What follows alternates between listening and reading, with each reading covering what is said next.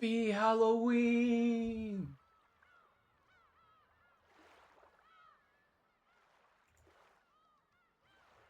Whoa, it's fucking Halloween! I got my tea. I got my cookies. Well, the cookies are over there, but they're in reach. I can grab them. Uh,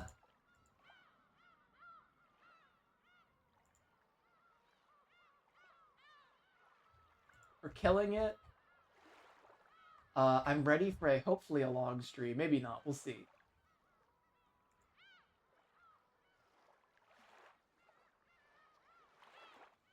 So, elsewise, I couldn't stream yesterday. My bad. It turns out the insomnia just kind of makes me casually fall asleep, even though I don't want to.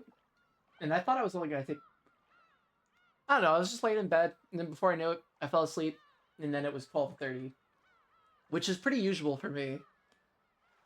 But I would not recommend insomnia.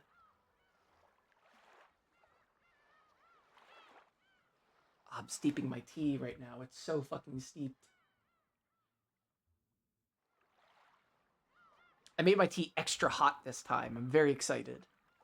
Where we last left off, what was going on? Angie like summoned 5 of the 7 stakes. Oh, I remember. I wanted to check something about those stakes. She summoned. I forget which 5 she summoned, but I was gonna see if it was any connection to the deaths of. Oh shit! I didn't mean to do that. Fuck. Hold up. Umineko LP archive. I'm gonna check the archive because I want to make sure.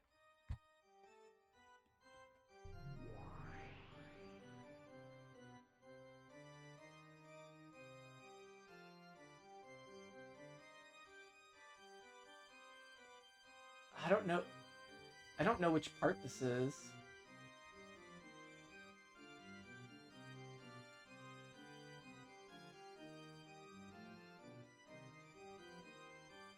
I think it's Sakutaro? No. Wait, is it Sakutaro too?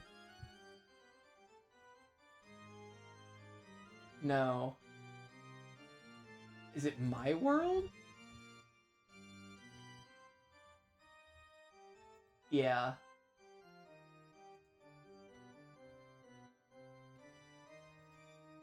No, it's not. I think it's Angie's Recollection.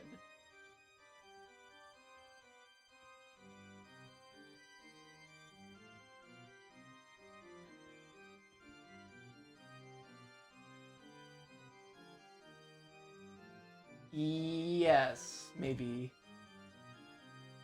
No, I did that. I did this. Question mark? No. Okay, this is where I left off. Roughly here. I never finish in good spots. I'm so bad with this. Hi, Eric. I got my tea and my cookies. But better cookies is good.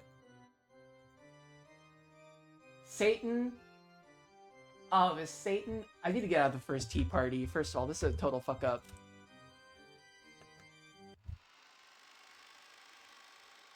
Mammon, Satan, Belphegor,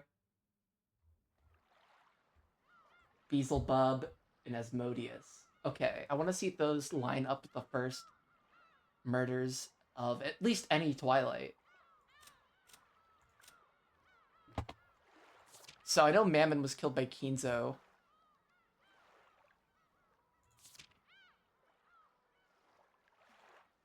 Which it says was killed in the 4th Twilight.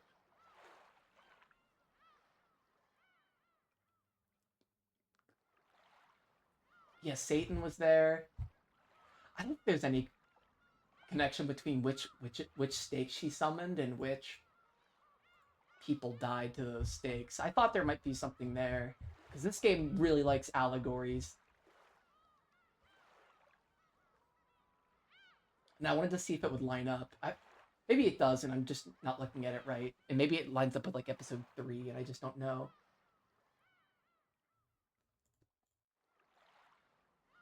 Hi, Sid. Happy Halloween. Like, I forgot to tell people, it's not that big of a deal. It's just not a very big deal. But I have an emote. It's just Pier. It's just this guy. That is the only current emote I have because it's from a like a 18 like a 1700s manuscript or something. So it's technically copyright free. So we're good. But it is just in case you needed to have Pier as your emote. Exactly. There he is. But I say we just jump into it. I've had my cold open. We're super good. Thank you, Kakach. Hello. My 5-minute cold open is done. Let's jump it. Let's just jump into it.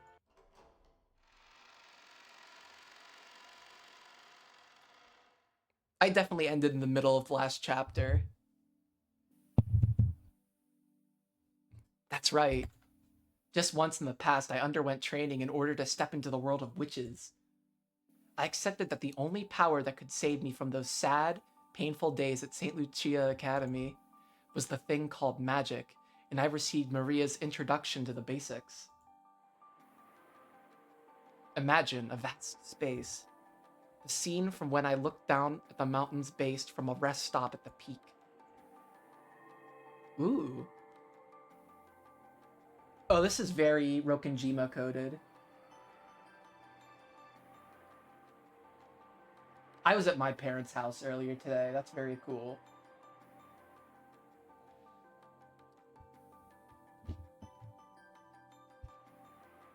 Imagine a vast space. The scene I looked at, blah, blah, blah, blah. Like this? I projected that scene from a memory into my mental world. Normal girls get over their fascination with magical girls when they leave elementary school. So seriously, training to use magic at this age was embarrassing, even for me. But even that embarrassed feeling felt pleasant to me now. Right then, I was learning mental concentration from Maria One-chan in order to use magic. But it wasn't going very well. It was about as hopeless as teaching a person to wiggle their ears by showing them. It seems that you need to imagine a vast space to gain the mental concentration for using magic.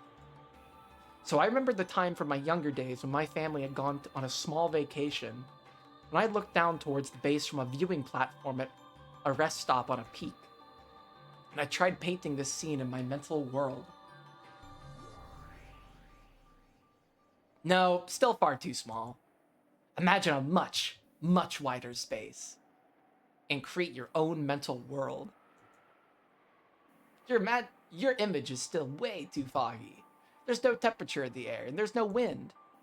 No smells either. The world is still very faint. You can leave those for later, so for now, imagine an even wider space.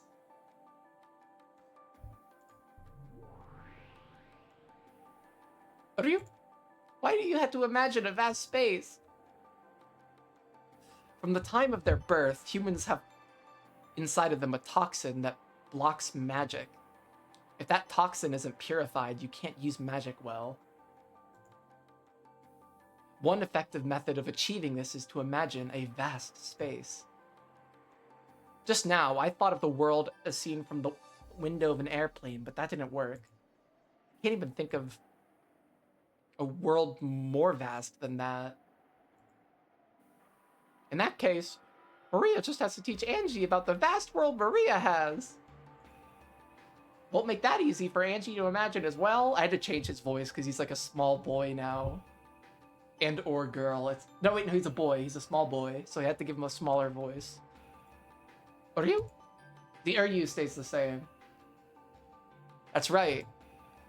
And I'm interested in the kind of world One-chan imagines when she uses magic.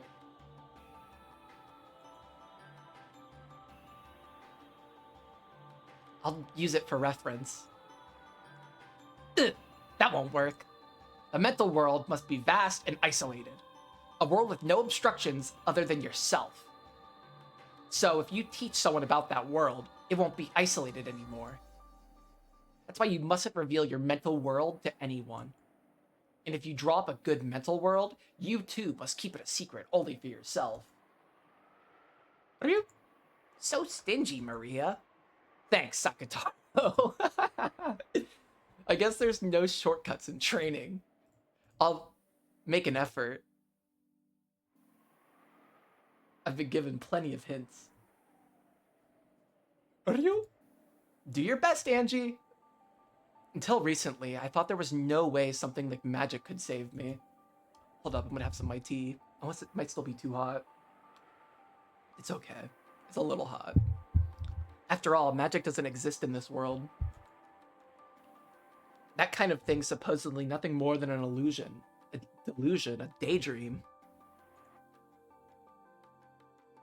However, Maria One-chan showed me that she could fill her own world with happiness using a power that's impossible for me.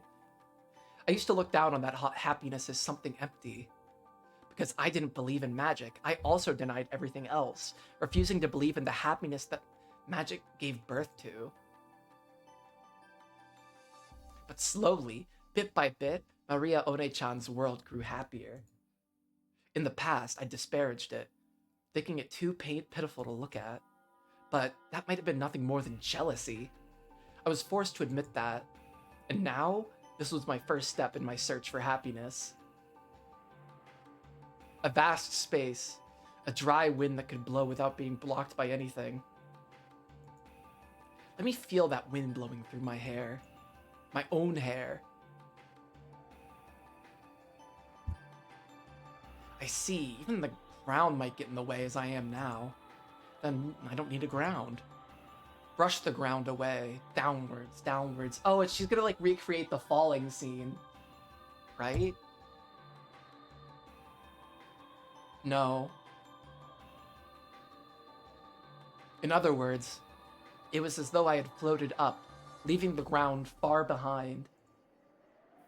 After pushing the ground further and further downwards, the ground grew more foggy and faint, and for the first time I began to feel like the sky. It began to feel like the sky. Then I understood its vastness. Oh wait, I forgot to put honey in my tea. Thank God I have the honey like right here, and I've just been too lazy to move it.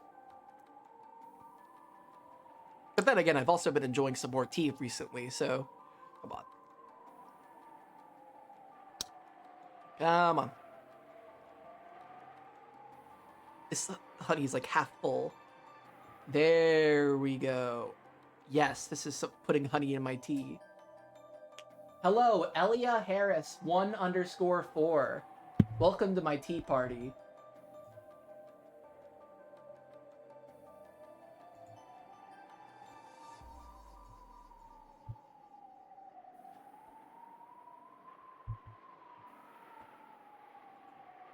In that instant, I felt the vivid wind go right through even my body, in other words, blowing through me without any resistance. Yes, maintain that sensation. Yeah, I get it. I get that I've been released from all hindrances. You did it, Angie! You did it! You've taken your first step into the world of witches!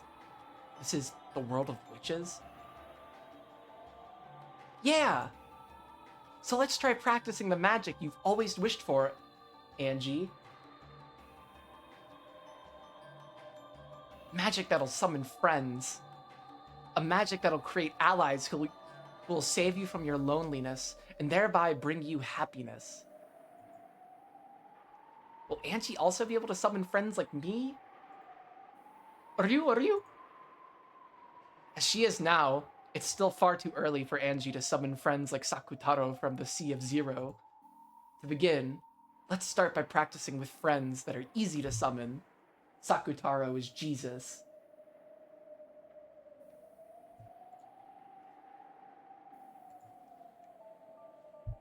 I can't wait for him to sacrifice himself on the cross to save the whole Ushiramiya family. What will we start with?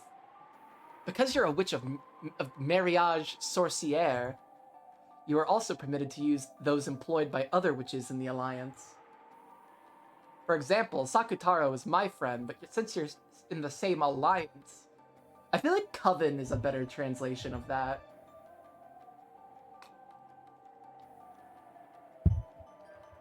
He's your friend too, and you can summon him.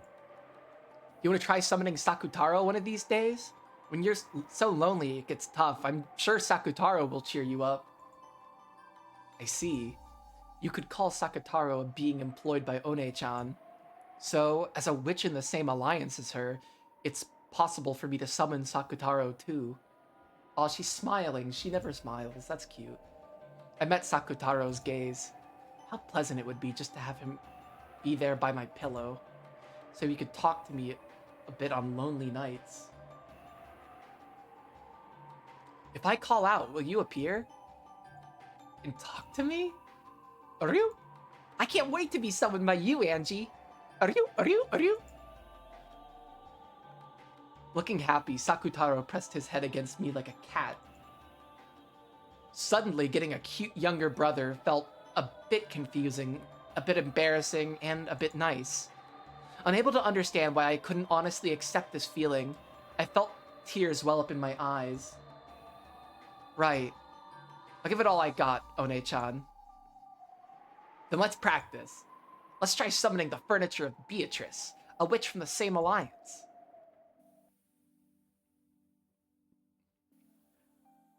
Beatrice's furniture.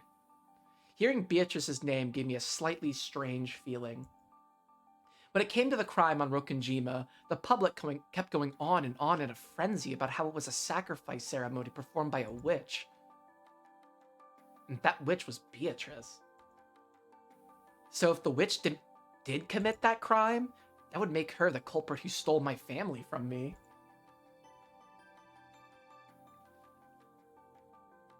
I made the mistake of getting pizza on Halloween. I was like sitting in the pizza parlor, I guess that's what you'd call it, for like 20 minutes longer than I should have. It was awful. And then I ordered the wrong pizza. I ordered cheese pizza instead of pepperoni. I was very verklempt. But I'm still standing. That's all that matters. However, Maria One-chan said that Beatrice was a good witch. If I held negative emotions towards Beatrice, she'd get mad, leading to a nasty fight and refuse to talk for a while. At this moment, One-chan was my only close friend. So to avoid worsening her mood, I decided to think of Beatrice as nothing more than One-chan's magic teacher. Also, I believe that the crime was a conspiracy cooked up by Aunt Ava. I would definitely expose the truth about that someday. Angie, obstructions are entering your body again. Sorry, I lost my concentration. One more time. I'd expect no less from you, One-chan. You instantly noticed that I was being overcome with idle thoughts. Oh, she's so me.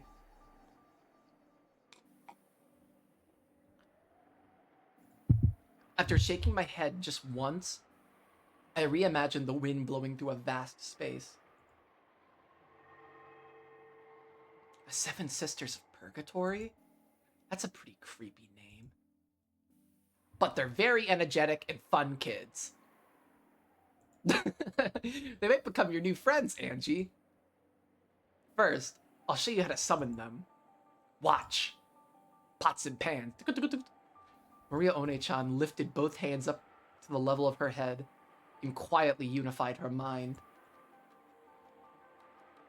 A state I was unable to reach except by meditating for a long period of time, she reached in the span of a few quick breaths. Why is Maria fucking Yoda? Then a pale green, or pale light, okay, began to gather in her palms, and one by one the girls began to show themselves.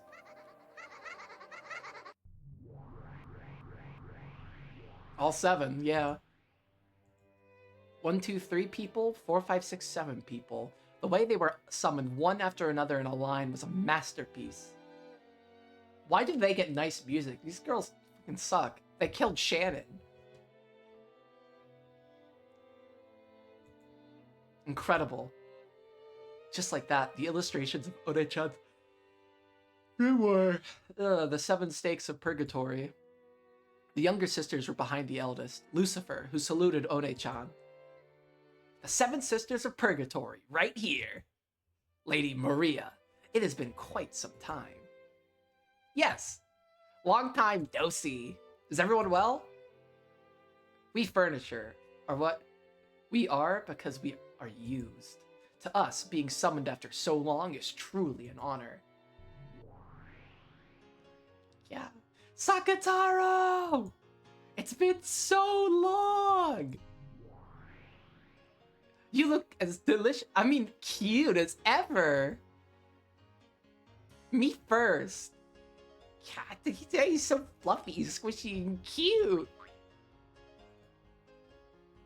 Ah! Let me hug him too. Let me hug him too. They love Sakutaro. Are you? Can't breathe. I won't run away, so let go of me, everyone. Hey, you all. Are you trying to break Lady Maria's furniture? Anyway, get away from him. Hugging is prohibited. Even though you're saying that, it looks like you want to hug him the most, Satane. It's not like I have any interest in something so fluffy, squishy, and cuddly. Hey. Be silent in the presence of Lady Maria and Angie-sama, you foolish sisters. They were so energetic. I was shocked by their sudden burst of activity right after they appeared. And on top of that, I was surprised the most that the innocent Sakutaro was on such good terms with the Seven Sisters. Yeah, that's a bit of a surprise to me too. They're not gonna make me like start liking the Seven Sisters of Purgatory. Like, I refuse that. That's unexpected. To think that Sakutaro would be so loved by such shady people. They're fellow members of the same alliance. There's nothing to be scared of, right? But on the off chance that their mood worsens, it looks like they could finish Sakutaro off in an instant. It's alright. The witches of the alliance, their furniture, are all friends. I just followed you on X. Can I follow you? Not right now. I'm a little busy. Sorry.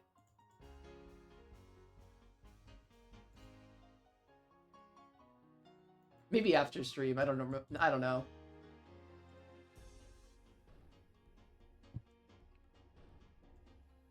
Sakutaro could play without worrying. Of course, that goes for you and me too, Angie.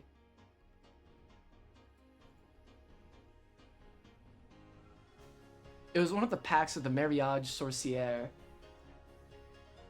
Mutual non-aggression and non-interference. Member witches must respect each other's magic and creations. Even the sisters, who were normally shady and belligerent, treated fellow alliance members as friends. So to the Seven Sisters, Sakutaro was a mutual friend.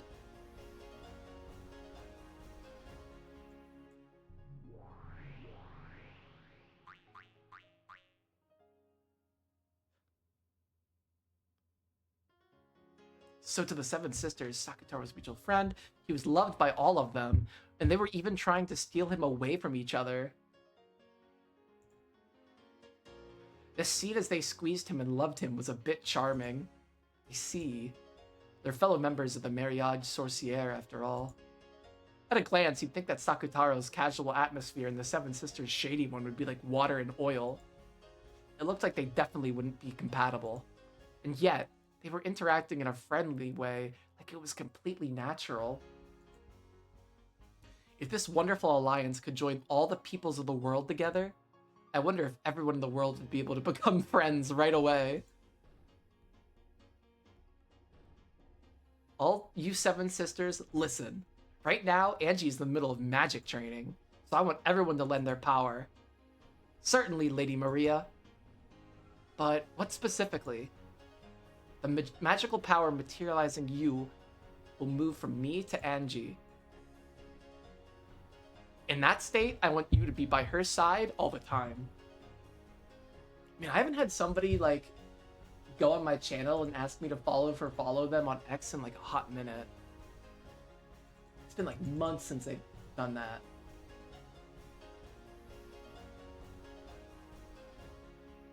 And then I look at their account, it's somebody who hasn't even tweeted in 2 years. And their Twitch account was made, like, last week. It's pretty funny.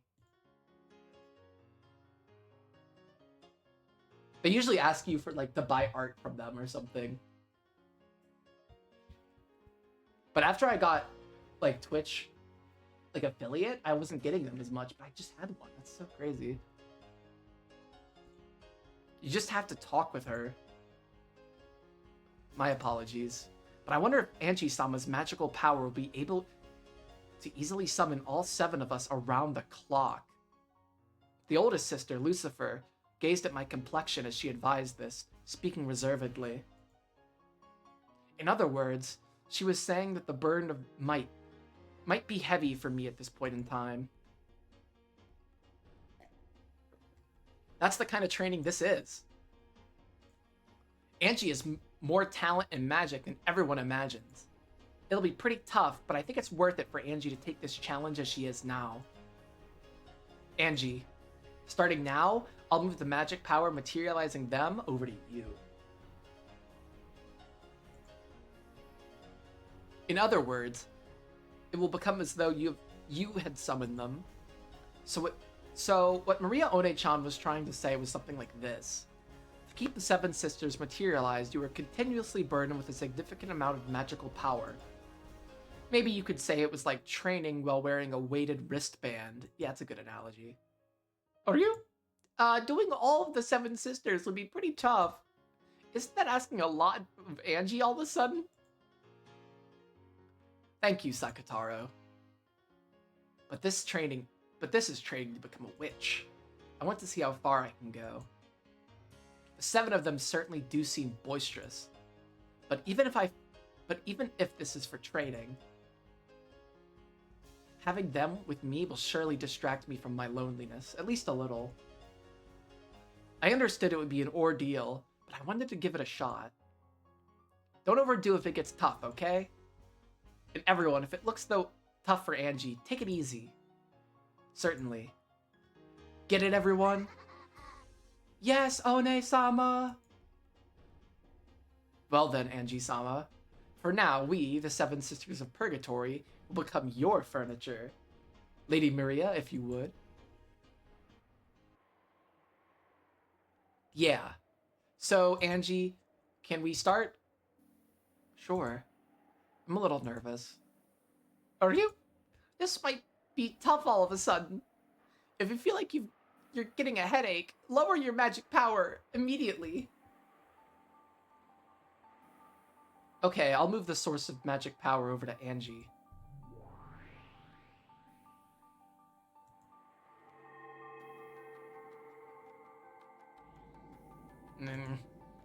In an instant, the inside of my head felt very heavy.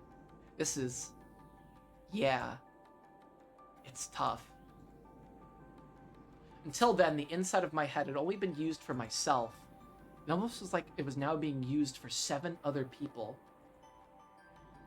If they just stood there and blinked once or let out a single sigh, that would put a strong pressure on my head. Lady Maria, my apologies, but perhaps the burden from all 7 sisters at once might be too great after all. I'm okay. No.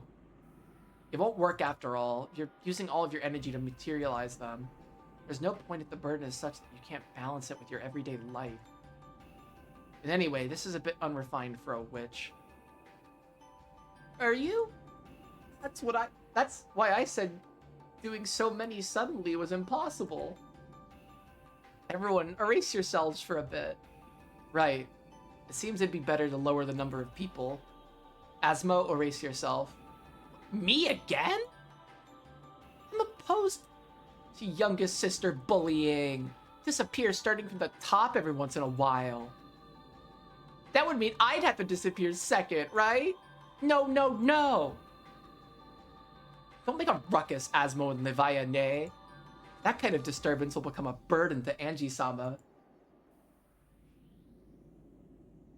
The noise you're making is also a burden, stupid Satan. Baka Satan.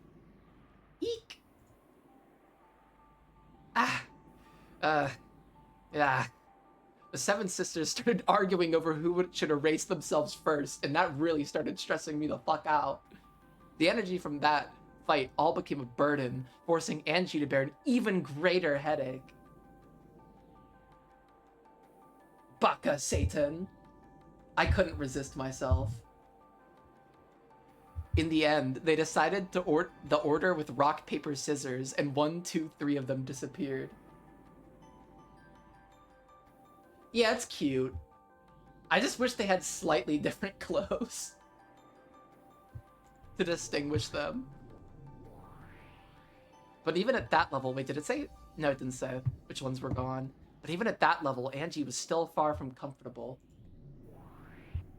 It's like they're doing that, like, high gravity training in Dragon Ball Z.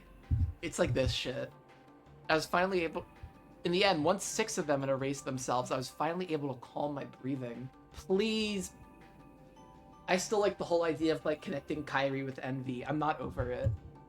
With my magical power, forget the 7 sisters. Just one person is my limit.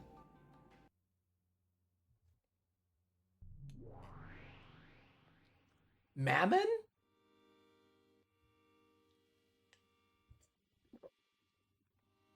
Okay. Sheesh, this way it's not the 7 sisters, but just me, right?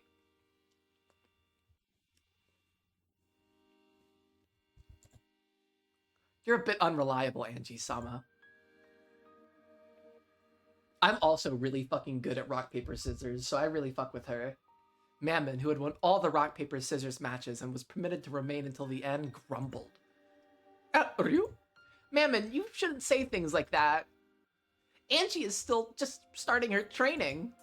Are you alright, Angie? Is your headache okay? Sakutaro stretched up on his tiptoes, trying to pat Angie's head.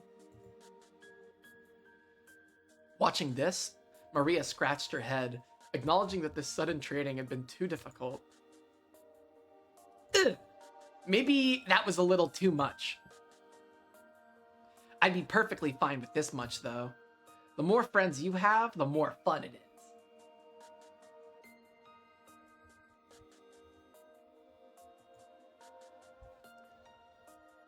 Now I'm even more aware of how incredible you are, One-chan. Maybe Maria's the one who summoned the stakes and killed everybody. I don't know. Maybe magic. It was magic, but it was Maria, not Beatrice.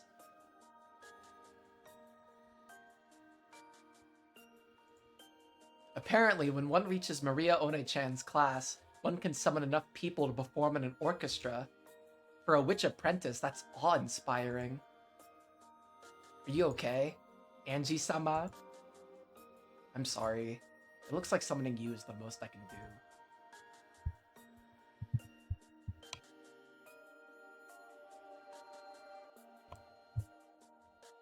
Yeah. Well, I guess I'm okay with that. After all, of all the 7 sisters, I get Angie-sama all to myself. I had to be right back. I had to get some Tums.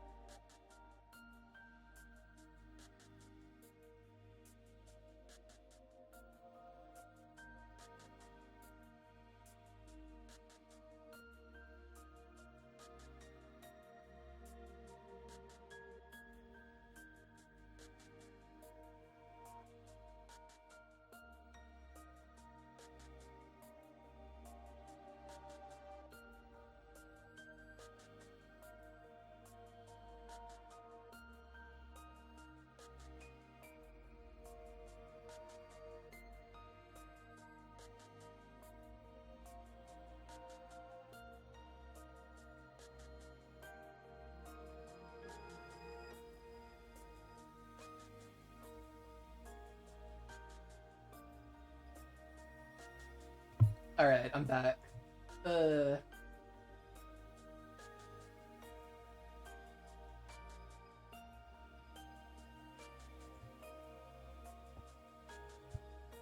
After all the 7 sisters, I get Angie-sama all to myself. What do you think? Angie-sama. If it's just me, will I be a burden for you? No, I think I'll be able to manage you alone somehow.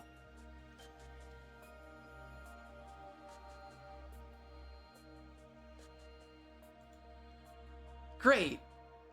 Then please train a lot and cultivate your magic power a bunch. Then someday, for sure, please bring the seven sisters together and let us serve you. Promise?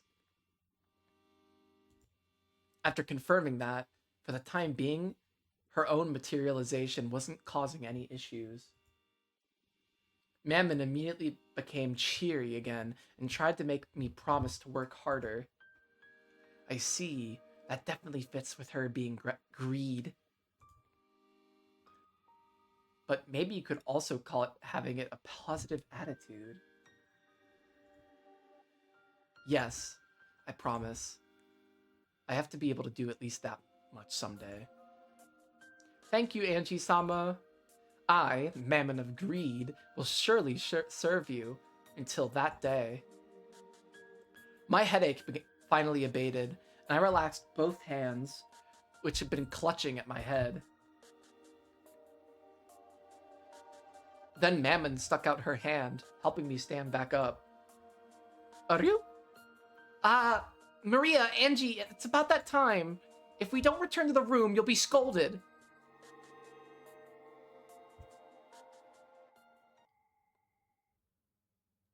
Huh? Oh. I hadn't expected Sakutaro to talk about the time. I was brought back into reality.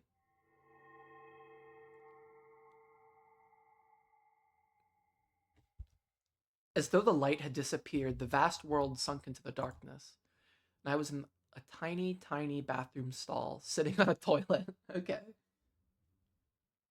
She was just like having some shit thoughts. I don't know. She's sitting on the toilet, taking a poop, reading a grimoire. She's having a good time. One-chan's grimoire was open on my lap. I looked at the clock. It was almost, I think it's 10. That's not 10 o'clock. It's 8 o'clock. Time for lights out.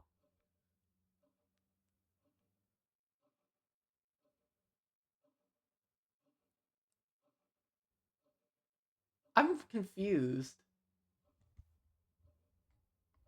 Is this a flashback? I think this might be a flashback. Because it sounds like she's referencing like her dorm mates. But she's like staying in a hotel right now. If I show up late for roll call before lights out, not only will things get pretty annoying, but it'll cause trouble for my roommates and floor mates. I couldn't care less about causing them trouble, but I don't want them messing with me later. My free time by myself is already over for today. I'll sleep, wake up tomorrow. Wake up, tomorrow will begin, and another long, long, gray-colored day will repeat again.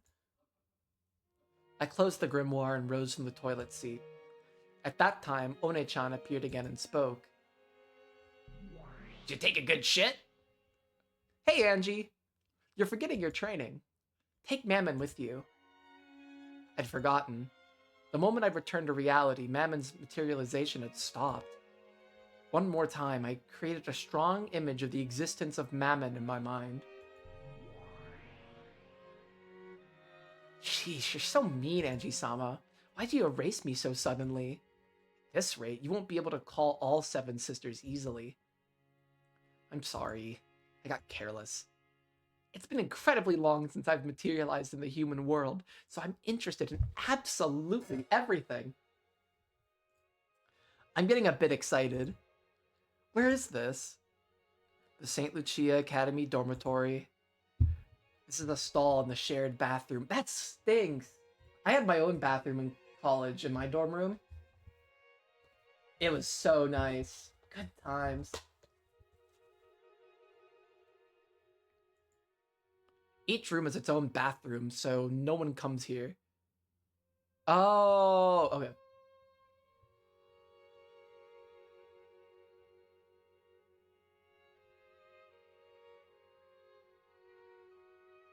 Yeah, I think the whole daydream scene in the sky is Angie's past during her high school years, which is confusing because last chapter was a fully in a Angie future, in a future Angie timeline. Yeah, we've been kind of ping ponging. The more this game's gone on, the less linear it's become. But I can stomach a little non-linear storytelling. It's quiet and perfect for reading books. So in this dorm, you have to hide in a toilet stall even to read a book? They burn books or something? I have a two-person room, so my roommate's always there. Our relationship is gloomy, and it feels like I'm always getting ignored. The atmosphere's bad, so I really can't relax there. As long as I'm not there, she can do what she likes, call her friends over and chat away. It's more convenient for them too if I don't return until just before lights out. There's also a library, but there's a group that uses it as a meeting place, and they're always talking behind my back. So I don't like to go there. During lunch, it's the bushes behind the school building. During the night, it's in the stall in the bathroom in the dorms. Those are the only hideaways where I can find peace. Maybe you just shouldn't be like a total like let your roommate roll over you like that, Angie. I don't know. I opened the door to the stall and went out. I turned around, signaling with my eyes for Mammon to come with me. I don't really get it, but I realized it'd be hard to call this place pleasant for you, Angie-sama. Let's go out quickly. I hate the air in here. It's a bathroom. Really? I think the air here is the most decent. When I left the bathroom and entered the corridor, because it was near lights out time, several kids who had gone to play in other rooms were dashing back to their own. When it came time for lights out, we had to change into uniform pajamas? What the fuck? That we hated and called prison clothes. Yeah, no shit. Line up in the hallway and go through the dorm leader's roll call. This is insane. But what, on the off chance that someone was late, we would take collective responsibility and all the floor mates would have to undergo punishment in the form of volunteer work? This school sucks. As long as I avoided this, the girls would look at me coldly, but they wouldn't get in my way. That alone was enough for me. Mammon looked at the passing kids and the furnishings of the dorm with interest. Without paying her any particular attention, I hurried back to my room. In front of my room was my roommate, who'd already changed into her prison clothes, chatting with some kids from the room next door. Do we get to meet her roommate? I don't think we do. When they noticed me hurrying back, the topic of their conversation noticeably... What did she do that makes nobody like her? Nobody likes this girl. It's not they just, like, don't like... It's not like they just, like, don't get her, like, don't talk to her because she's not popular. Like, they, like, talk behind her back. They steal glances. They change the conversation topic. She's freaking anathemic. They lowered their voices, stealing glances at me. I acted like I didn't notice, went into my room and changed. Then I hastily went out into the corridor. Everyone was already lined up. Hey, this is weird. I thought this was a school for rich girls. It's like a prison. It's stupid. You think so too? That's what I think. And unlike prison, you don't get out early for good behavior. After bad-mouthing the place, I noticed something. Having someone to listen to your complaints feels surprisingly good. Fortunately, Mammon's form can only be seen by her summoner, me. And of course, there was no need to speak out loud for this conversation. All I had to do was speak inside my mind so no one could listen in. She's having telepathic communications. Do it, Queen. Magic, and the friends it creates, might actually not be so bad.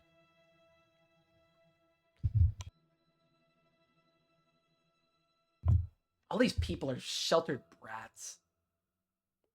Feels like they aren't even alive. Stop it. If you're seen by some chance, it'll be pretty bad, right? Humans without a fragment of hopes or dreams are like a lump of anti-magic. There's no way they'll be able to see me. You lower life forms can't even see me. Are you okay being around so many humans with that magic-resisting toxin?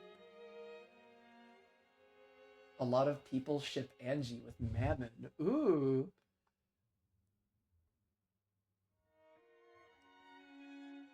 I'm kind of like, that kind of put me on the Ava Natsui train. I kind of ship them.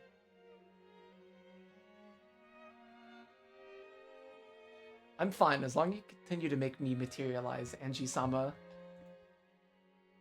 Although, since you'll probably have to keep concentrating to materialize me, there's a chance you'll neglect your daily life. Look, that girl you're sharing a room with is calling you, right? Huh? Oh. It's Toxic Yuri. I don't know what to say. It's just Toxic Yuri. Shir Mia-san, are you listening? About our weekly duties starting next week. She's probably trying to push a few more chores onto me. My roommate, who never even looked at me in the eye normally, was smiling at me unpleasantly. But it'll be easier to have the duty pushed onto me alone, rather than doing it together with her. That's a small price to pay to have her continue to ignore me nonstop. Even so, with a completely shameless excuse, she sidestepped the issue for some reason and insisted on flipping the situation around, as though I should have come forward and done it of my own initiative.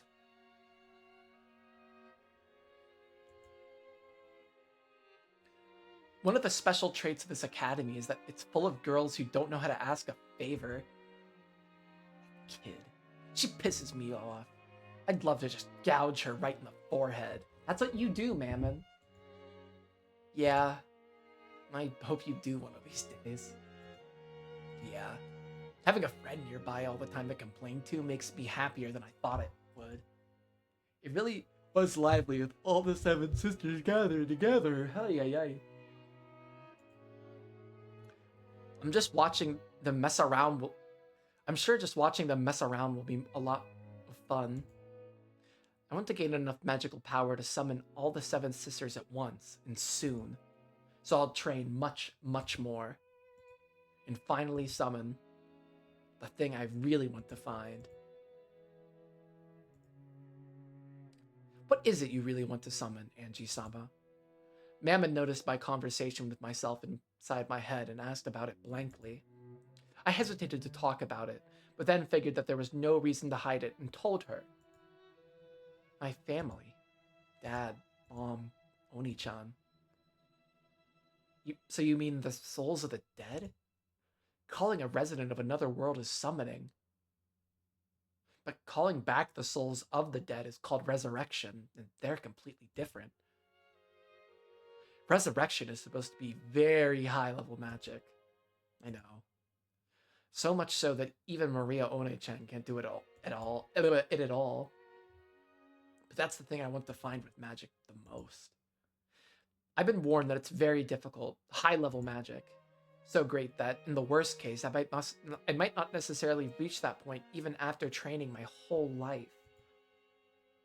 Furthermore, I have no vessel. A vessel is vital for making magic succeed, whether it's summoning or resurrection. Because I don't have that, a magic that would already have been difficult is now hopeless. That's right. I have nothing to remember Dad or Mom by.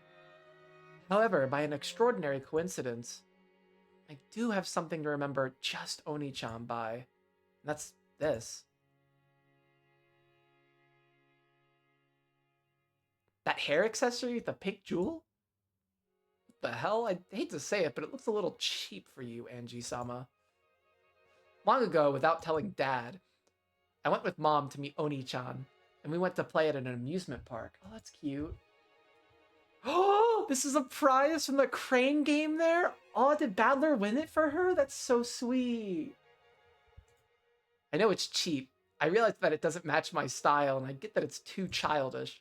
But this hair accessory is the only thing it makes me feel as though Battler Oni-chan is by my side. That is so cute. I love Angie. Gotta get some blankets over me. I'm a little chilly.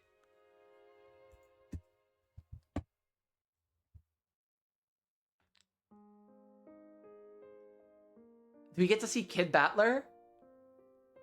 No. The glass case had been filled with plastic capsules packed with fun-looking things. It seemed that each capsule had some cute accessory in it. The game was to grab those with the crane, but I was young and it was too hard for me. I tried several times, but I didn't even get close.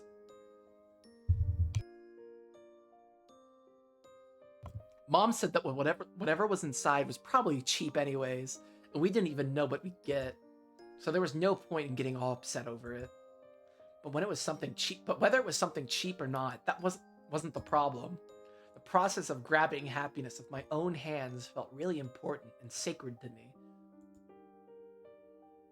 So I wanted the cheap thing inside more than anything. It's so cute! It's so fucking cute! Look at them! He's like... These two are probably such good partners in crime. Aw, they're so cute together. It's unreal.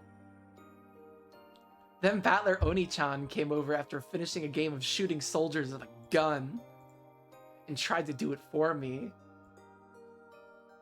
With his arms that were longer than mine, Oni-chan grasped the happiness that I couldn't reach.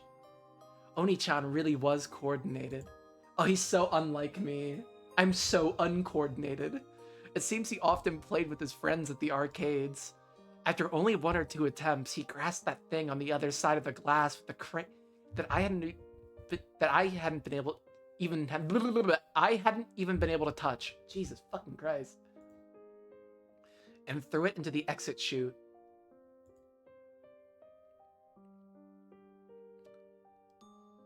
When Oni-chan tossed me that capsule, I remember that he looked very, very reliable.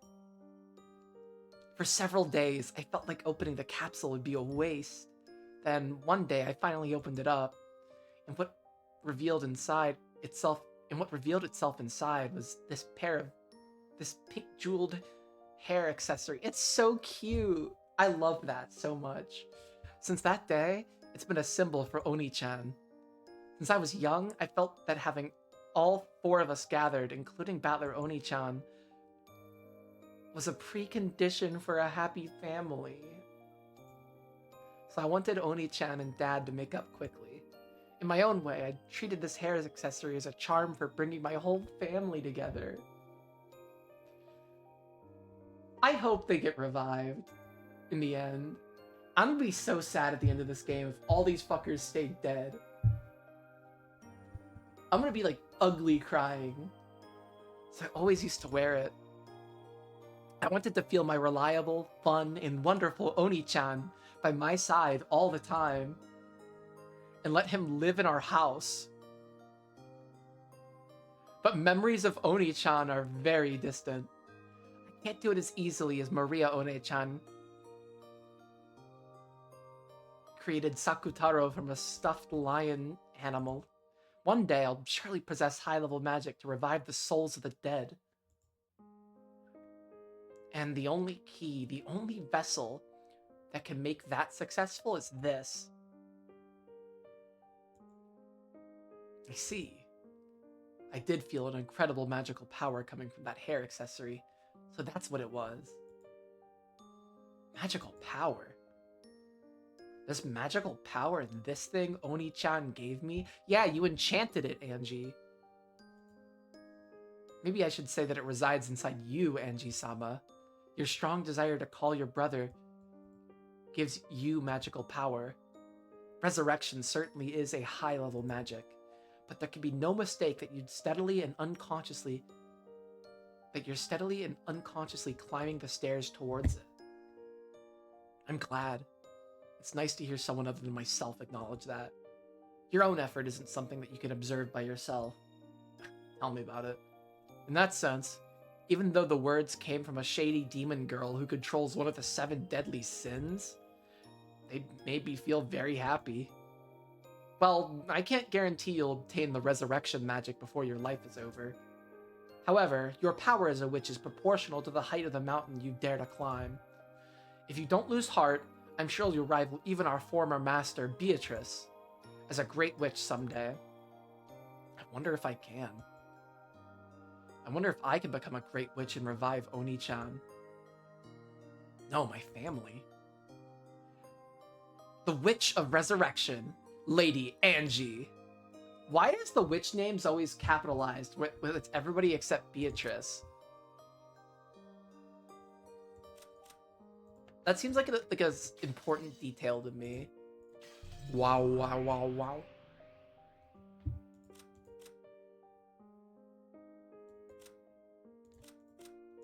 No, just Maria, Angie, and Ava Beatrice were capitalized. So why these 3?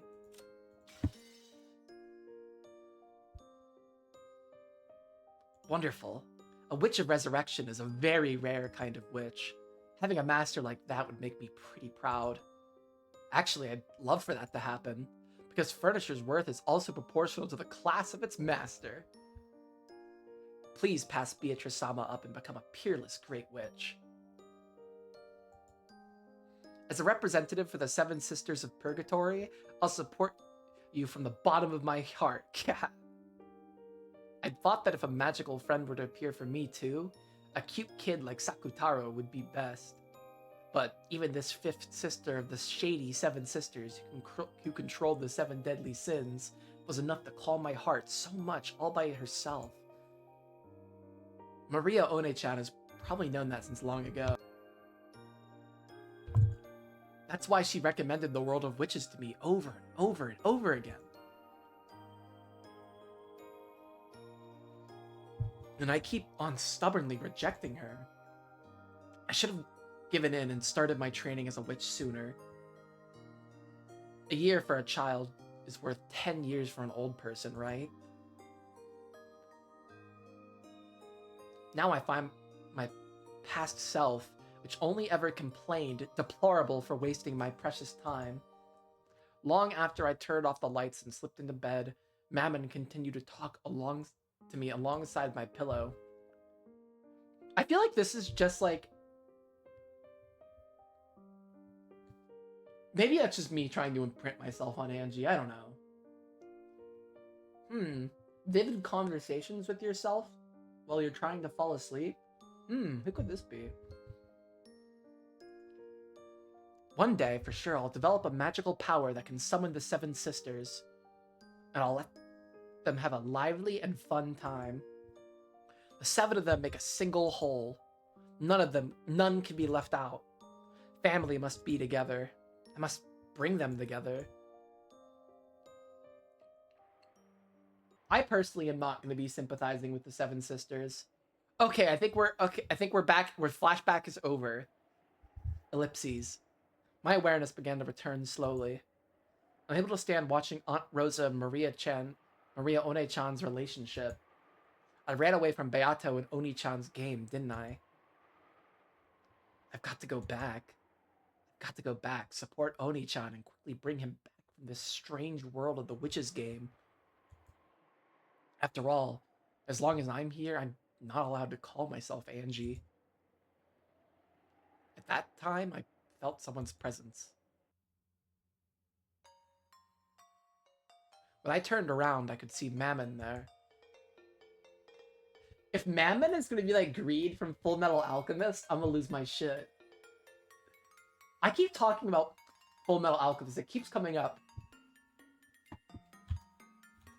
Gretel-sama.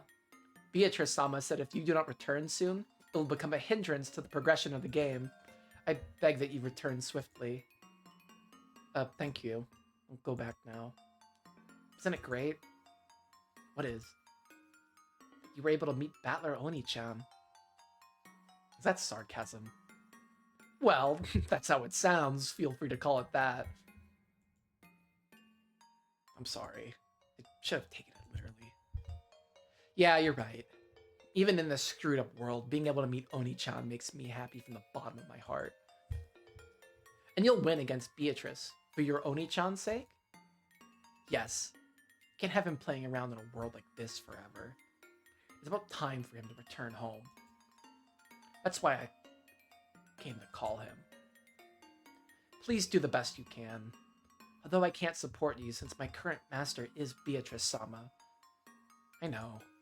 Until October 5th, 1986, you are Beatrice's furniture. And eventually you'll become my friend. But eventually you'll throw that friend away. After all... Mammon moaned as if she bit her tongue, staggering as she clutched her chest. Apparently the rules apply to people other than me as well. Are you okay? It's pretty painful. Excuse me, Gretel-sama. No, thank you. I'm glad. Glad I was able to meet Oni-chan. That's my answer to your first question. Well, let's go back. If I grumble too much, you'll get in trouble with your current master. Yes, I'm glad you understand. Well then, Mammon? Huh? I'm sure Mammon was about to say, well then, this way. But then she stopped, as though the film had been torn off at that point. It looked like she'd suddenly frozen. Then I noticed. She wasn't the only thing that had frozen. Even the air and the floating bits and dust had frozen in place in empty space. A world where it seemed even time had frozen. Yes, this looks like a portent that Bernkastel will appear. But the atmosphere was different somehow.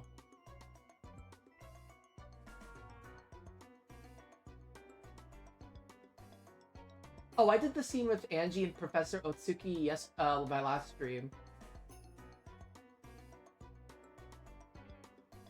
Yeah, I met him on my last stream. I don't know if I haven't uploaded yet. I might not. But I met him. I gave him a really annoying voice.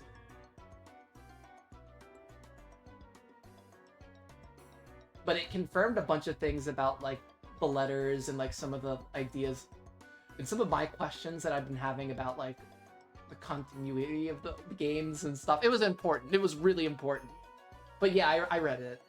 I just don't know if I have the VOD uploaded right now. I might not. Or maybe if I don't, it might upload tomorrow. I don't know. I usually schedule, like, one YouTube upload a day. So well, not a day, but, like, if I have a bunch of VODs, then I'm just gonna upload one a day. Just so it's not, like, spamming people. Then I understood. It wasn't Bernkastel. It was the other witch. Oh, yes! Let's fucking go! Oh, let's fucking go. How are you feeling, Angie? Lambda Delta. The rules don't apply to you, do they? Of course not. Rules exist to bind others. What kind of idiot would bind themselves with them? Bernkastel is a witch who supports me, but this girl is different. This witch supports Beatrice. In other words, she's a being on the opposite side. But there's some kind of difference between her and Beatrice. Even compared to Bernkastel, there's something strange about Lambda Delta's existence. It's... how should I put it? Maybe, like, she's a being from a higher dimension.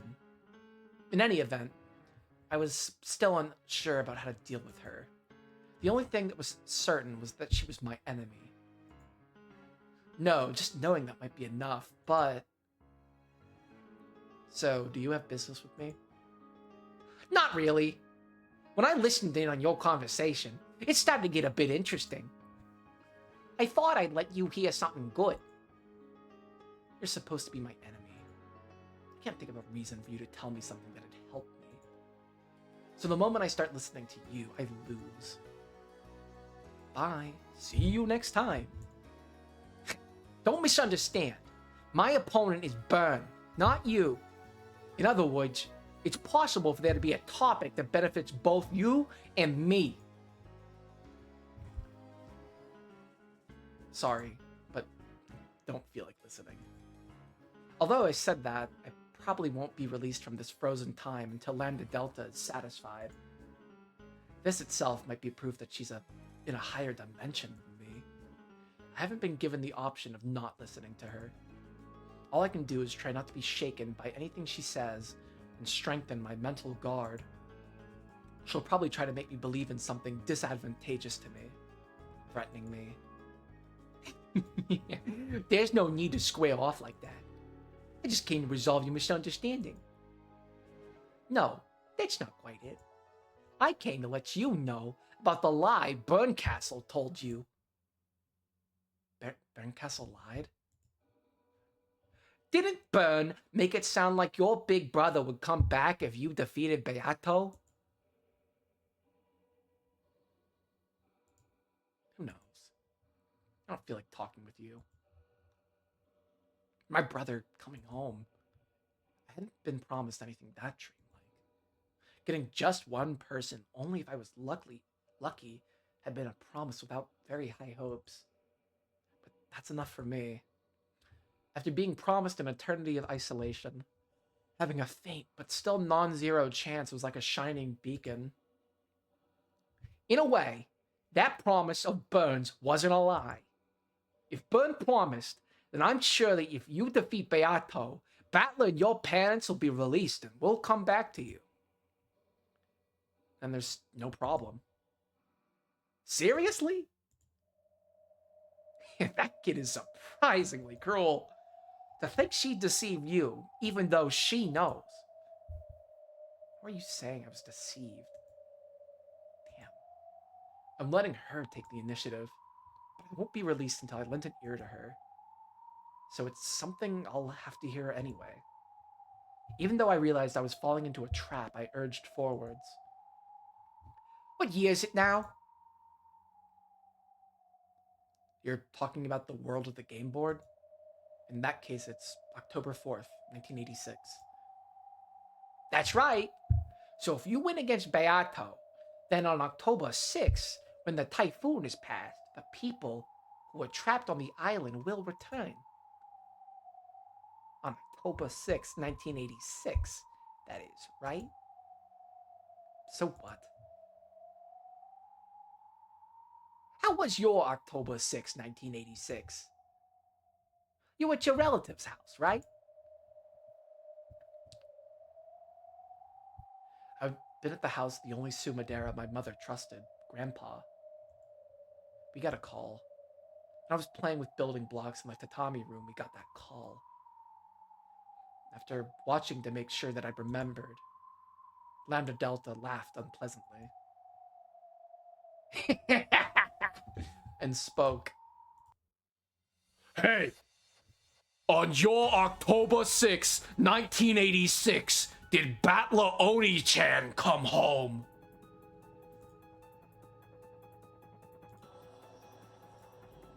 Even though I didn't understand what she was saying, I noticed an unpleasant sweat seeping out all over my face. I don't get it. I don't get it. What is this witch saying? See?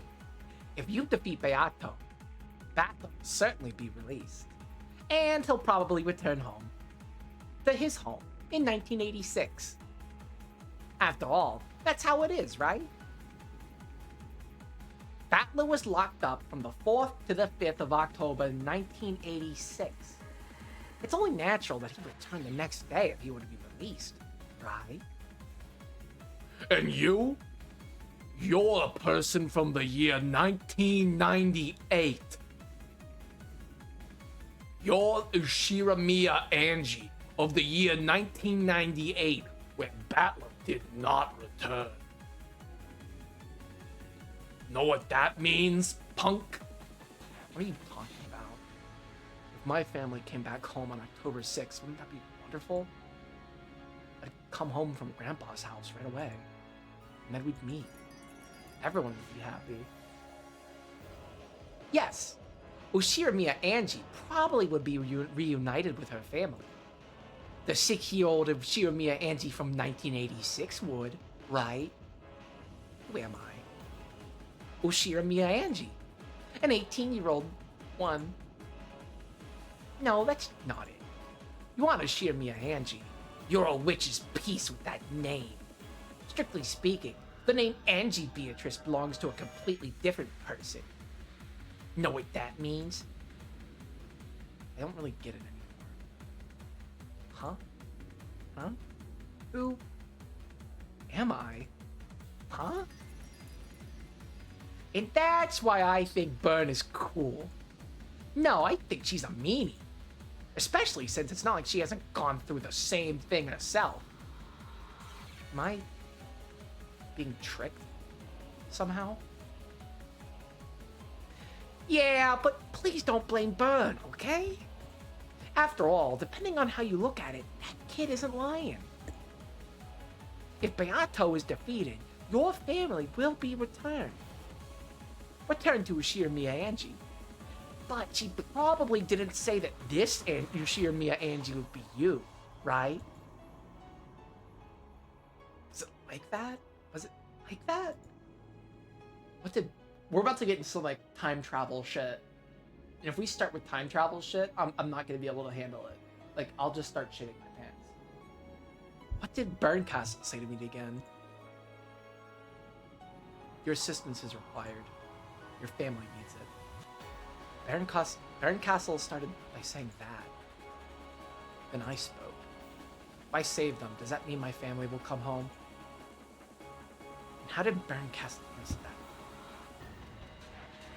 I cannot promise that. She did make me a promise. In exchange for accepting this fight. Yes, this is what she said. In exchange, I will search for a fragment with the ideal world that you wish for. A world where your family comes home. Yeah, that's right. She didn't say any more than that she'd look for it. She didn't say she'd find it. But I was prepared for that from the beginning. But even so, that child promised that as long as I didn't give up, there was a faint chance of it happening. And in the end, she said this. I'm giving you a chance for revenge. In exchange, I promise to search for you. Search for and bring you the happiest resolution among the possibilities you're capable of accepting. I've known it was a tough bet from the very beginning. After all, I have no family in my 1998. Even just a small chance of shaking that absolute zero would be worth it. I was warned beforehand that even if I succeeded in my revenge, it might be a wasted effort. So, yeah, there's no lie in that part. Beato's game board is perfect. Even having you around makes the chances of Beato losing so slim that it's doubtful that you could even dream of it happening once in your life. In other words, your chance of winning is almost zero. So absolutely that it could be regarded as infinitely close to zero. So Burn can be forgiven for saying that in such an invasive way. But I can say for sure that she was tricking you when she let you get your hopes up. After all, even if she could overcome astronomical odds and win, the person your family will come back to isn't you. It's the 6-year-old Angie that existed in 1986. The true Ushiramiya Angie. Not you. Burn will still probably go around the billions of fragments, searching for the world best for you. But didn't she tell you that she planned on bringing it to you as a present, but wasn't able to find it? She did. You're finally starting to notice it, aren't you? No reward has been prepared for you in this battle. No, to the contrary. When smashed, Beato's game board will disappear. Then you, as a piece, will disappear. The sort of goal you'd be capable of accepting is completely... No, I'll proclaim it upon my name, upon the name of the Witch of Certainty, Lambda Delta. I proclaim that it certainly doesn't exist. can't be. That's what Byrne lied about. Or should I call it speaking in riddles? She made you misunderstand and think you could be Shay. I came to clear that up. I like wag my finger when I'm talking in her voice. Like I'm fucking Polly from The Sopranos or some shit. In other words, no matter how hard I fight, no matter how hard I pursue victory, my family won't come back to me? Right. They won't come back. With certainty. I don't want to say certainty. The Witcher certainty says it with certainty. Isn't this incredible? Several ancient kings have dedicated historical buildings to me because they wanted me to give them certainty. And here I am, graciously giving it to you as a present. Isn't this really incredible, cute, and marvelous? But I have a single good proposition for you. Damn, I'm getting completely overwhelmed. I knew I shouldn't have listened. And now I'm starting to be overwhelmed by this lich, Lambda Delta. My opponent is Byrne, not you. Didn't I just say it's possible for the two of us to talk about something that benefits us both? I said that from the beginning. So listen to me. You have no choice. Okay. I'll listen. I just gotta listen, right? I don't know what to say. This is top tier voice acting. I'm putting my whole voicicity into this. Like, the effort I do for her voice is like 6 times higher than I do for everyone else's. I await the fan dub when they call upon me.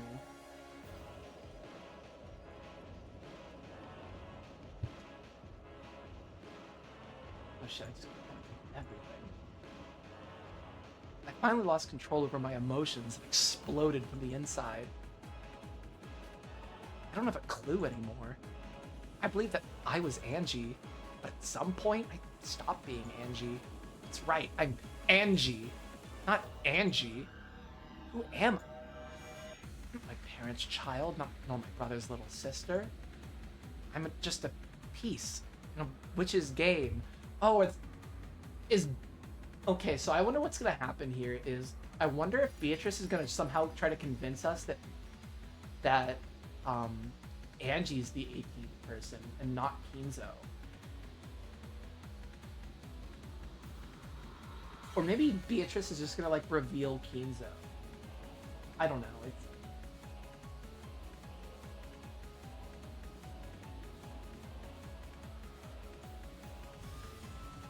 There's no need to be so pessimistic. I mean, think about it, okay? Right now, you're together with Battler Oni-chan. While it's true that you can't tell him your name, at least you're positioned as his ally in a game where he battles a witch. And you're able to be with him for all eternity. Know what it means? Can't stand it. But I understand. In other words, as long as Oni-chan keeps getting a tie in this game, it will continue forever. Continuing to tie means continuing the game for eternity. And it means that I can remain with Oni-chan as a piece.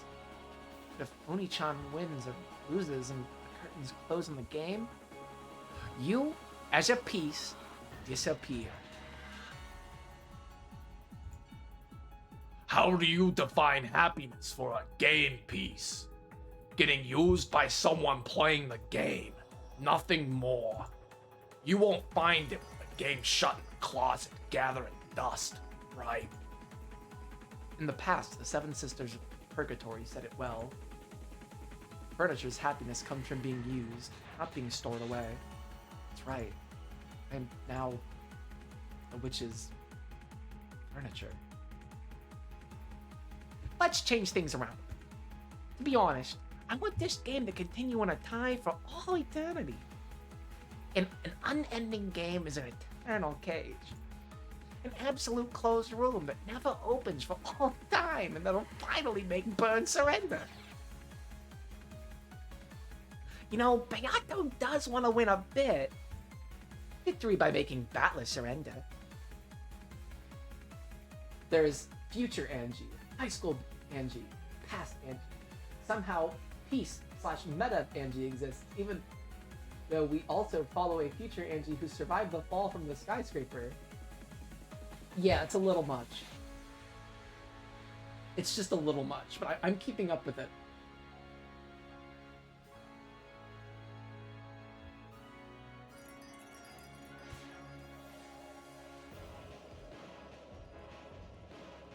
It's just a bit much. But that's actually a problem for me. After all, if this game ends, the closed room will fall apart. So I'll go easy on Battler a bit to stop him from surrendering. Don't worry, okay? If Battler's about to surrender, I'll become his ally. But you know, I get the feeling that Beato is faintly starting to realize. I think she's starting to realize that her victory won't come for all eternity in this game. But she is, of course, the Endless Witch.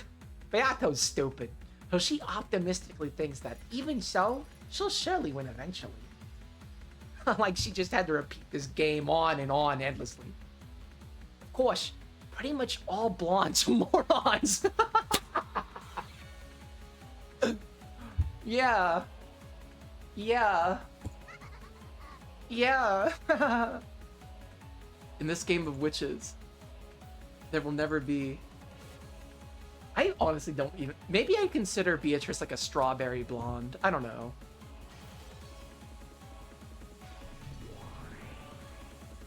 I guess I could... Wait, fuck, I don't even have Beatrice's portrait right now. Shit. What, I thought she was a strawberry blonde. I mean, so is Ava, maybe. No, she definitely has red hair. Battler has red hair. Okay. I won't let her win. I won't let her lose. With certainty. Burn noticed that. So she looked for the most powerful piece for breaking that deadlock. Found you and threw you in. Make the game end, you see? Make this game end? What's a piece's role when the game ends? I'll state it clearly. Your existence is a contradiction. Your reason for existing is to bury yourself in the darkness and despair. My goal is to defeat Beato, at least my captive family. And yet, even if I succeed, I won't be rewarded. You cannot lose, and you won't be rewarded if you win. So, I've brought you a third choice. And that choice will make our interests coincide. Continuing the tie for all eternity? Yes. As long as the tide continues forever, this world will not crumble. What is this world? It's the world of the game with the witch. A world where Beato and Battler fight for all eternity. And at the same time, it's a world where you get to be with Battler for all eternity.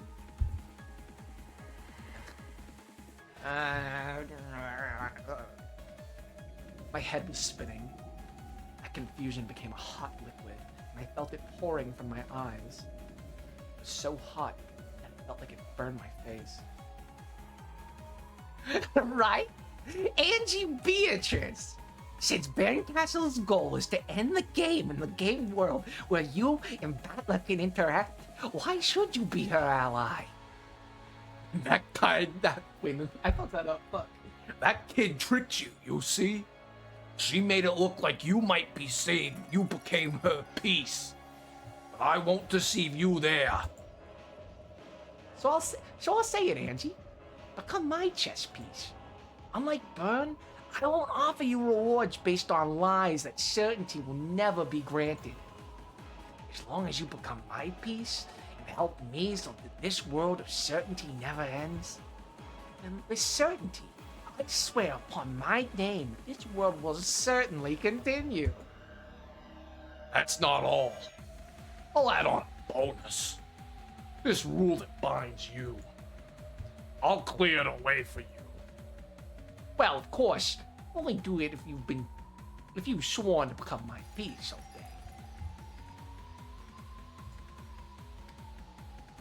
In my own throat, there was a thick, loud gulping sound. Love Lambda. Ah, I should have listened. If I hadn't listened, I could have remained an innocent little sister, praying for my brother's victory. But I might be different now. I might have been degraded into a witch's furniture. One that cares about nothing but being my Oni-chan's side.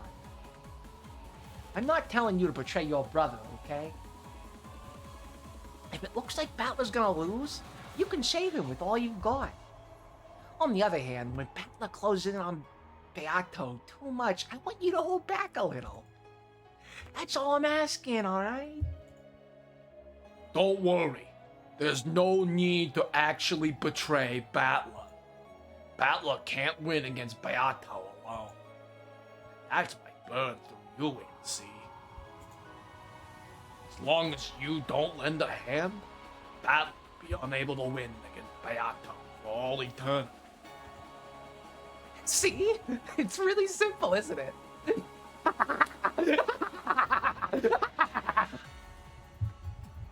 God, that was a bit much. I'm sorry.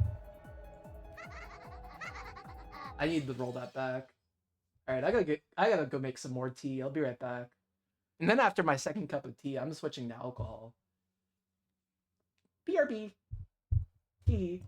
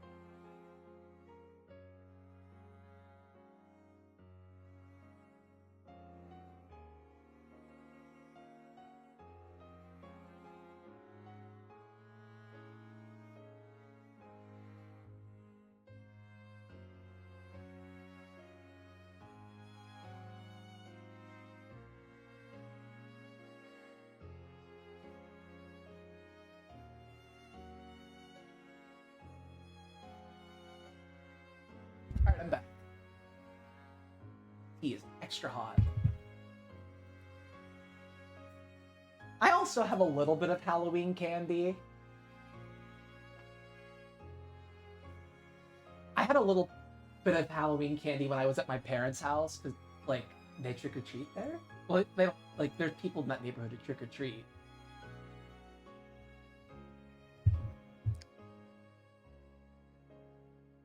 So I got one of those small Milky Ways bars, and that's like all I need right now.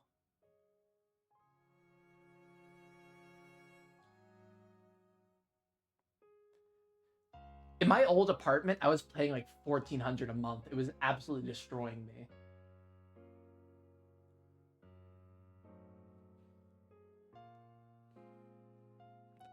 I hated paying rent.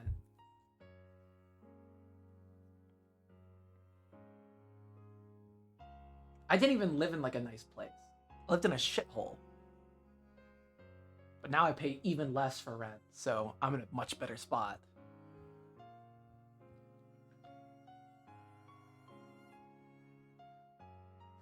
That's why I don't live with my parents anymore, Eric. It's mind poison. I love my parents, but I also can't stand living with them.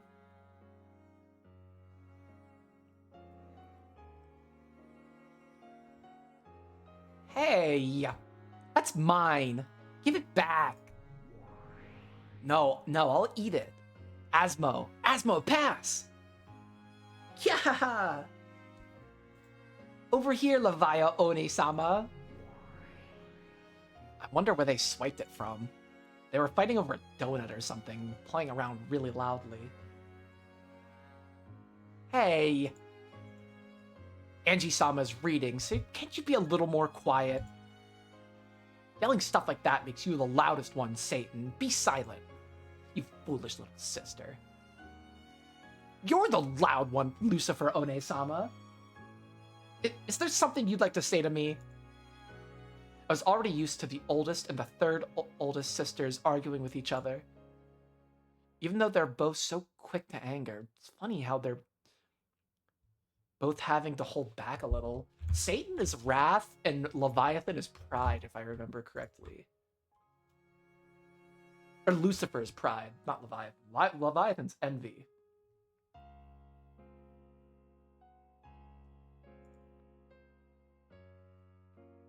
It's so weird to look at these like sisters trying to be cute when they've like killed half of my faves.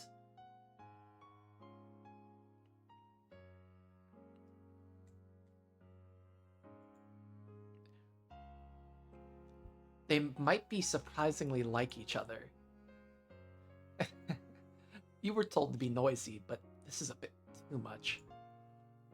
Should I make them lower the volume a little? They can mess around all they want. It's 100 times more pleasant than that shrill laughter in the classroom. Angie-sama, go to the next page, quickly! You read really slow. You like to read? I read fast as fuck. You guys probably could have figured that out by now just by watching me stream, but I read very quickly.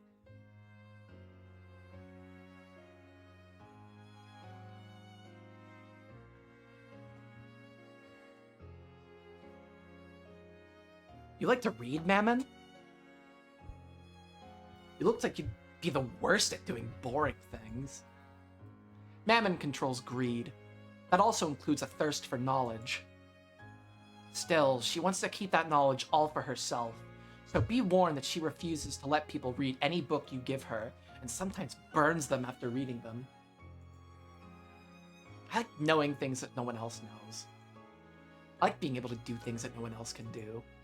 So I like studying and practicing. Because I want to keep wisdom that no one else knows about all to myself. As Mammon said that, her eyes sparkling, she peered down at the page that was open and read it through again. You could see the greed that made her covet that page even more thoroughly than I did.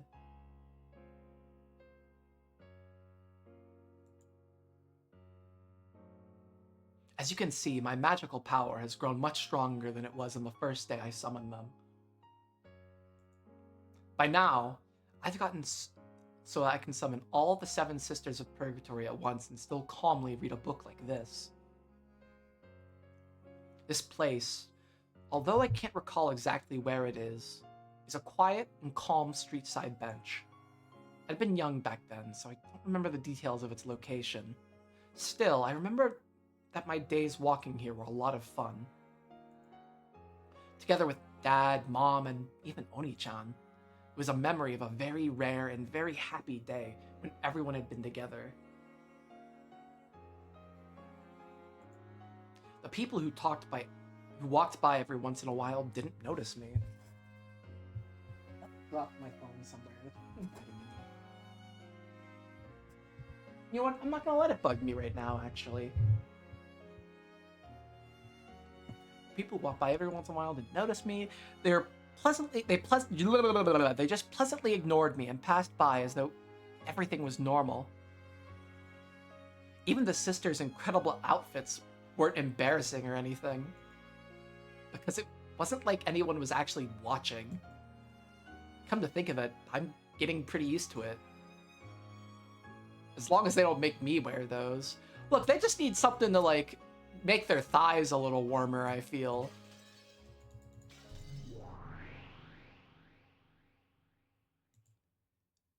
I'm so confused by this shit at this point, it's insane. Because there's regular Angie, there's fucking Angie Beatrice, there's so much fucking Angie. Sell drugs. Do not sell drugs.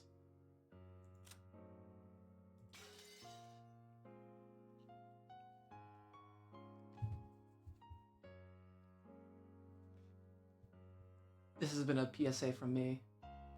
As long as they don't make me wear those. That's what the CIA does!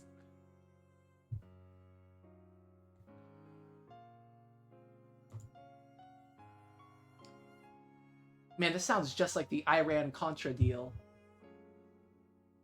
Where we bought tons of cocaine from the Contras and used it and gave it to black neighborhoods.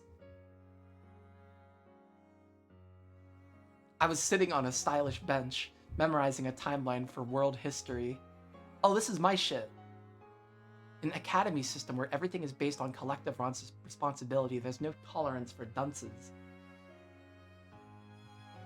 It seemed that I was considerably below the average grade for the class.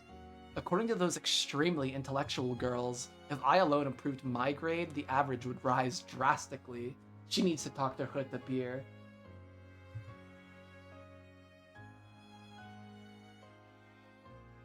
They had been kind enough to show me with a graph drawn by colorful pens on a B4 sheet of drawing paper. That's mean. Just thinking of the effort it had taken to draw that was repulsive. But I've already spat out all those complaints. I've already voiced my constant and furious anger and sadness to these girls here. The sisters were sometimes indignant, sometimes sympathetic, and sometimes mourned along with me. I was truly happy to be able to share emotions like that with friends. It's sad that they were originally furniture that existed to carry out Beatrice's cruel sacrifice ceremony. According to the occult message bottle I hated, it seems that several of them even attacked my family. But I don't believe that, and it's pointless to question them about it. They are furniture, so they only respond to their master's requests. Even if they really did attack my family, I can't hate them. What I really hated was the Golden Witch, Beatrice. Alright, time to put some more honey in my tea. Beatrice would love the fact that I'm drinking black tea.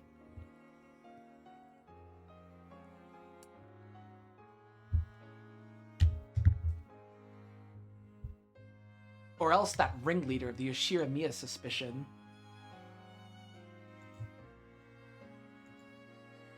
Aunt Ava.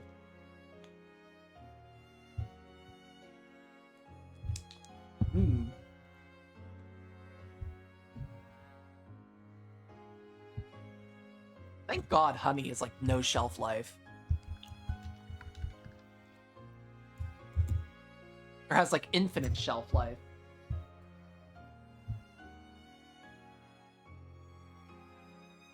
Because this was an expensive bottle of fucking honey.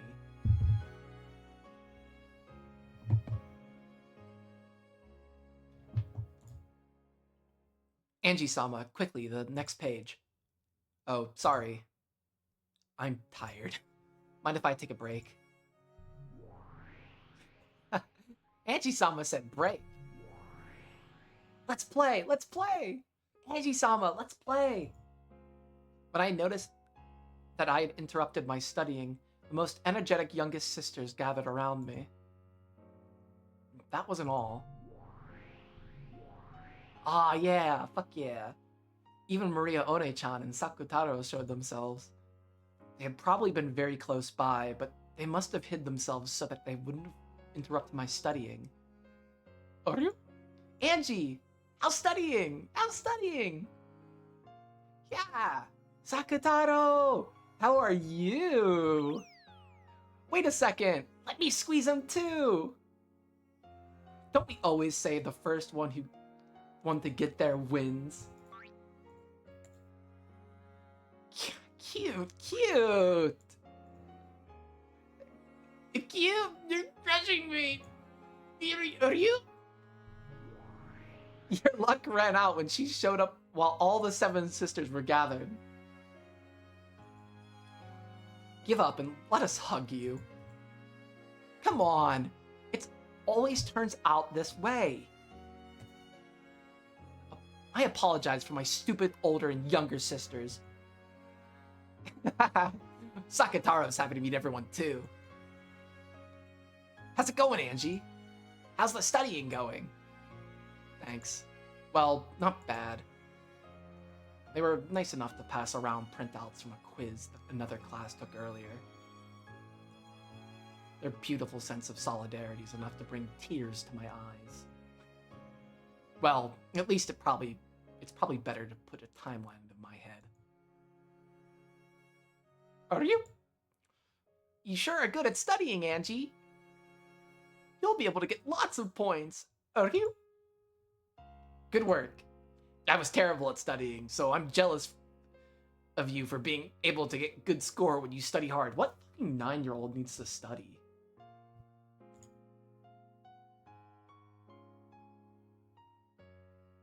You're joking.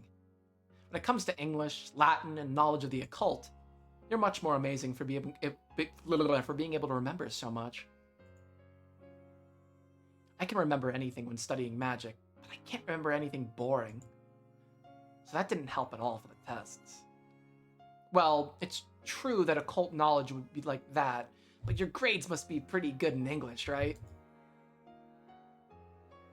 Her autism.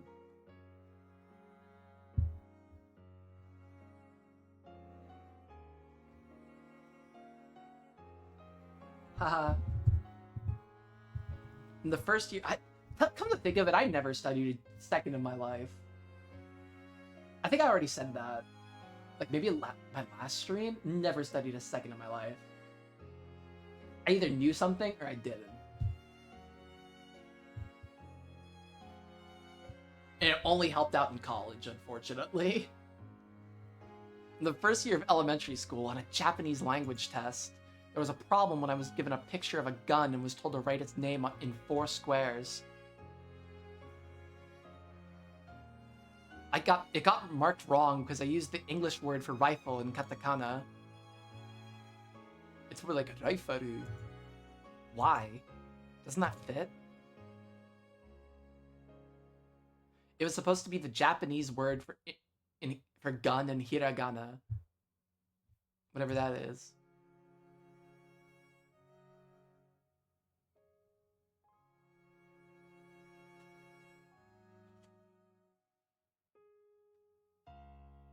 Yes, Halloween's absolutely massive. Like, I saw a bunch of kids trick-or-treating today, and, like, lots of kids dressed up in, like, costumes and stuff. It's very big.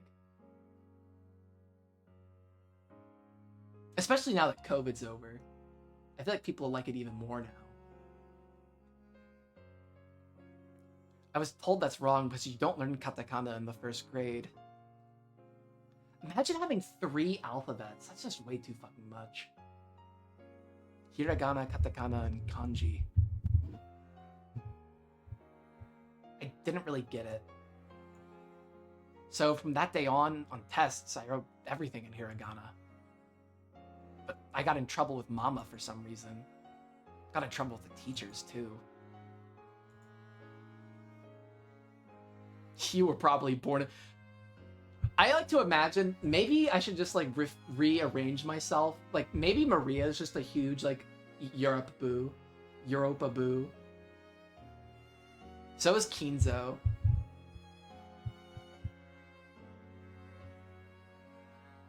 You're probably born in the wrong country, One-chan. Then I'd rather have been born in a country of witches, so I could enter a witch school. Ugh.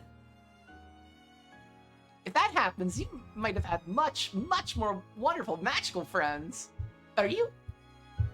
Ugh. But it's not like I mind it now. After all, I can use lots of magic, and I'm dead, and I've got lots of magic friends. Sakutaro is all I need. I'm not the only one. There's also Sakusuke and Sakukichi, the animal band, Shimoda-kun the seal, Sanae-san the rabbit, Mr. Pig-kun, and plenty more. I think those were definitely all animals, like in her stuffed animals in her like little room. Incredible. The number of One-chan's friends keeps increasing. Every time I ask, the number of names for her friends grows. There's no doubt that Sakutaro is her best friend. I'm a little jealous of all those close friends. What do you think? How are the 7 sisters? Do you get along with them? Those sisters are really energetic. They sometimes say shady stuff, but they aren't that bad. They aren't bad. I'd wanted to get a cute little kid like Sakutaro, but I think being with them now is more than enough. If you learn more of my magic of origins, I'm sure you'll be able to give birth to friends you'll like, Angie. Creation is still a bit too hard for you now. There's a difference between creation and summoning, and resurrection is also different. So your greatest wish really is to revive your family? Yes. I have a vessel for it. This. That's right. I'm sure that hair accessory will eventually become the key to summoning Battler. The rest is up to your training, Angie. Although, not knowing... By the way, can I say... We've moved into, like, a future point of high school Angie. Where she's, like, learned magic a little more. Like, her story jumps all over the freaking place. Although, not knowing how long it'll take is enough to make me cry. Oryu? Stay strong, even if it's tough. If you don't give up, Angie, it will definitely come true someday. If someone gave me some proof that it'd be granted, at least that would calm my heart. Oryu? Then I guarantee it. Without a doubt, Angie will surely have her wish granted someday. Thanks. I'm glad to hear it, even if you're just saying it to console me. It's not like that, are you? Stop it, Angie. That kind of emotion will turn into the magic-resisting toxin. You're being toxic, Angie. The feeling that your dreams will definitely come true is the best seed that buds into magic power.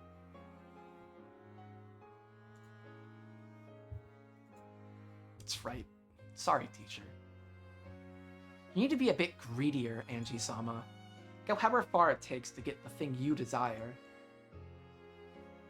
You're lacking the willpower to never give up until you get it. Are you? That isn't true. Angie's doing her best. Thanks, Sakutaro. Mammon. Crying about it won't help anything. There's nothing I can do except hang in there. I'll try hard. I'll grit my teeth. I'll definitely make my dreams come true. With certainty.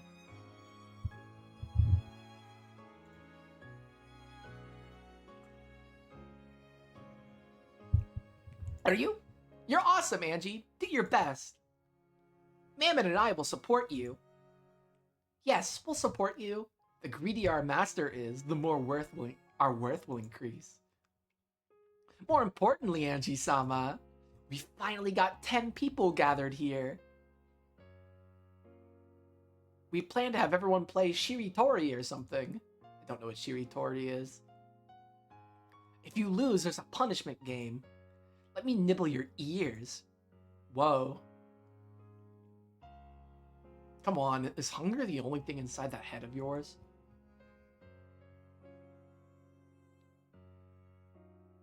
Please forgive my foolish sister's stupid proposals.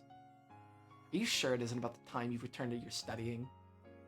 No, no, no! I waited so long for you to finish studying, so I can't stand it if you don't play with us. I don't think it's a bad idea. Perhaps playing every once in a while is good for softening the mind. You govern sloth, right, Belpha? What you're saying sounds reasonable, but you're actually being sneaky, aren't you? My apologies. You are diligent, Angie-sama. If it's okay with Angie, I'd also like to play with everyone. Let's make some noise. It'll definitely be fun. Are you? Angie, let's play, let's play. Let's all do Shiritori.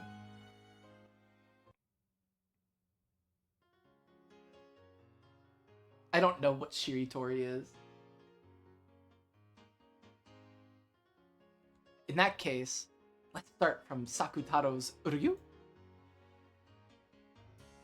In that case, which sound should we start from?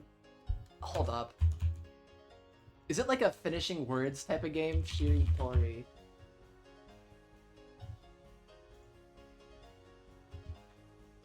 Shiritori is a Japanese word game where players say a word that begins with the final syllable or a character of the previous word.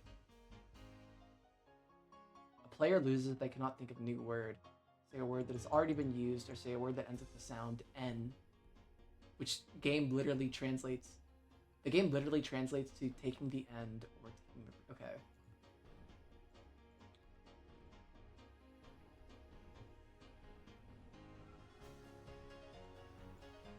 Ryu? Ryu or you? I think Ryu means like dragon. From Uryu? I wonder. Maybe it really should be Ryu. It's a word that... It's rare for a word that ends like that to come up. Then I'm first. I'll do a word starting with Ryu. Ryuzu. Watch crown. I wanted to go first. Ryuto loot would also have been wonderful. Zu.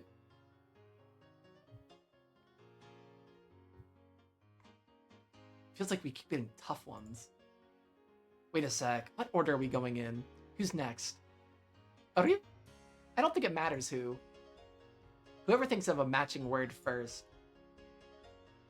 What's that? Sounds interesting. How about the person who can say the most wins? It's fast-talking Shiritori. Then I'll go. Zucchini. Oh, that's good. Niniku itame. Garlic stir-fry. Makabu with pasta. All of them delicious. I said 3 of them. Beals takes 3 points. Can you use conjunctions? If you could use with, then anything would work. That last one doesn't count. -1 point. Let's start from me.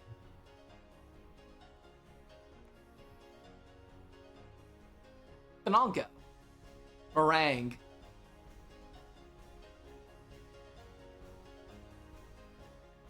That's a freaking crazy word for her to know. Good. Argu? Gesido drainage system. Umetatechi reclaimed land. Chikashitsu basement. How do you like them apples? Sounds like Pier can't say anything in Japanese. One-sama, those are all pretty crummy words. So what? Why don't you try following up with something refined? Anyway, that's 3 points for me. The next one's Tsu. Okay, Tsu. I've never played with such a weird Shiratori before. It's fun. Are you?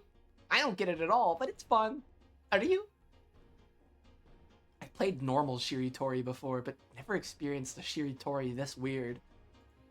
There's only the lively 7 sisters, Maria One-chan, Sakutaro, and me. I'm now surrounded by friends that are so fun to be with.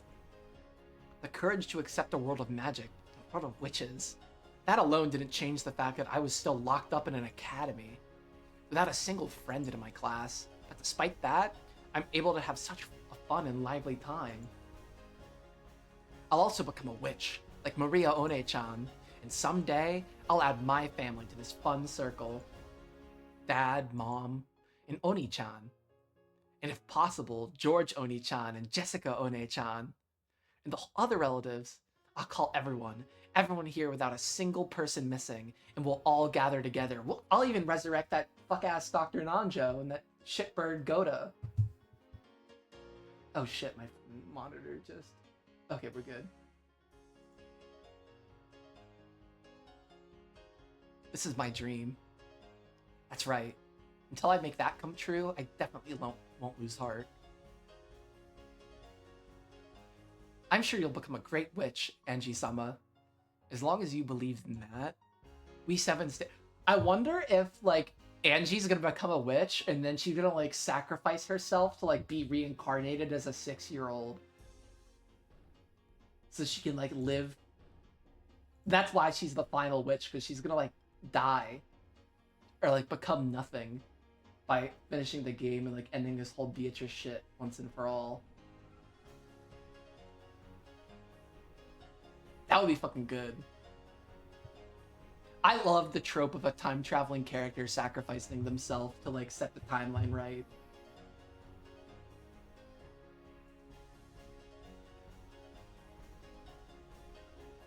We 7 Stakes of Purgatory will always serve by your side until that day comes.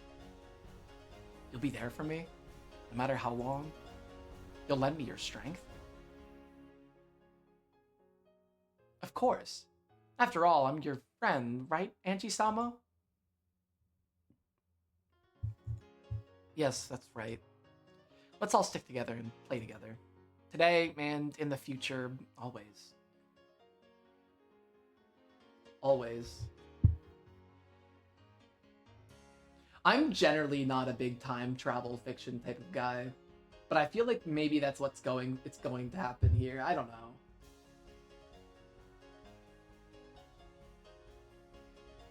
I don't know. It was really good in Steins Gate.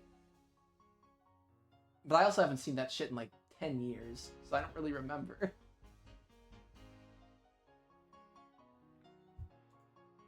Until the day your dream comes true, Angie-sama. The lively 10-person game of Shiritori, alongside a street cut off from time under the constantly bright rays of the sun, could have lasted forever.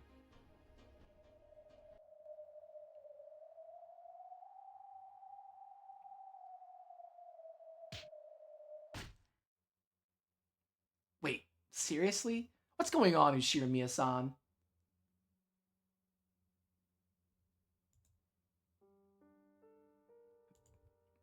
In the end, I wasn't able to get a very good grade on my test.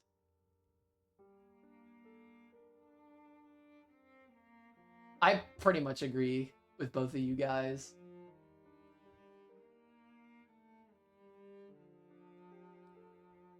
I feel like basically every story that could be told with time travel has already been told.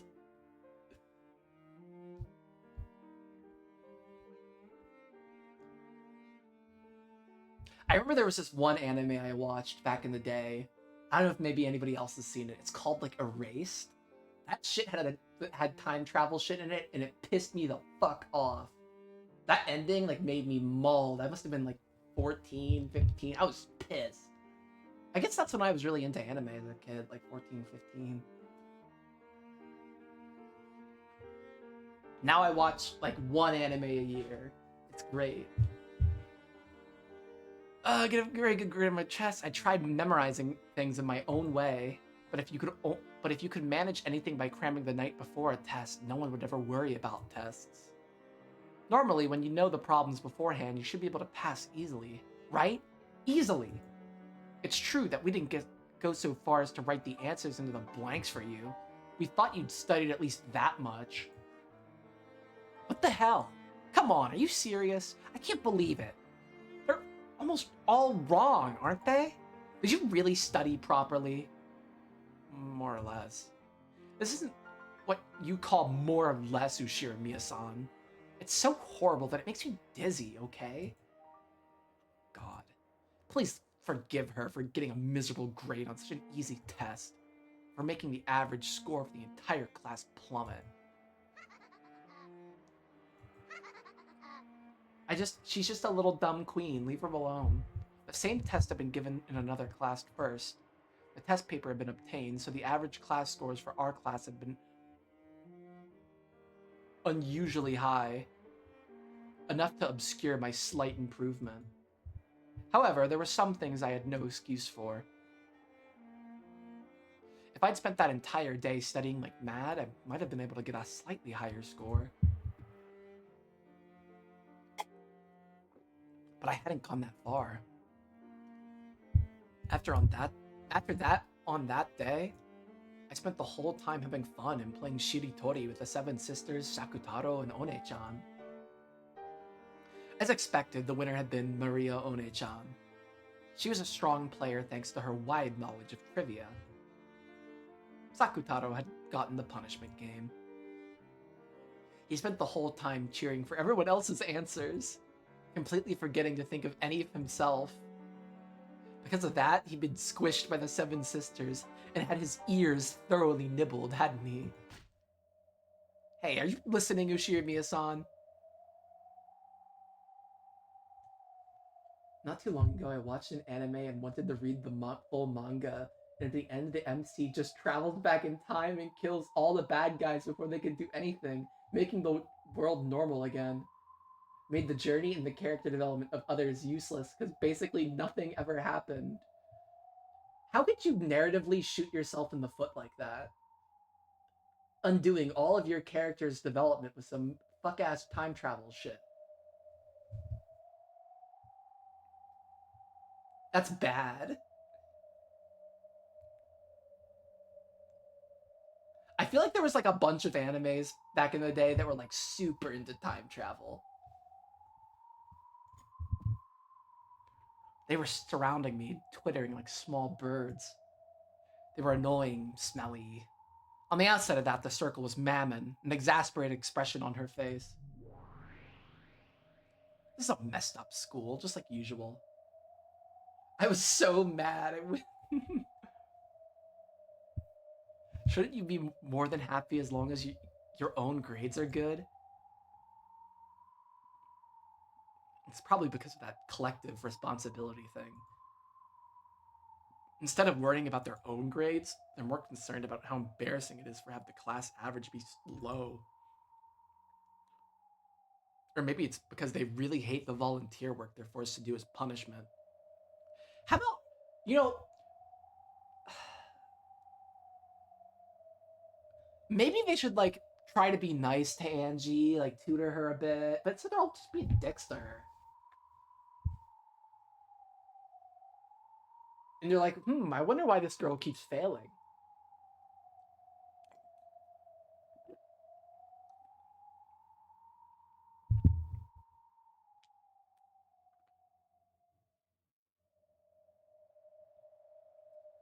I'm going to the Kentucky Horse Park and seeing the Uma Musume exhibit.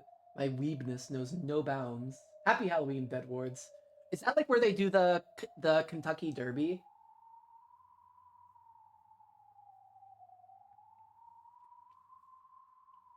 Oh, that's fucking cool. The weebs yearn for horse gambling. My sister loves Uma Musume. So, in other words, they aren't studying because they want their grades to be good, but because of collective responsibility. And since they hate volunteer work, they're jealous and embarrassed. They don't want to be inferior to anyone, and they don't want to be humiliated. That's the only feeling that drives them to study. What noisy people. If they want to study, why can't they just do it themselves? In the end, without collective responsibility and volunteer work, they'd have no desire to study. How foolish is it to study without knowing the meaning of studying? Still, these guys are really annoying and stupid. Don't you dare disturb Angie-sama's precious day for even a minute. Wah, I hate those people. Just get lost. I'm hungry. Go away now. Ah.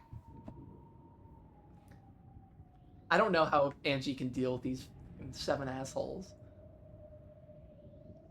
Sorry, everyone. I wonder why humans are so shameful. It's probably because instead of working hard themselves, it's easier to make you work hard and earn them a higher class average to satisfy their greed. Also, the fact that they know this girl's test scores at all is like fucked up and is illegal in the United States.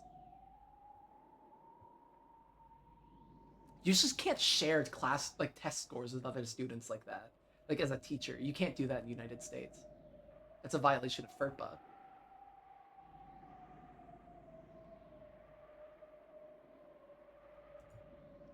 Humans are all greedy, and they'll burden others with their greed to make things easier for themselves. We'll eventually be reunited with them on the mountain of purgatory. When they get to the fifth terrace, they'd better watch their step. Mammon controls the fifth terrace of the mountains that reaches to heaven, Mount Purgatory. Since she's saying this, you can probably be sure that after those girls die, their journey to heaven won't be an easy one. No, on the contrary, let them just fall into hell.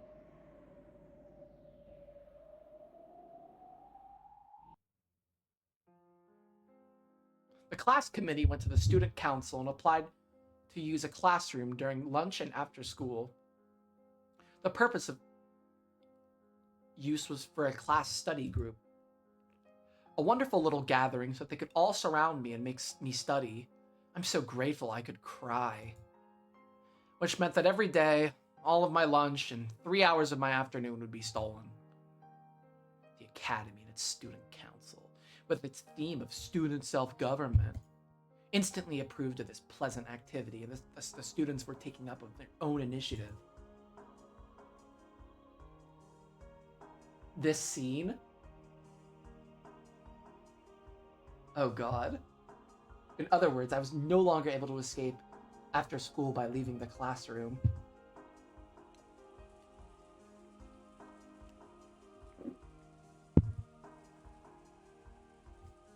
After school, the first class study group meeting started right away. Would they open a textbook, then kindly and carefully explain so that even I could understand it? Of course it didn't turn out like it's such a naive illusion. After school in the classroom, dozens of my classmates crowded around my desk. Oh god. First, before we started studying, why were my grades so bad? Was that what was the reason? Man, these guys are all way too mean to a girl who had her entire fucking family killed. It was decided that we couldn't start until I could clearly answer those questions, become aware of the problem, and show regret for my actions. Of course, there's no way for me to respond when asked a question like that. They've loathed me all this time, and they've rejected me and kept me at a distance, preventing me from joining in on their community.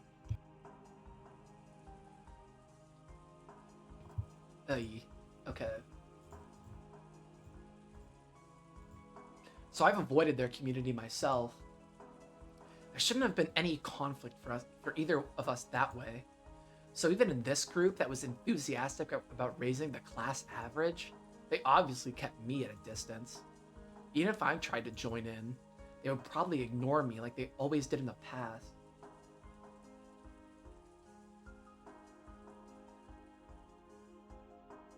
Happy Halloween!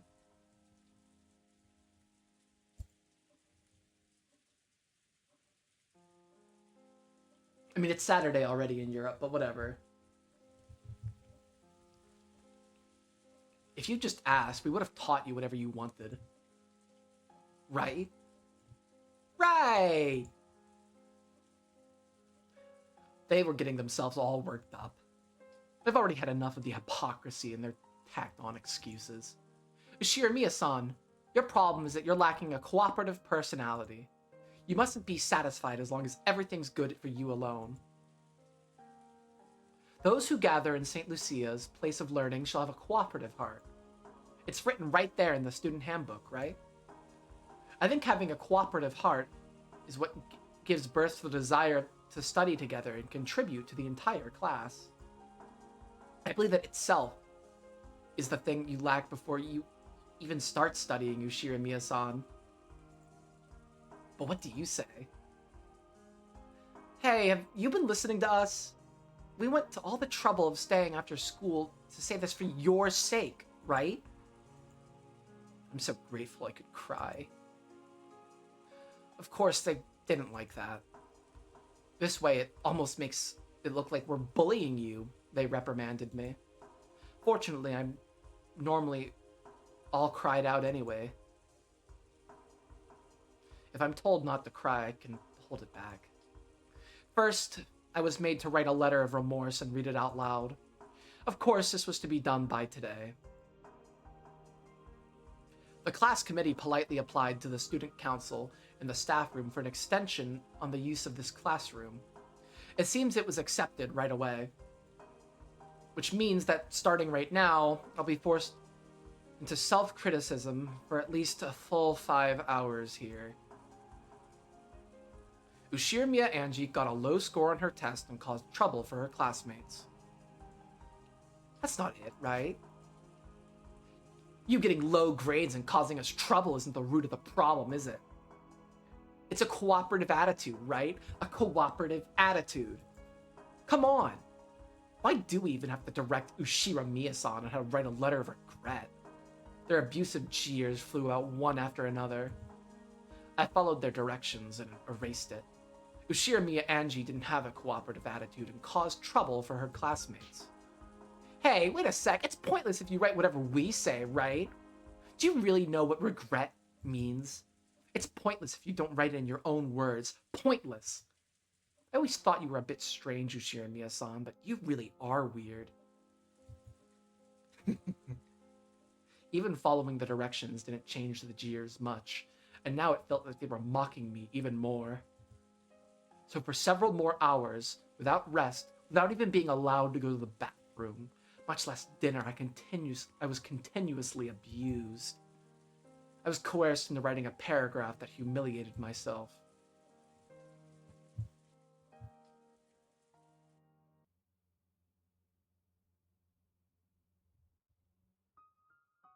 At about 9 o'clock that night, I was told to stand up and read it aloud.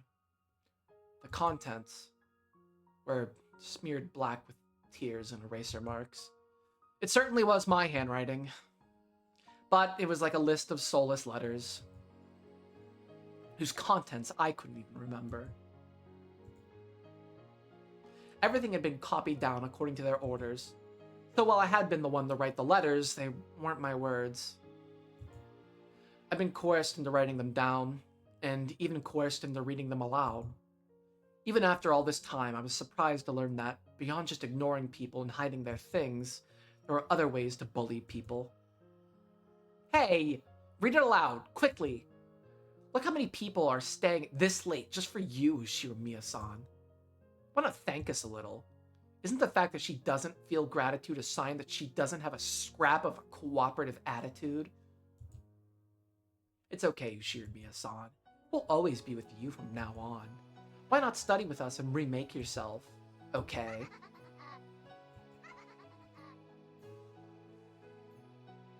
As I stood by my seat, surrounded by them, I dropped my gaze towards the blackened page. And then I spoke those humiliating words. But right away, jeers flew at me saying that they couldn't hear and to speak up. I can't read it. I had no idea that being forced to read a paragraph humiliating me would be so painful. My throat shook. My fingertips shook. The paragraph of humiliation written in my own handwriting made my eyes burn with a hot liquid. So my world blurred and twisted. I saw the girls surrounding me twist and bend. I saw them twist and bend into the impression I had of them. In other words, that was my true field of vision. Beyond that twisted crowd of people, I could see my friends. Compassion could be seen in all of their eyes. Angie, stay strong. Ryu? Maria Oni-chan and Sakutaro were looking at me with sad eyes. Probably because they realized that even cheap words of compassion would hurt me. They kept alternating between trying to say something and hanging their heads. Aww. What the hell wrong with... Reading is hard. What the hell's wrong with these people? They're just the worst. It really pisses me off. What's so fun about gathering around Angie-sama and torturing her? It's a resentment they can't voice despite their jealousy. They don't care who it hurts, as long as they can let it out. What horrible people. I don't know, one of you girls killed Shannon, so you better shut the fuck up real quick. Angie-sama. In this kind of situation, it's okay to go mad with rage for your own honor's sake. Anger is an appropriate emotion, an appropriate reaction. If you don't get mad now, when will you get mad? Stop it. Don't stir Angie-sama up with cheap anger. If Angie-sama could do that, she would have done it already. You should only get angry if doing so will improve the situation. However, from an objective standpoint, doing that now would probably only aggravate the situation further. It may be humiliating, but the wisest thing to do now is to withstand it. You really are a sloth, Beltha. Quit fooling around. I can't stand this. I can't forgive them. Everyone, calm down. It'll become a burden for Angie. A burden? What are you talking about? Is this the time or place to be calm? We are furniture. We furniture are not so cruel as to coolly watch when our master is humiliated.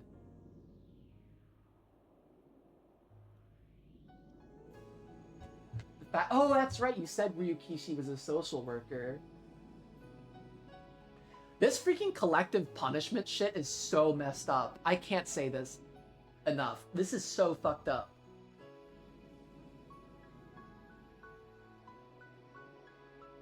In America, this is it's illegal for grades to be disclosed like this. It's totally illegal. I wonder if there's no way it's illegal in Japan. Japan has a good schooling system. Their economy is just so bad. And they still work 80-hour weeks to have the worst economy.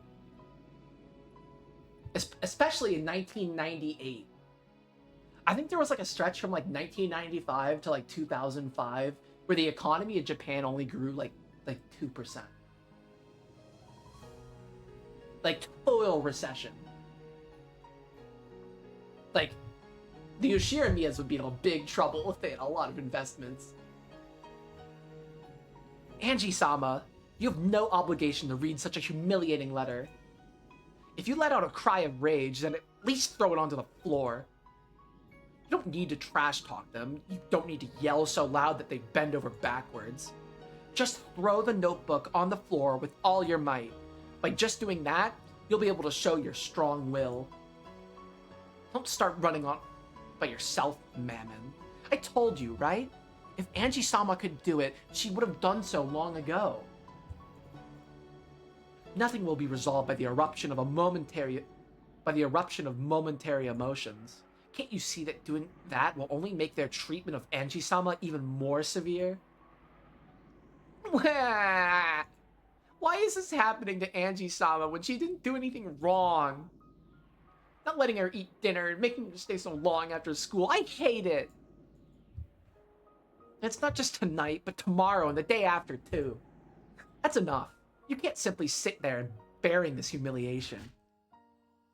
Hey, are you really listening to us? Someone tugged at my hair. I would have been fucking pissed if somebody touched my hair. I would be fucking livid. I was torn back into my tragic reality. I was no longer even permitted to listen to the seven sisters speaking on my behalf in my heart. My hair was lifted upwards. One of my hair ornaments came off, and I could hear it, the sound of it rolling up on the ground. No one picked it up. To the contrary, they casually avoided it as though something filthy was rolling towards them. I tried to follow it with my eyes, but my hair was tugged upwards again. Why do you never listen to us, even though we're talking about something so serious? In one ear and out the other, is it? Does anything get into that thick skull of yours? Get a grip, okay? Are you really conscious of your trouble, of the trouble you're causing us? You aren't going to start saying that you just wrote it grudgingly because we told you to, right? Until you really show some regret for your own will, this seriously isn't gonna end, okay? It's not just for today. It'll seriously keep going on tomorrow and the day after, you see? Don't you play us for fools, okay? I mean, why are you still even alive? It isn't normal to go on living like... Is it normal to go on living like this? If it were me, I'd just die. You can't... I don't like where this is going. I feel like the Seven Sisters might have a little moment. You can't live like this, can you? Because you're being alive just means getting in other people's way all the time, right? If it were me, I definitely couldn't live on. Yeah, I'd die too. If doing that's better for the world, then I'd die right away, right? And die. Angie-sama, kill all of them now. Lucifer, can you hear me? You seven sisters of purgatory are incredible furniture that can massacre mere humans in a flash, right? You're always boasting about it to me. Then do it. Massacre them, right now. Right here, right now. Well, for some reason, Lucifer hesitated. Why? What's wrong?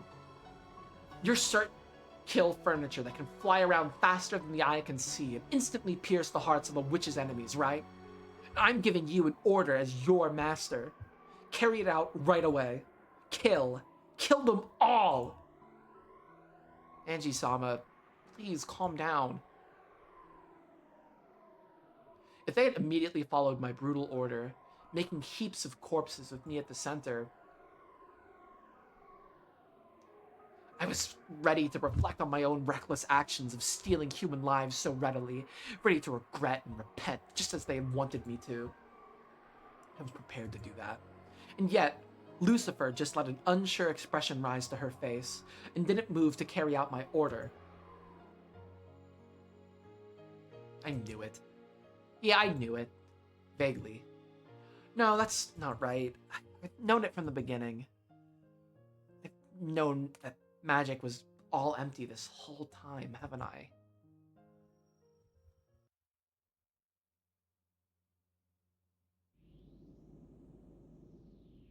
The Seven Sisters of Purgatory, yeah, right. Stupid, so pointless. I've known it the whole time. Angie-sama. I glared into the worthless Lucifer's eyes, and pain seemed to accompany that gaze. As though she was being assaulted with a violent headache, Lucifer grasped her head with both arms. I gotta be right back. I gotta go grab some alcoholic beverages, and I need to go to the restroom. I will be right back. I feel like this is a good place to get some more provisions.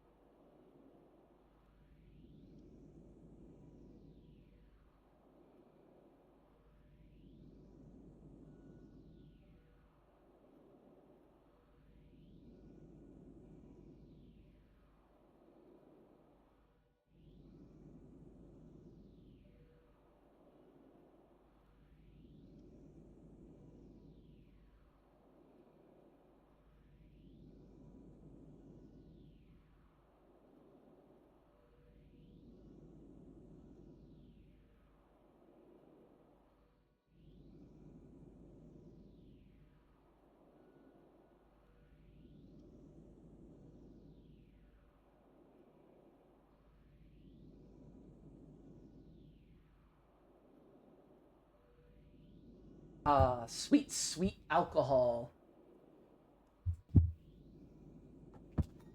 It must be Friday night.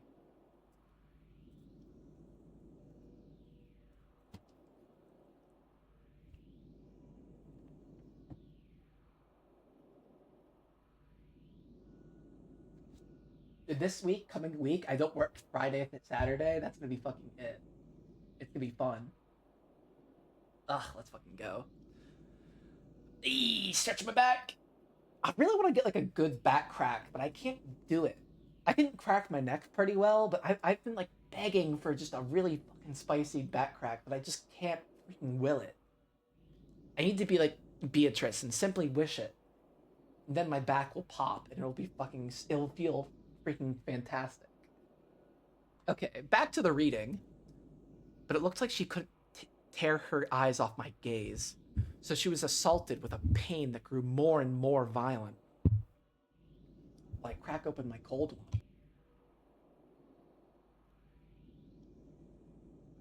Okay.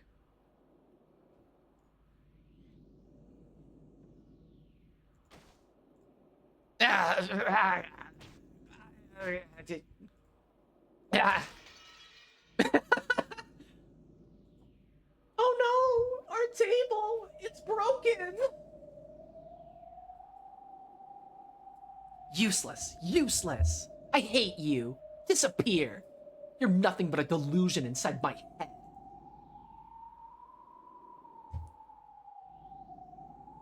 Hopelessness and disappointment.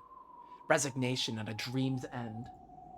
A cracking sound like you'd hear from a frozen lake's surface during a fierce winter rang out just once. At the same time, Lucifer's form, which was being tormented by a violent pain, stiffened in place and grew cloudy.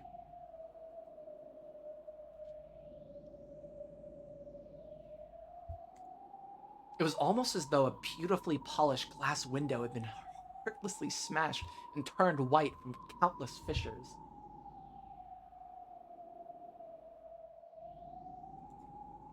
And that was an accurate analogy.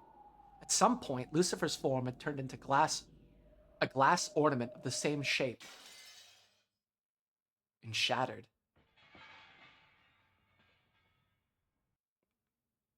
Countless fissures ran through it from the inside, and as the head and arms collapsed, it crumbled to the floor. Eek! Lucine! Who's the second sister? Leviathan? Carry out my order. Massacre them, right now. No, they're... Angie-sama, please calm your heart and listen. We,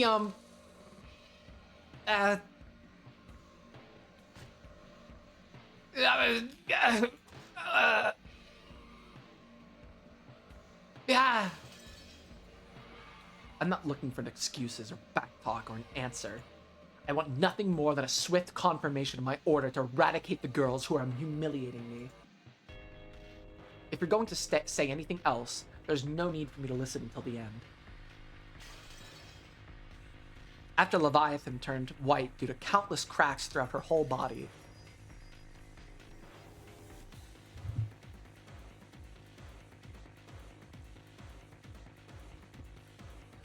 she fell over backwards, splitting into separate parts along her neck, hips, and arms. If she'd been smashed to bits and lost her original form, it probably wouldn't have seemed so brutal. So seeing the two of them halfway left over made the remaining younger sisters shake even harder. I feel like it would be hard to commit a magical murder if there's all these like living people who are anti-magical around.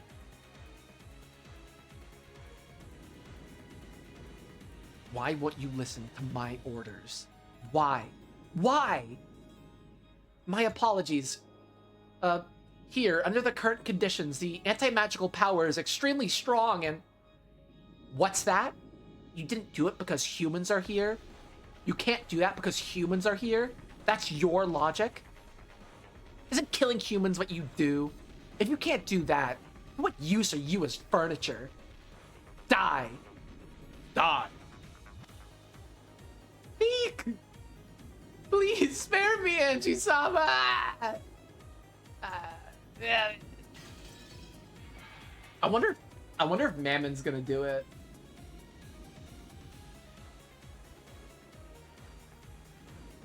As she clutched her head with both arms, Satan also turned white and fell down face first. Apparently, the neck is the most slender part after all. Her head slid off and rolled over to Belphegor's feet. Oh my god. You can't do it because there are too many humans? And later on, I'll call them into the shadows, one by one. And you can make a bloodbath of all of them, right?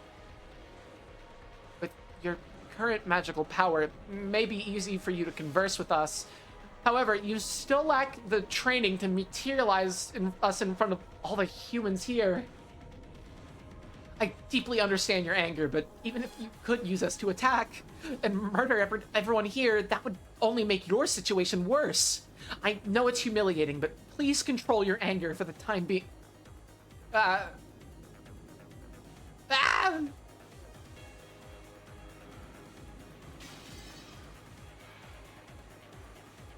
Will I get the same answer from the next 3? Are you gonna tell me you can't do it because of the anti-magic power is too great? Are you gonna tell me that you can't do it because my magical power is too weak? Then I won't ask you to kill all of them. Just one person's fine, so try and kill them. Right here, right now. As Asmodeus and Beelzebub held each other, they crouched down, cringing in fear under my glare. If they'd been able to obey my order, they probably would have carried it out immediately. And yet, here they were, crouching down, empty, sad, and pathetic. That's right, I've known. These girls can't even touch reality with one of their fingers. No, no! Bales, I'm scared, Beals! Angie-sama, spare us! Spare us! I don't want to die! Die, useless furniture! Why are you guys even alive? Why are you even alive when your lives are so worthless? It doesn't matter if you die, right? Die. I'm telling you to die. Do you think any idiot would leave furniture that has no use lying around? Eek. Ah. Please, stop, Angie-sama! What is it, Mammon? Are you gonna be the only one to fulfill my order?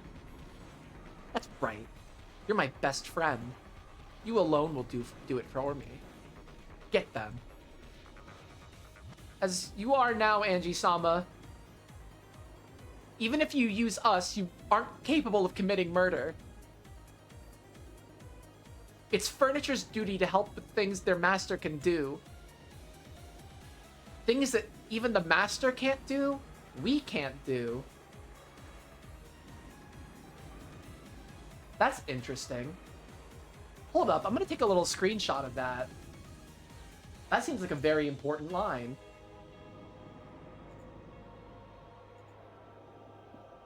That seems like a very fucking important line.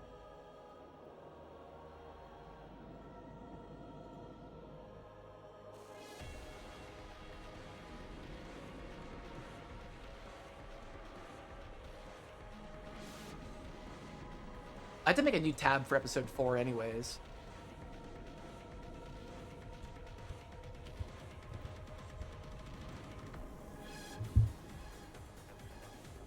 Do you hate them, Angie-sama?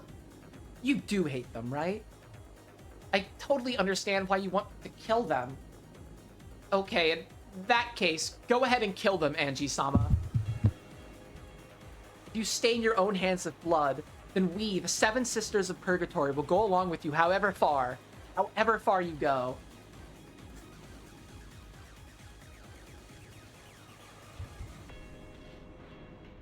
I'm asking you all because I can't do it myself, aren't I? Isn't being able to do things I can't the thing that makes you furniture? Yes, we are furniture. Furniture to be used. Please, go ahead and use us to kill. You'll be the one killing Angie-sama. Is she gonna, like, stab them? If you're saying that you want us to kill, then go ahead, be my guest. No need to hesitate. Go and carry it out right now. What the fuck is going on? And once you've prepared yourself mentally, once you've prepared to dirty your own hands, then we'll help you. This is giving big credence to the idea that this was not a witch doing this.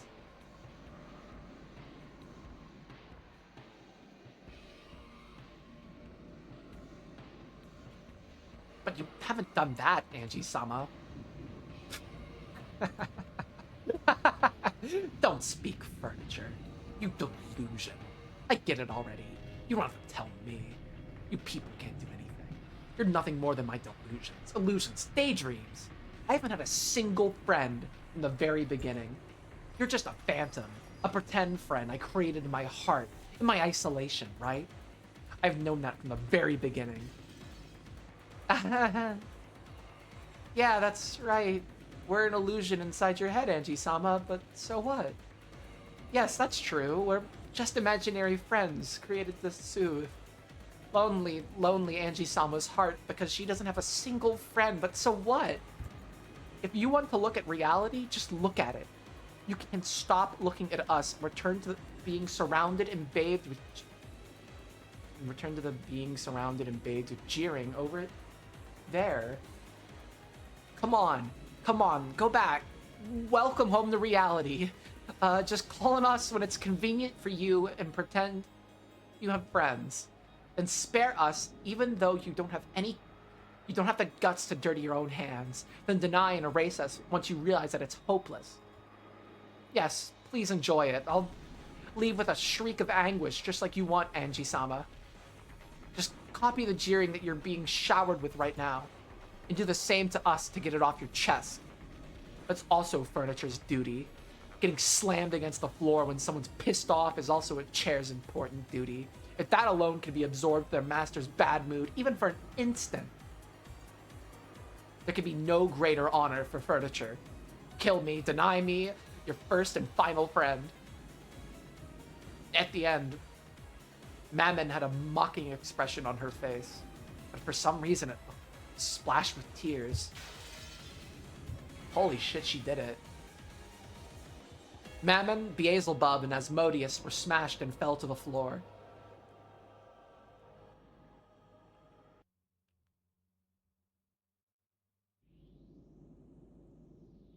Are you?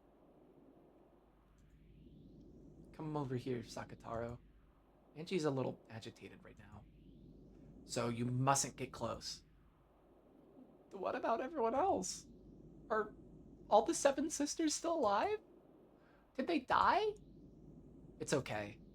It looks gruesome, but those are the remains of their vessels after being deported from the human world.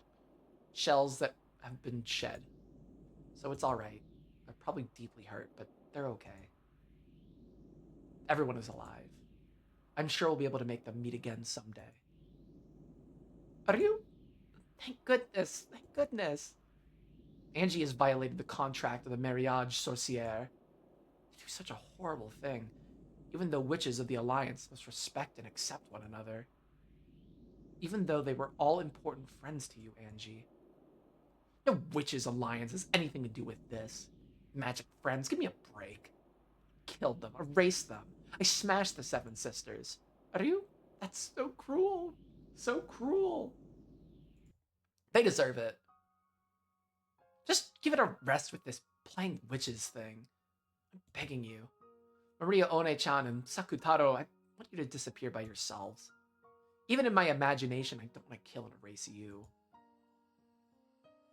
We aren't your imagination. We're your friends, Angie. Wait, we aren't your friend. You aren't your imagination. We're your friends, Angie. Are you? Sakutaro said this as he hid behind Maria One-chan, sobbing. Oh, poor Sakutaro. Sakutaro doesn't exist. Well, technically, Sakutaro does exist. Sakutaro is also an imaginary creature One-chan created to distract herself from loneliness.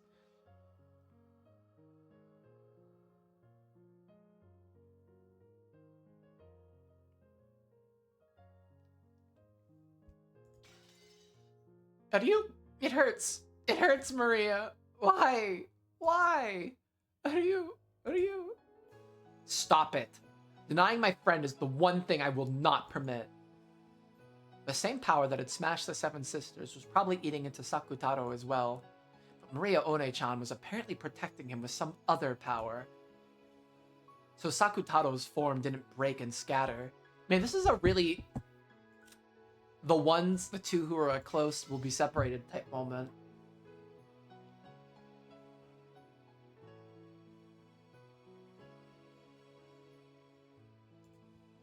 One-chan glared at me sharply. And this is how high school Angie stopped being friends with the Seven Sisters for some time. Yeah, this is fucked. I also don't think the Seven Sisters are good people. So, I don't know.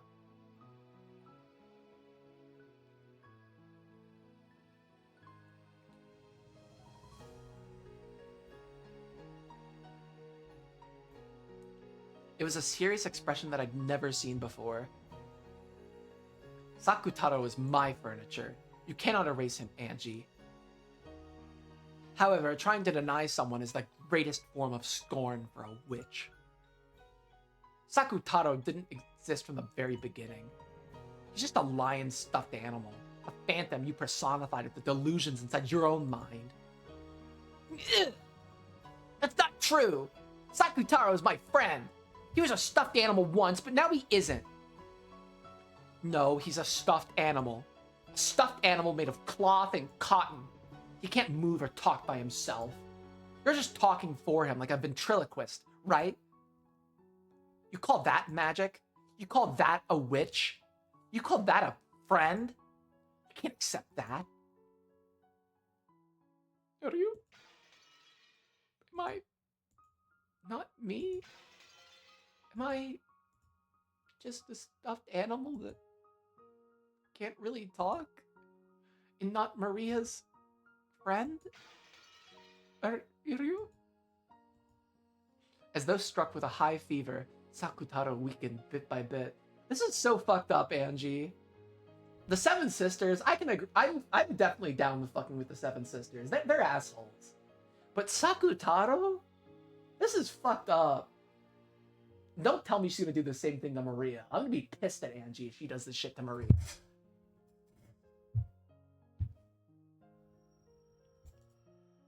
As he clung to One-chan's body, he did all he could to continue standing, but his body began to gradually slip down. As he did, One-chan held him, yelling at me as tears streamed down her face. Ugh! Stop it! Don't burn Sakutaro with magic-resisting toxin! Don't bully him! Don't insult him! Don't deny him! Oh, Kuwadorian, holy shit. Maria One-chan, you're so weird. There is no Sakutaro. Stuffed animals are stuffed animals. I learned from Mama that they're made of cotton and cloth. There's no way they can walk or talk. Are you? But you... Sakutaro! Sakutaro! You aren't a stuffed animal. You aren't a stuffed animal. You're a friend.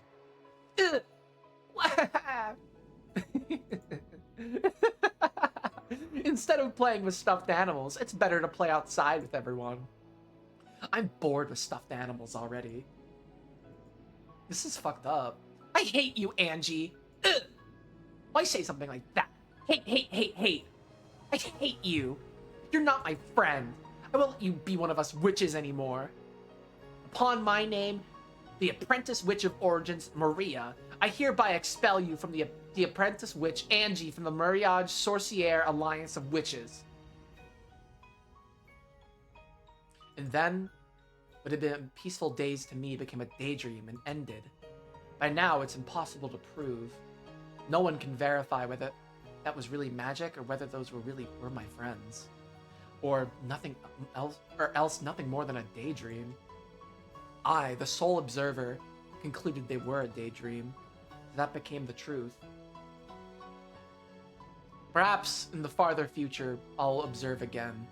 And when that happens, maybe I'll acknowledge that it wasn't a dream, that the seven sisters really were my friends, and that along with Maria, One-chan, and Sakutaro, they did everything they could for me in my isolation. Something so vague is neither the truth nor an illusion. Maybe the reality here and now is the only world with the world with the real me. Where is the real me?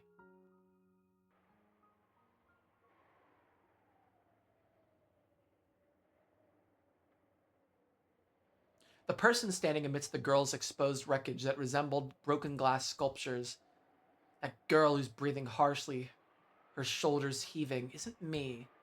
I'm over there.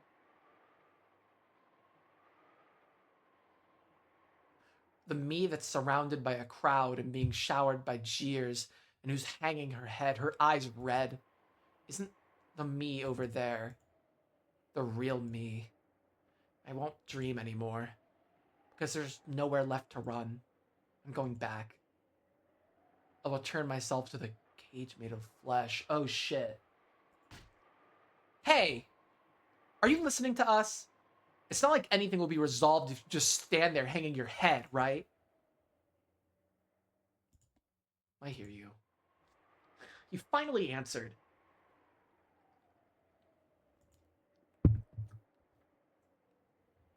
You aren't thinking that this will end if you stay silent, or will forgive you if you cry, right? We're asking if you're aware.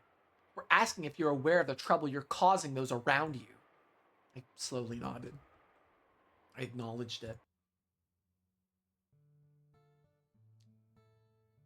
Okay, I have to be right back. I'm so sorry.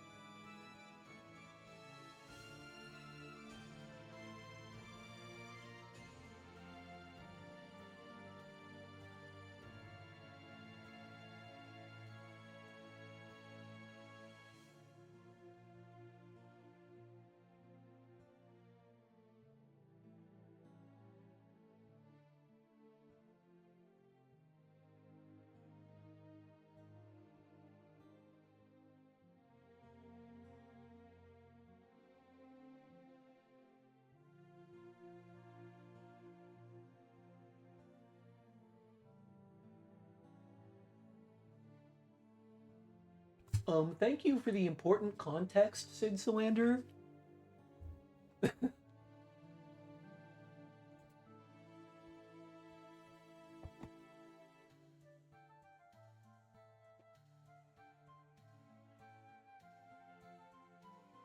Why did I take those socks off? My feet are getting cold. Hold up.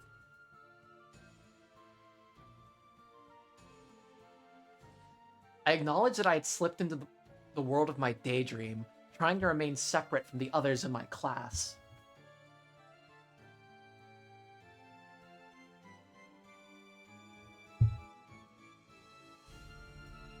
To separate myself from and disgrace those sisters who spoke to me with reliable and kind words.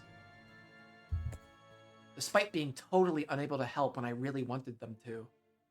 Bro, you wanted to murder your whole fucking like your class. What the fuck?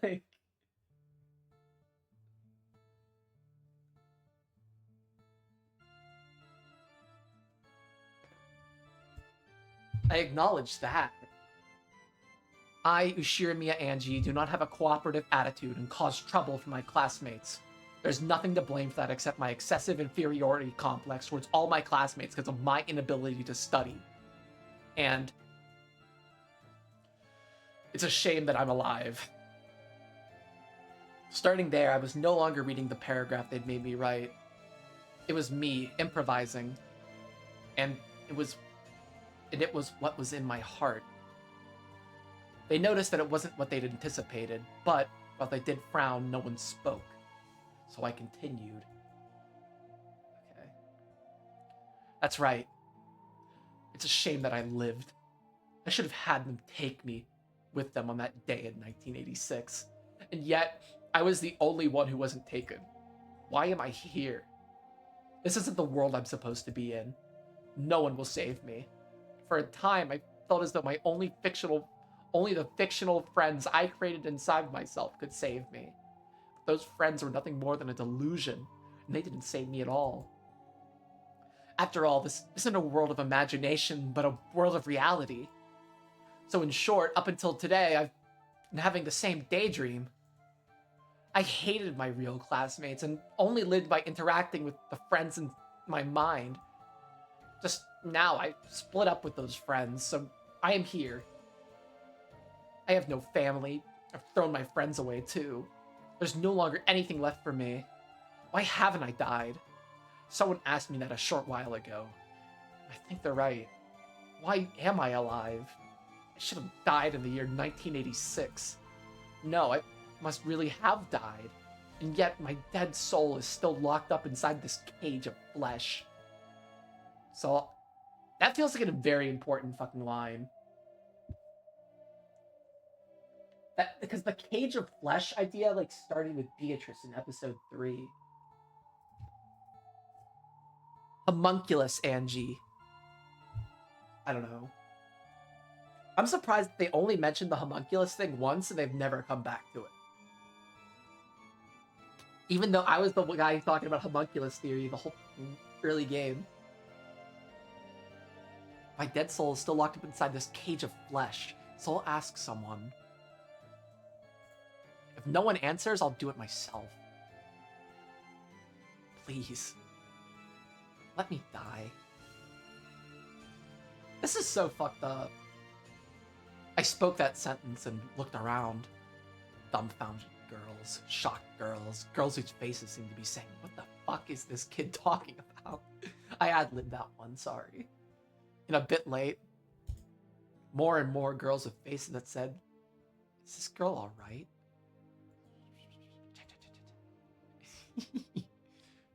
When I ordered the friends in my daydream to kill, they couldn't do it. And so, I asked real humans to kill me. But of course, these girls can't do it either. In other words, both daydreams and reality are the same. This also feels like a really fucking important line. Doesn't this mean that, including this world, absolutely everything is a daydream? Well, that's a very solipsistic way to look at the world, Angie. But I don't know, I'm like a very chronic daydreamer, so... I spend many hours of my day daydreaming. there's no problem, right? After all, on the day when I lost my family, I was already dead. Everything that happened afterwards is going on in my head, my life flashing before my eyes after I failed to die.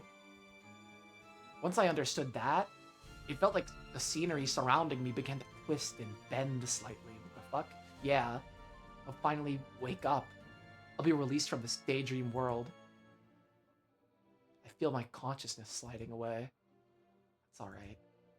Fade farther and farther away and take me to my family. And no matter what happens in this twisted, stale world, I won't mind at all. I saw the crowd get pushed aside as a teacher stepped in. Perhaps a teacher doing the rounds happened to notice a strange disturbance. The teacher was vigorously shouting something, moving to protect me.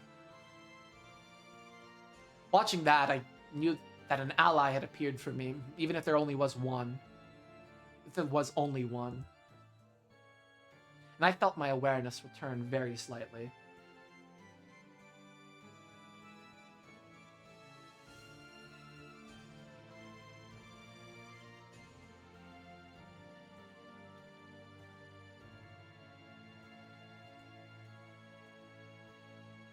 The only ones who can save me in the world of reality are real humans.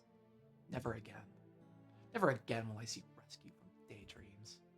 This is the world of humans. Nothing can save a human except other humans. Man, she has a really fucked up backstory. Ellipses, I see.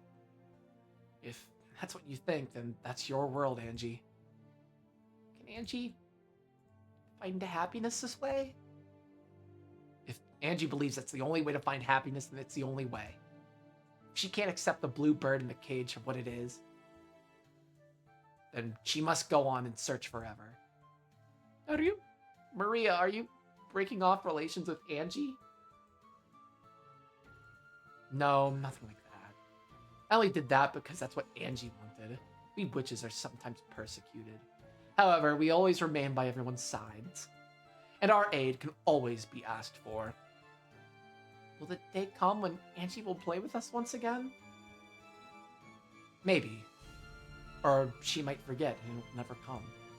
In the human world, we call that growing up and saying goodbye to your childhood self. Still, if Angie just remembers, we'll always be by her side. And until then, we'll be waiting. Man, that was fucked up.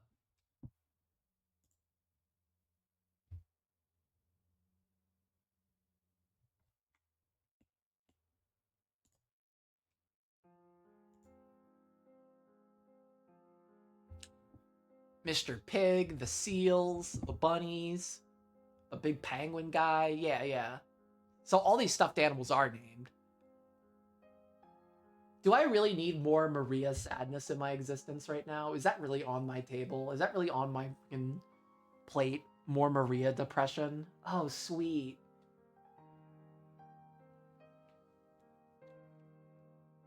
Just what I needed is more sad shit from Maria.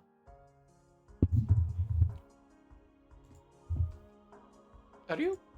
Maria, answer me. Are you? So I really am a stuffed animal? I'm made of cloth and cotton? So there's no way I can talk? So I can't talk to Maria? Sakutaro looked up at Maria sadly. Maria's face was covered with tears, and it looked as though it had even lost all traces of sadness.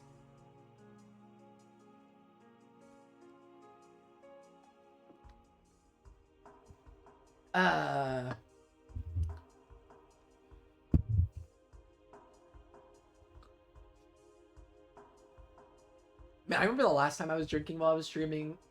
That's the night I got raided.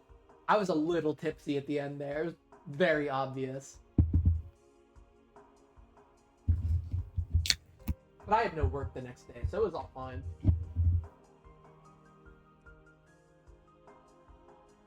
And it looked as almost all patients of sadness. Ugh. I hear you, Sakutaro. You're the stuffed animal made of cloth and cotton. You're my friend. I hate Angie. Ugh. Are you? Sorry, Maria. Sorry, Maria. Are you?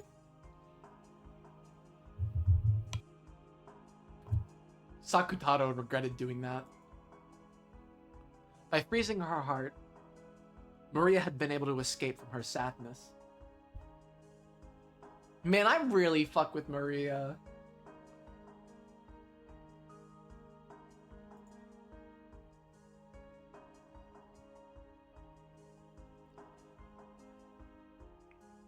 By speaking up and calling her back, it caused her to be overwhelmed with sadness again.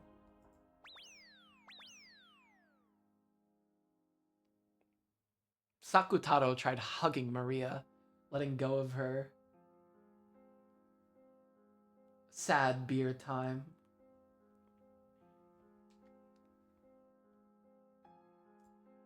And gazing at her uneasily, lost as how we could bring Maria's spirits up. He might have looked a little humorous doing that. In the end, that was enough to distract Maria from her sadness. Sorry. Crying won't help anymore. You got in a fight with Angie, but you still have lots of friends, Maria. I'm not the only one. Everyone's here. Sakusuke and Sakuikichi, the animal band, and many, many more. Maria looked at the many stuffed animals around her pillow, which were gathered together as though they were having an idle chat. Everyone is worried about you, Maria. They're all talking over and over about how to cheer you up, okay? Everyone won't go away like Angie? They won't. We'll always be together. Really? All of you are only with me at home. We can't go out together when Maria's around, when Mama's around, and we can't go to school. You weren't supposed to take us to school, so you'll get in trouble if the teacher finds out. But if no one finds out, we can be together at any time. God, my accent can be so bad sometimes. Fuck me. Sakutaro, you're big, so you'd be found.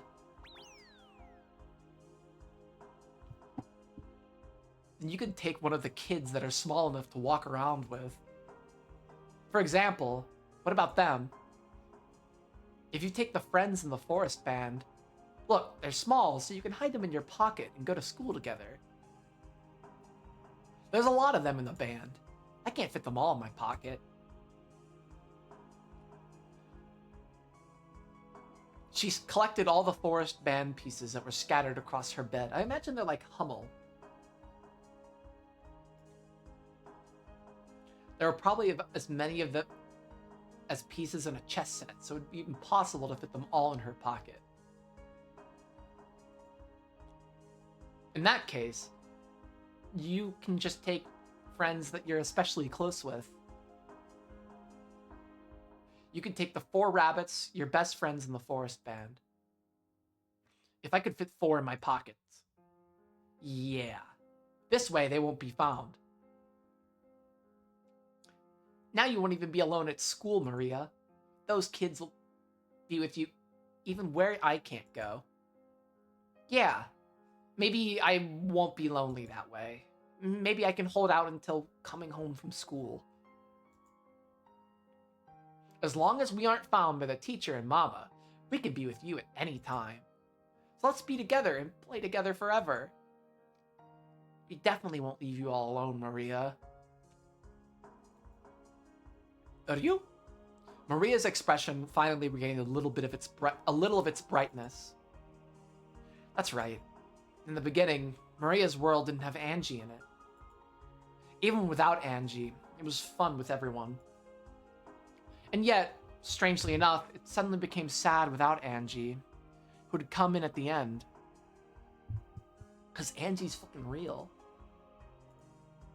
All that's happened is that I've returned to the world right before Angie entered it. So there's nothing to be sad about. Yeah, I'm not lonely. Sakutaro and the others are with me. Are you? I love you, Maria. I won't let any more humans come into my world.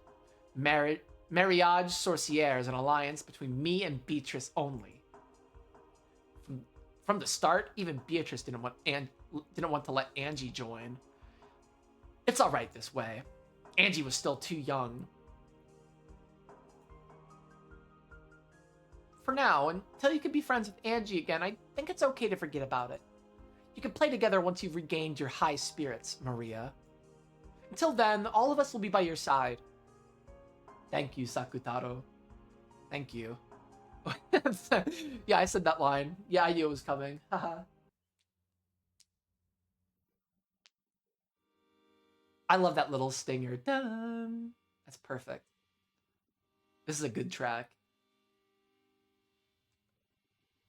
I can't believe on my first fucking stream of Umineko, the music was fucking with my like mood because it was too loud, and I turned off the music entirely. Just played some shitty music from YouTube. Absolutely humiliating. Now, I always stick with the fucking Umineko soundtrack. It grew on me very much. Then, Maria once again regained her former world. She regained the world that wasn't lonely, where she was surrounded by many friends. Just like usual, she didn't have any human friends at school, but her magic friends were always with her. The rabbit band she hid in her pockets talked with her during class, sounding like they were having fun. Just listening to that greatly embellished the time she spent in class. Maria made it so that as long as Mama and the teacher didn't find out, her other friend could always be with her. When Mama told Maria to go play outside, Maria would secretly pack Sakutaro and Sakusuke and the rest into her bag and play together at the library or somewhere. Even when Mama was late coming home and Maria went shopping for dinner, she always went with Sakutaro. The man at the convenience store and the other people were nice to Sakutaro. He sometimes gave a second portion free for Maria and Sakutaro. Oh, that's so sweet. When Mama found out, Maria would get in trouble for bringing Sakutaro and the rest outside.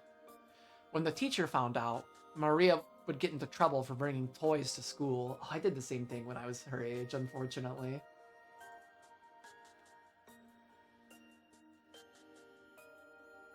The toxin must be strong in Mama and the teacher.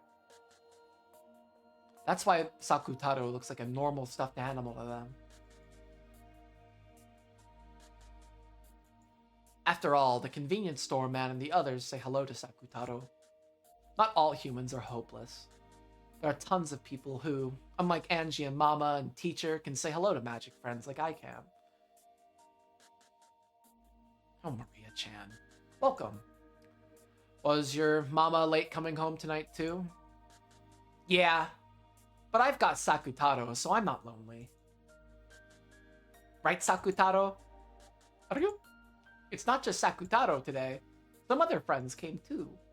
Oh, other friends, is it? See, that's Maria talking through Sakutaro. And then the convenience store clerk replies, oh, other friends, is it? What kind of friends did you bring today? Today, the rabbits from the forest band are also with me. Look, in my pocket. Maria began to line up 4 ceramic rabbit dolls on the register. As the owner of the shop looked at it, smiling, he sent a signal to a part-timer with his chin. Then the sign on the other register that said closed was taken down, and a voice called for everyone to move there. All of the people in line behind Maria lined up behind that one. Aw, that's sweet. I see. You don't have a lot of friends. You do have a lot of friends, Maria-chan. But I hope your mama comes home soon. Ugh! Mama's busy with work again, so she's spending the night at the company. It's been very busy lately. She hasn't been able to get much time to talk up to me on the telephone. But I'm not lonely. I've got Sakutaro and the rest. Right? Are you? I've even got all the rabbits from the band. Look. Cute. Is cute the sound a rabbit makes? My, I've never heard that. After smiling at Sakutaro, who was poking his head out of her knapsack, she played around with the rabbit band on the register, making them frolic around. Although the shop manager gazed at this pleasantly, he had a slightly pitying look on his face. This was apparently a single mother household, where the mother had to work hard and couldn't come home very often. On top of that, it looked like this girl didn't have any friends. You know, you know what's fucking the most bullshit about this? Is that Rosa's rich. Couldn't she just hire a fucking babysitter?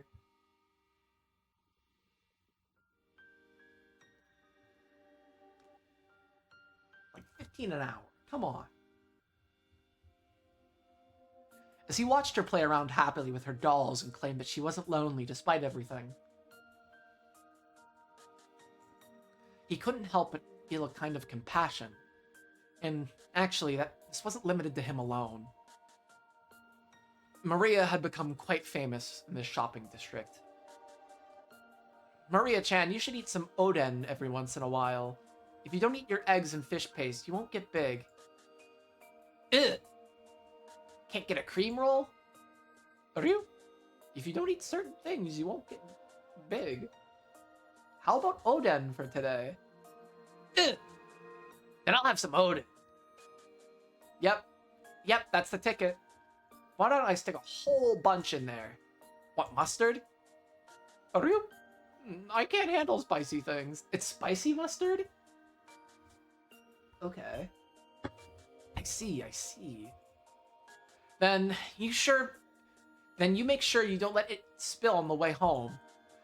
It'll sure be delicious while it's hot. Ugh! Thank you! She had planned on getting some sweet pastries for dinner, but since oden had been recommended to her, she would be having that tonight instead. Letting someone else determine the menu makes for an unexpected and interesting meal. Very often, Maria had to decide what dinner would be on her own, so it was easy for the menus to get a little one-sided. So it felt fun to have a meal she hadn't anticipated. No autistic child is gonna have somebody else recommend them a meal.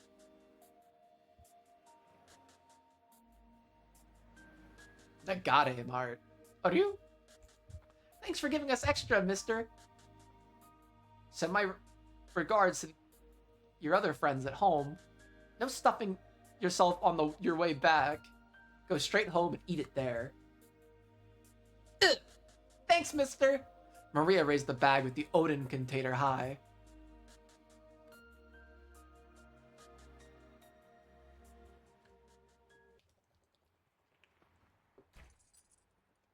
What the fuck? Oh, is this her house? Huh? Are you? What is it, Maria? The key is in my pocket. Oh, closed room. Standing in front of the door to her house, Maria searched all over her body. The key to the house wasn't there. She always methodically put it in the same pocket. So this sucks. This sucks. I hope she doesn't have to sleep outside. That would be so fucking sad. So there was no way she had put it in another pocket, but she searched her whole body just in case. Unsurprisingly, it wasn't there either. Did you drop it when you took your wallet out? No. When I took my wallet out, I definitely felt it. I also felt it when I searched my pockets partway here. I want to see the way she lost her key, because I feel like this has something to do with closed rooms. Like, all of these scenes feel very fucking allegorical. I keep saying it, but I hope I'm right. I don't just take these scenes at face value. They're in here for a reason. I also felt it when I searched my pocket partway here. It was there until partway. I didn't drop it. Ugh. Even though the late autumn wind had been bearable when Maria had been thinking of returning home where the heater was, now that she was confused and had lost her key, that wind tormented her. But no matter how hard she searched, she couldn't find her key. She turned out all of her pockets and even tried taking off her jacket and hitting it, but to no avail. Of course, she had also turned the knapsack Sakutaro was in upside down, but the key didn't come out. Something that should have been there wasn't where it was supposed to be. Why isn't the key there? Why didn't it? I when I didn't do anything wrong. Why isn't it? Why isn't it? Why? Why? Maria was cold and frustrated and angry, and she stamped on the ground. The bottom of her foot throbbed, but it didn't lessen her frustration. At the same time, her tears poured out.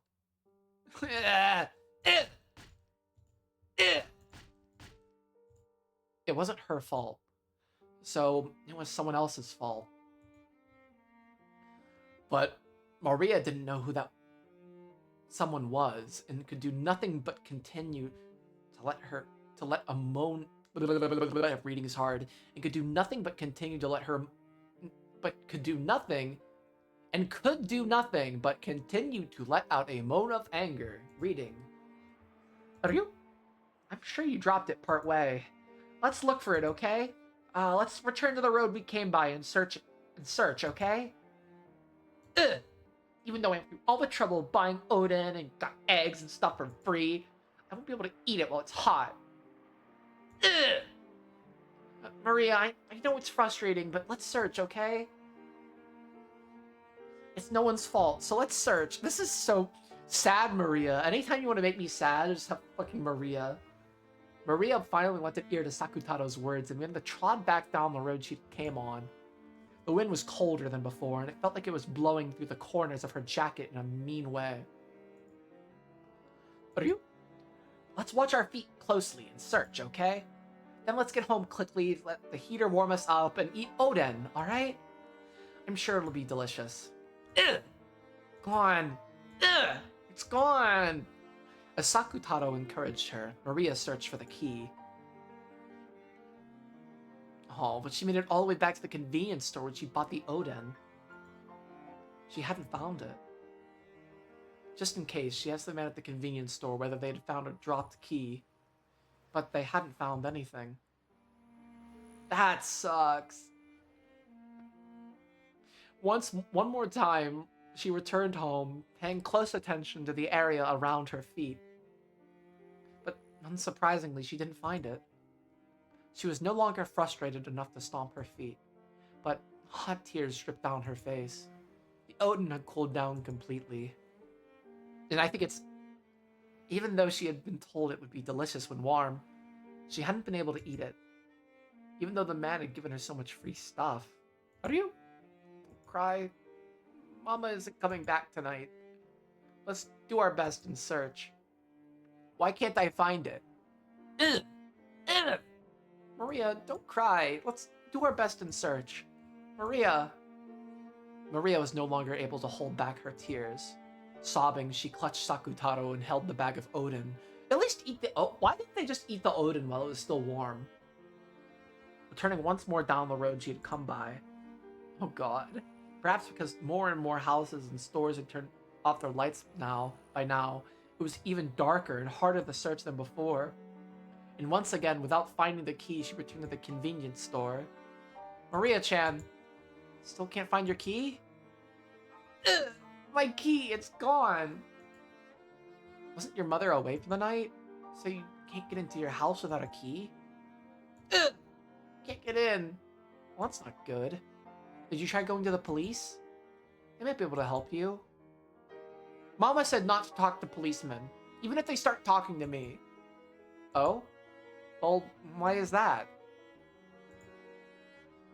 It was probably because Rosa would be liable for making such a young girl like Maria watch over the house by herself. And because she knew that this was something that would be permitted. She knew that this wasn't something that would be permitted by society.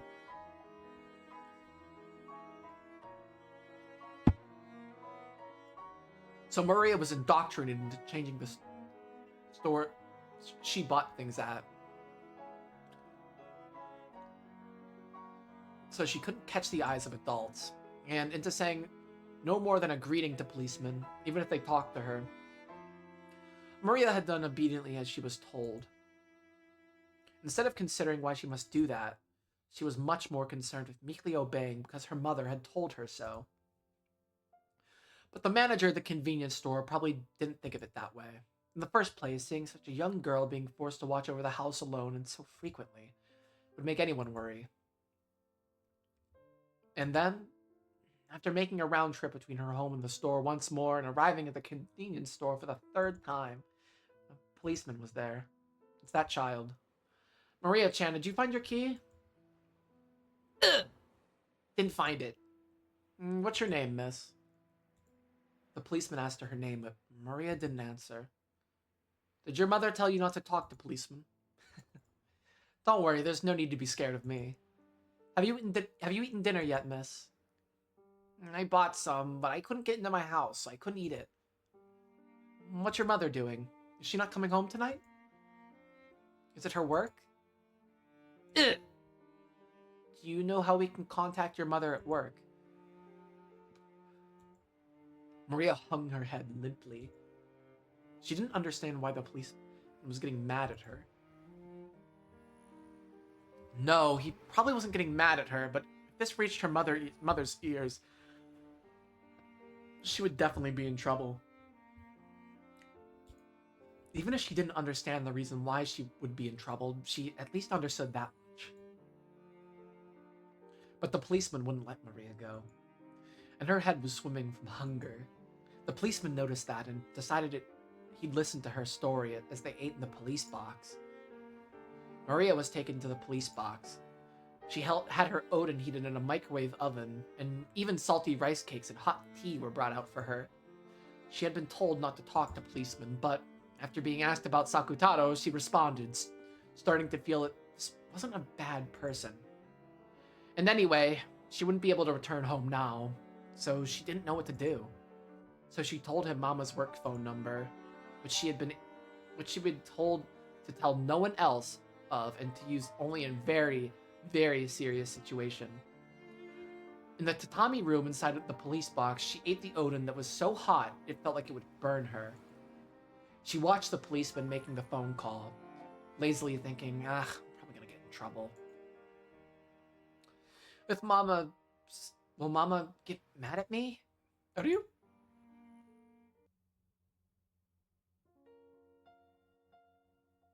He must have been listening to the phone ringing for a very long time. With the receiver up to his ear, the policeman looked up at the clock, grumbling. Maybe they aren't picking up because their business hours are over. Huh? Hello? Hello?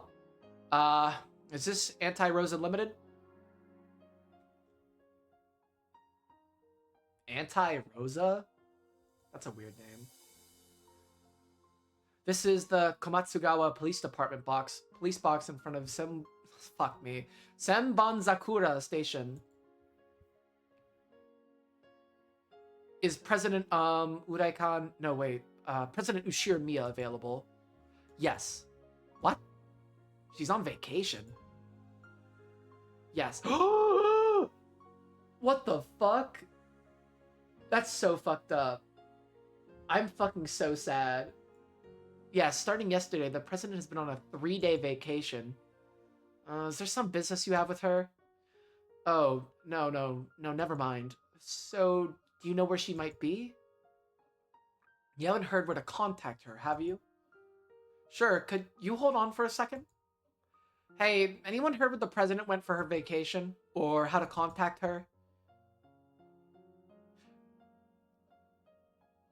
I heard she was going for all-you-can-eat crabs in Sapporo with her boyfriend. She's in fucking Sapporo? I'm so fucking pissed. I'll be right back. Fuck, I'm sorry. Caffeine does not work with me. Be right back, like 2 minutes.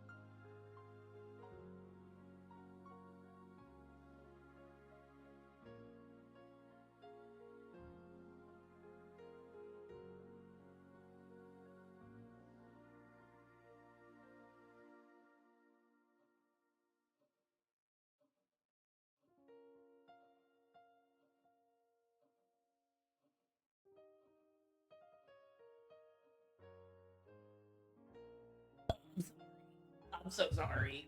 Okay, back to the madness. This really fucking pissed me off. I'm so fucking mad.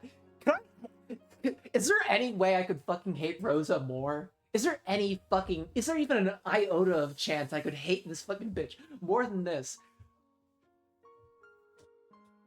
She is such a bad fucking human being. I think she's the worst fucking Ushiramiya. She's worse than fucking Kinzo. I'll say it, because at least Kinzo was abusive to his children when they were fucking adults. This fucking has me miffed. I'm fucking livid. Oh, I'm sure in such a cold place will do wonders for shrinking the distance between them, don't you? She's such a prick. Fuck her. I haven't heard how to contact them. Yep, understood. Hello? I hear she went to Sapporo, but I'm not sure about how to reach her. Should I take a message? You can't. It's 1986. You can't reach anybody. I see. What a shame. Well then, if you manage to get in touch with her again, could you tell her that we called? Did she really not have it in her budget to hire a fucking nanny? I'm so pissed. This is so bullshit, because I bet Rosa would make up some fucking bullshit about how freaking exhausted she was. But she's rich. Just hire a fucking nanny. I'm so mad.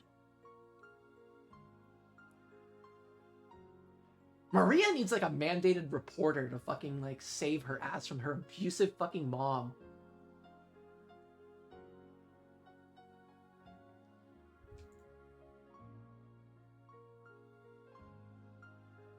After that, I was taken to the police department, which was even bigger, and ended up spending the night there. Then they asked me various things about myself. A lady who called herself the district welfare officer came by and asked me about a lot of things. And I was told, you poor thing. When I heard that, I learned for the first time. Am I a poor thing? Are you? That's not true. You're happy, Maria. Ugh. This is really freaking not spinning my chessboard. Man, I'm 3.5 hours in this stream, and I haven't had a single fucking thing happen at Rokkenjima. I'm just dealing with this fucking asshole. Fuck her. Fuck Rosa. All my fucking friends hate Rosa. Then Rosa came back, and she was on her bullshit about how fucking sad and depressed she was. Whatever. Fuck. Maria was told to go to her room, but on her way back from the bathroom, she hid by the entrance to the living room and listened in on the exchange. The person who had come to visit was the female district welfare officer who had asked Maria various questions on that other day. You can't be so pushy. Maria's heart is too innocent and delicate, so if there was an insensitive kid there, she could be hurt. Please stop your pointless meddling. But in that case, miss, if the child is so delicate, why leave her home all alone? Shouldn't a mother be together with her child? I am together with her as much as I should be. I don't need to take instructions from you or something like that. Oh, really? She's very well known in this area. They say your daughter frequently goes out at night to buy things and eat. Everyone was worried and looking out for her. How do you know that was my child? There's gotta be plenty of children around this town, right? Just suddenly decide that it's my Maria. Kids sometimes walk around outside at night, right? How can you prove they were all my child? It's well known around the shopping center that a girl holding a lion stuffed animal often stops by to eat dinner and buy things. Oh no. Is she gonna destroy Sakutaro? I think Rosa's gonna fucking destroy Sakutaro and break my little fucking heart. Please, no. Please don't fucking do that to me, game. Please don't make me endure that. I need at least another 3 beers before I can even begin to fucking cope with that shit. Fuck. No. Everyone treated Maria-chan with care out of concern for her. Sometimes people even escorted her home, thinking the roads might be dangerous, you see. You can't find You can find lion stuffed animals anywhere. It was none of their business escorting her home. Are they thinking of kidnapping Maria? Don't bother her. Maria's my child. I'm raising her. I have no intention of putting her in some strange institution. Stop your needless meddling. Does that lion stuffed animal mean me? It's okay. I'm the one in trouble. It has nothing to do with you, Sakutaro. Maria hugged Sakutaro, continuing to watch her mother fearfully. Okay, if I was Rosa and I wanted to be an asshole, I would just give her to Kraus and Natsui and just be like, racist brat. But that would be wrong. I still want to know who Maria's father is so fucking bad. But I have a feeling that's never going to be answered in this game. Like, it's just not fucking important. Maria hugged Sakutaro, continuing to watch her mother fearfully. I also wish I could be with Maria every day. But I'm a single mother, so I have to work.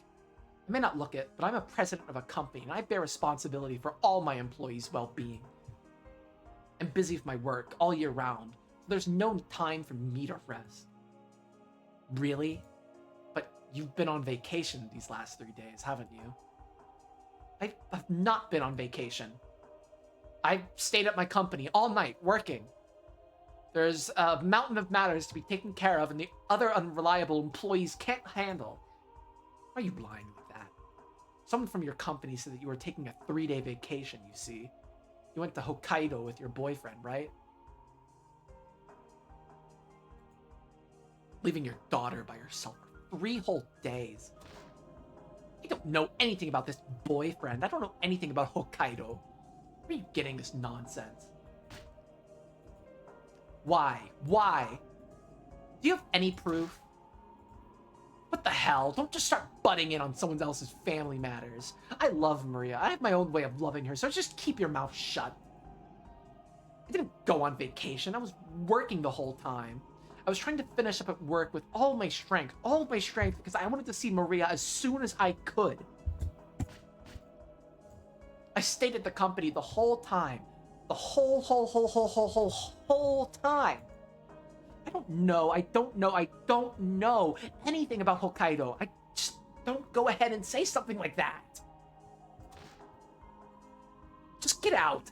Get out. What's wrong with you? Get out. Get out! Rosa raged, her hair flying wildly. A teacup was knocked over from the force of her standing up, but far louder than that was the sound of her beating the table with both her hands. When faced with this rage that could accurately be described as wide-eyed derangement, the district welfare officer couldn't help but be taken aback. And the same went for Maria, who was secretly watching this from the hallway. She had already seen her mother in a rage several times before this, but she had never seen her this crazed with anger. When she saw this, Maria was sure. This was no longer her mother. It was some other evil being that was possessing her mother's body. And then she herself was discovered by the evil being. Maria knew that she was being reflected in the evil being's eyes. Her mind went blank, and she felt as though her field of vision was racing off into the distance. After fiercely closing in on Maria, Rosa mercilessly slapped her on her small shoulders and dropped her gaze towards the stuffed animal Maria was holding, Sakutaro. Maria, even though I told you so many fucking times not to take that outside, you brought it with you, didn't you? Are you? It isn't Maria's fault. I told her to take me. That's not true. I brought Sakutaro on my own because I was lonely. So Mama, it isn't Sakutaro's fault. Are you? Maria. It's not Sakutaro's fault. It's not Sakutaro's fault. Instead of Maria, the brunt of Rosa's anger was aimed at the lion stuffed animal Maria was holding. A girl went shopping in the middle of the night, always clutching a lion stuffed animal.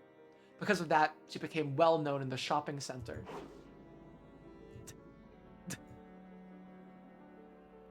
Didn't I tell you not to take stuffed animals with you? Why can't you listen to what Mama says? Why? Why can't you follow your mama's rules? With every single word, she stamped her heel and banged furiously on the wall. Of course, she didn't make direct contact with Maria. However, the violence of the harsh sounds certainly beat against her. Miss, stop that. Let go. I said let go, damn it. The district welfare officer had come back to her senses and was pinning Rosa's... Please get arrested, Rosa. Please get arrested. Please get arrested. I beg. I pray to the sun god, Amaterasu. Please arrest this fucking crazy asshole. But the instant Rosa was touched, she went wild, furiously throwing the welfare officer off. She hit the table and fell to the ground. A teacup on the table smashed to the floor, making a violent sound. But Maria didn't do anything wrong. It's my fault. So don't scold Maria. I'm the one who brought Sakutaro. It's not Sakutaro's fault. It's not Sakutaro's fault. So don't look at Sakutaro with those scary eyes. Don't look at him. Don't scold Maria. Don't scold Maria. You. What you were doing just now? What were you doing just now? A minute ago, too. Do you also play dolls like that outside? Did you do it in front of the people in that store? So that's why they remembered you. Die, you brainless moron. Why are you such a dumbass? Answer me honestly. When you went out, you always walked around with that stuffed animal without telling Mama, right? Yeah, what are you? Stop using that weird stuffed animal talk. Speak with your own words, not a stuffed animal's. Sakutaro isn't a stuffed animal. He's my friend. Don't call him a stuffed animal. Don't. Yeah, I get it. It was called Sakutaro, wasn't it? You took him with you all the time when you went shopping without telling Mama, right? Yeah. Maria admitted it honestly.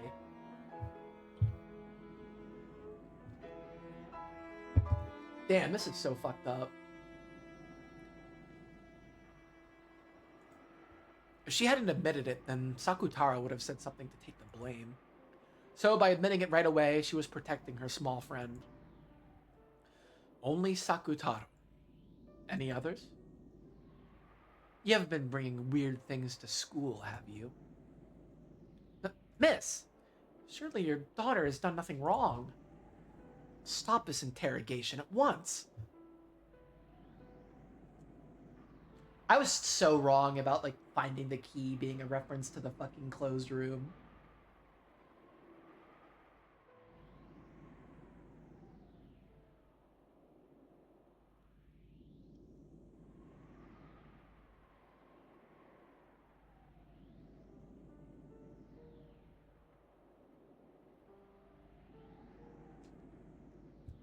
Okay. You stay quiet. I'm talking with my daughter, aren't I? Come on, Maria. Look at Mama when you talk. What's the answer to Mama's question? It wasn't just It wasn't just Sakutaro. Bleh. All the rabbits were with me too. Do you have them with you now? Maria fished around her pockets, pulling out 4 ceramic rabbits with her tiny hand. The rabbits were her close friends, who could be together with her at school in Sakutaro's place. But when Rosa saw that, she shook her head slightly as though dizzy. On a school notice, it had been written that Maria was apparently bringing toys to school and playing with them, and her family was instructed to try and prevent this. But Rosa had rejected that blaming the teachers and phoning in a protest of her own to the school, saying that there was no way her child would bring toys to school. Not my Johnny. For nearly an hour, she had shouted at the vice principal to stop making false accusations about her daughter. To a certain degree, those at the school had grasped that Maria was a pitiful girl. They knew that the small toys she brought were her only friends. So they had done their best to overlook it. When the other students caught sight of them, some of the boys had started complaining that only she could bring toys, and the school had racked their brains on how to cope with this. They had tried to gently send a warning by way of the mother, but after Rosa's overreaction, even Maria's teacher decided to overlook it. But now Rosa knew. She had been the one who was wrong, and her daughter really had been bringing toys to school. And those at the school had known that she was a disgrace who brought toys to school and played with them as though they were her only friends.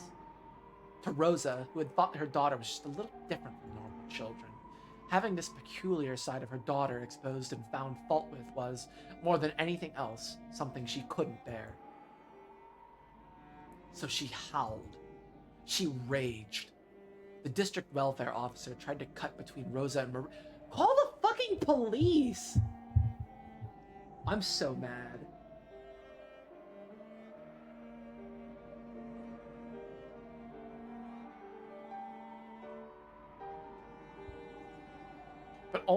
But she only met with Rosa's wrath once more. Rosa once again threw the woman off with a face like a demon. And when even that failed to curb her anger, she stomped on the ground over and over again, so forcefully that it seemed she might break through the floor. Then, after seeming to come back to her senses for a second, she immediately froze her harsh breathing and asked Maria, "Maria? Those rabbits in the band, are they your close friends?" I see. Isn't it great that you have a full 4 friends? And she said that.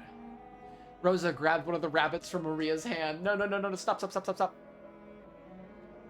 No! Then she shoved it in front of Maria's eyes so she could see it very well. A cute rabbit holding a trumpet was a small doll, like a chess piece. She slowly lifted it into the air. Oh god. Of course, Maria's and Sakutaro's eyes also followed it. And then, with a speed that the eye couldn't follow, she smashed it against the wall. What the fuck? I hate Rosa. Rosa's actually the fucking murderer. Because I said so.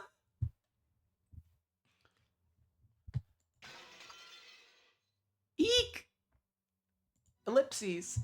She'd half imagined that this was the worst possible thing that might happen. So she instantly realized what had been done. So Maria let out a short, despairing scream. It was in pieces. It had been small and sturdy, but that hadn't been enough to withstand her mother's fierce rage. Because you didn't listen to what Mama told you. I broke one of them. From now on, every time you disobey something Mama says, I'll break another one. Remember that. Miss, you think to call yourself a mother after doing something like that? You think you could do something like that and not hurt your daughter? Hurt Maria? I'm also hurting, right? Who's gonna take responsibility for my wounds? Well, who is? Didn't I tell you to shut up? Stop it, Mama. It's my fault. Don't get mad at this lady. It isn't Maria's fault. It's mine. Don't get mad at Maria. Didn't I tell you to stop playing with stuffed animals like that? In the first place, it's disgusting you say a stuffed animal is your friend. Just how old are you? How old? Well, this is just a gross, crappy stuffed animal made of cotton and cloth, right? It's the only kind of friend you have. If you spare, if you have enough spare time to pretend this monstrous stuffed animal is your friend, go make some real human friends. Why can't you never make any friends? That's why your class always treats you like a weirdo and makes fun of you. Give it a rest and get a hold of yourself already. Grow up from this stuffed animal play. Are you? Are you? Like I said, stop playing with that stuffed animal. Ah! Mama, mama, give him back. Give Sakutaro back. Are you? Are you? Are you? Oh no, no, stop it. Stop it, stop it, stop it, Rosa. No, stop it. Don't fucking break Sakutaro. I would be so fucking upset. What the fuck? Mama grabbed a hold of Sakutaro's head and took him from me.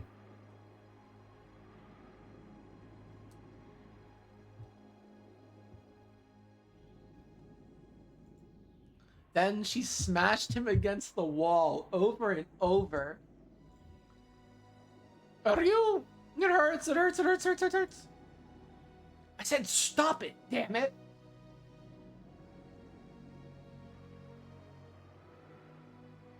Notice that Maria's narrating here. This is a passage from the diary. This is so fucking upsetting. It's insane.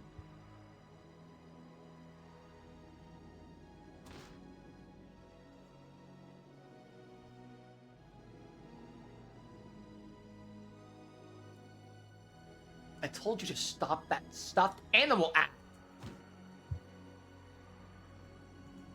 It's because of this stuffed animal. That's why you could never make any friends. That's why you alone are pushed off to the side in your class, treated like a freak. I should never have given you a stuffed animal like this. I should have never given you such a disgusting stuffed animal. Stop it! Give Sakutaro back! Give Sakutaro back! Sakutaro's my friend. My best friend. As long as Sakutaro's there, I don't need anything else. So give him back. Alright, I'll turn on voice acting. I haven't done it in a while.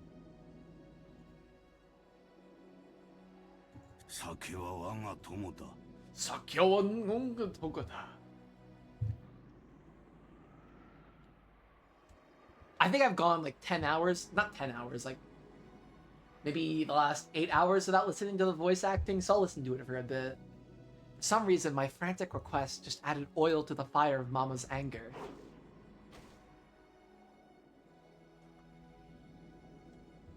Mama pushed my arm aside as I tried to grab Sakutaro and snatch him back. And, in a bizarre way, she struck her fingernails on both hands deep into Sakutaro. No, she's gonna twist its fucking head off! Oh no! The red muffler, which I carefully wrapped for him every day, came off and fell to the floor. Sakutaro, who had been so precious to me, was twisted, smashed, torn at with fingernails so much. He was twisted painfully, his face curving in sadness. And Mama's fingernails found a stitch on the neck! Stop it! I'm so fucking upset. There's no way this game got me to care this much about a fucking stuffed animal. I'm so pissed.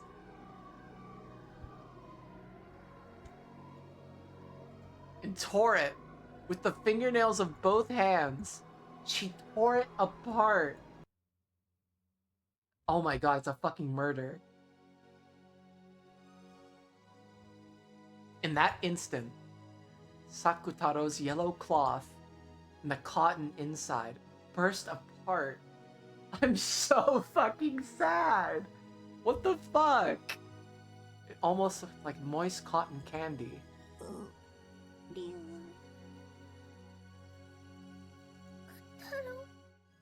I don't... No! What the fuck? サク太 No. 郎流 Uryu? Uryu? Oh no.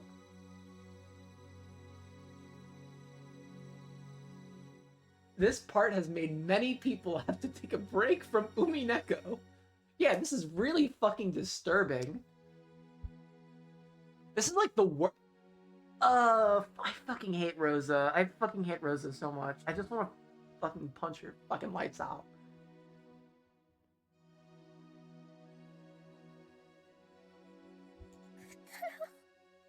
No.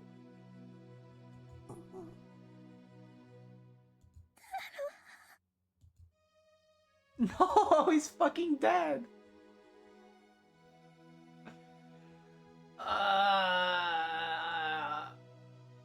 I'm so fucking sad. The crumpled yellow cloth and the cotton candy flowing out were thrust right in front of my eyes. Then, through Mama's face, the evil being stated it clearly. 作太郎は死んでしまいました。 Sakutaro is dead.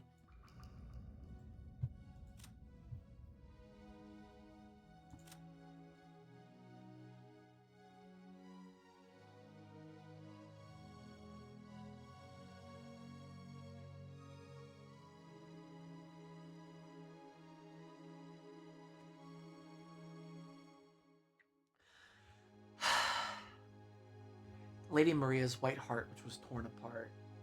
What if we all... Okay, Eric.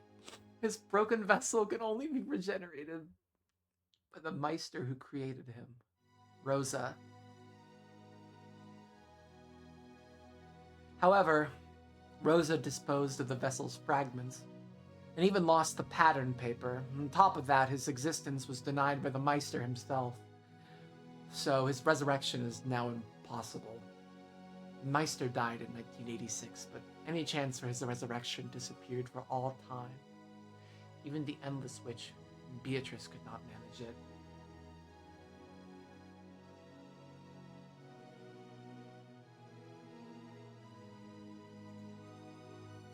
F in chat for Sakutaro.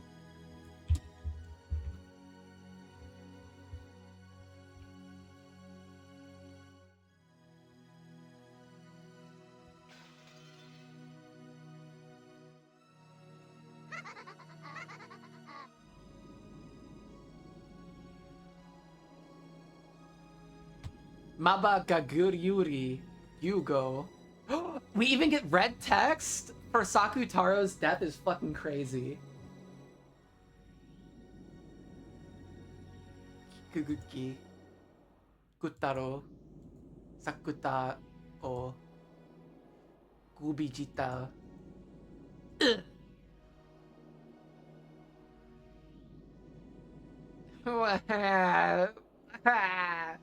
Kutaro. Suka Sakutaro. マリア、マリア、泣くんでない。 Don't cry.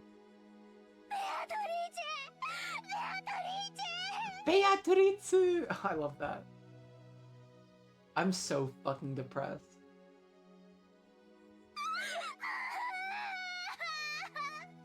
What the fuck?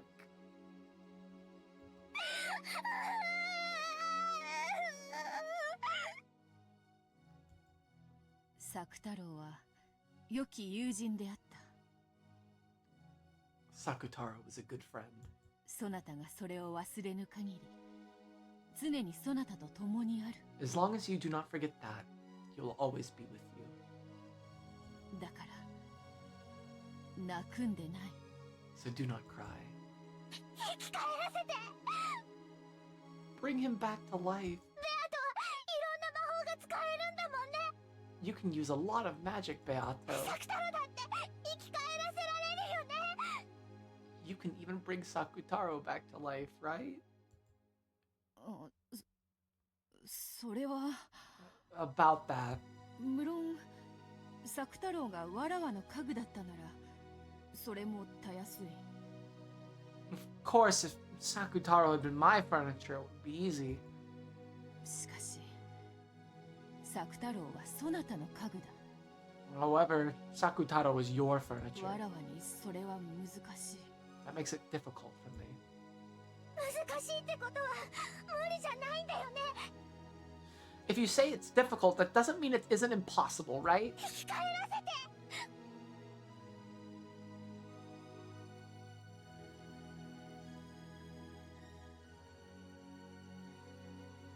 And who knows if the Rokanjima incident had never happened? If Rosa would at some point have killed Maria by accident, Rosa's not fit to be a parent and is already scarred for maybe? Definitely.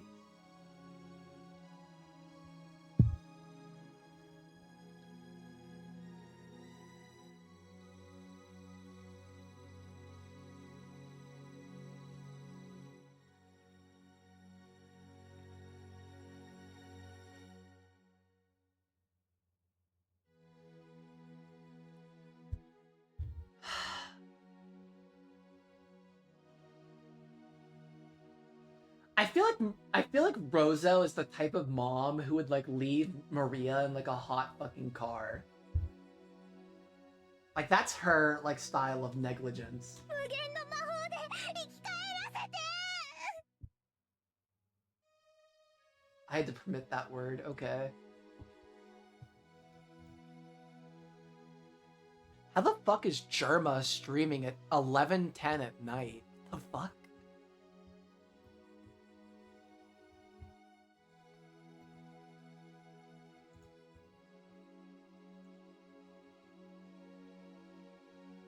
Okay, back to the breaking my heart.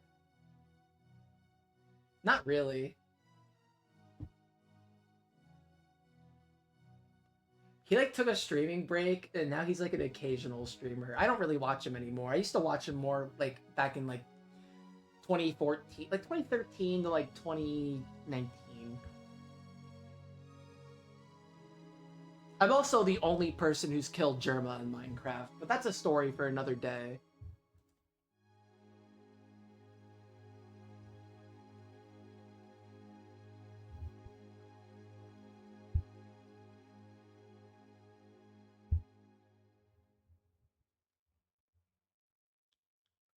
It's a very sweaty, long story. And by that I mean you could just... Eric will not forget this. So telltale of you, Eric.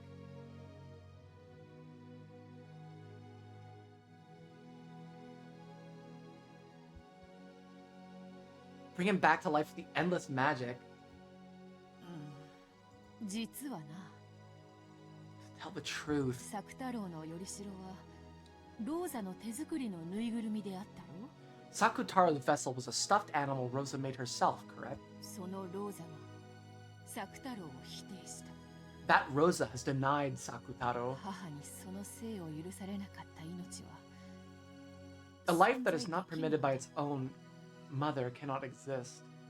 This is important. This feels important. Beatrice's words were feeble, because she knew that, no matter what the excuse, it wouldn't be enough to call Maria and make her accept it. I can't wait when I finish this fucking game. You know what? I'm gonna fucking screenshot that. It feels so important that I have to screenshot it, because it feels very, very fucking important to the nature of like magic and the homunculi and like all kinds of different shit in this game.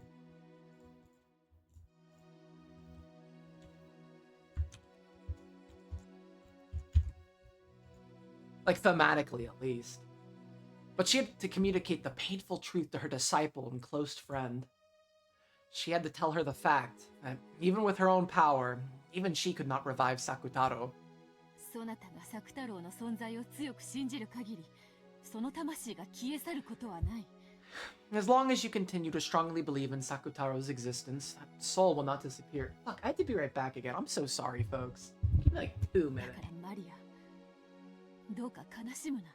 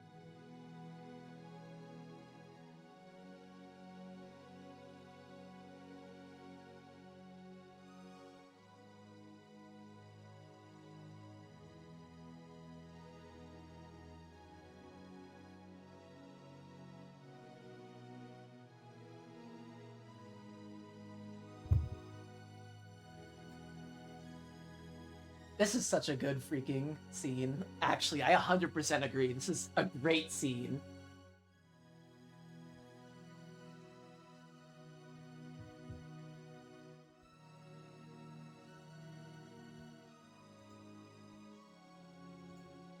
Like, this is like...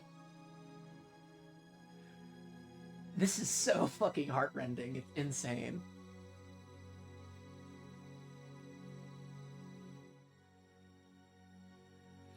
As long as you continue to strongly believe in Sakutaro's existence, that soul will not disappear. So Maria, please do not be sad. 今もほら、すぐそこで作太郎が微笑んでいると信じるのだ。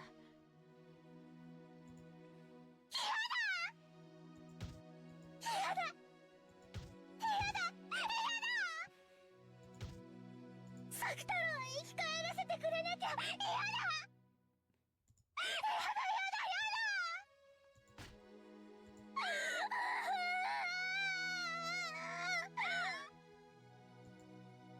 諦めよ。作太郎を蘇らせる魔法はない。Maho. I haven't read Higurashi, but I mistakenly spoiled it all for myself. そして、それでもなお作太郎がそなたの親友であり続けることを強く信じよ。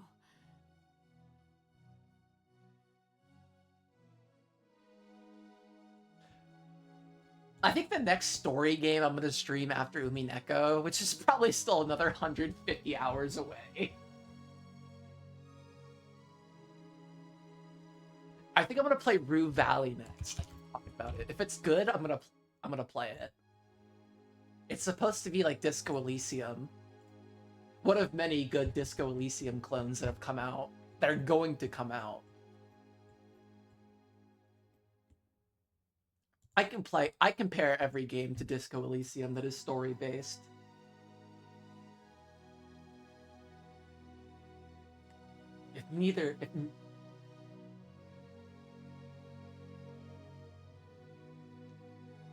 Pretty good. Disco Elysium just has, like... The last 5 hours of Disco Elysium are, like, some of the most memorable moments in gaming. They just brought me to tears. This is really fucking good, though.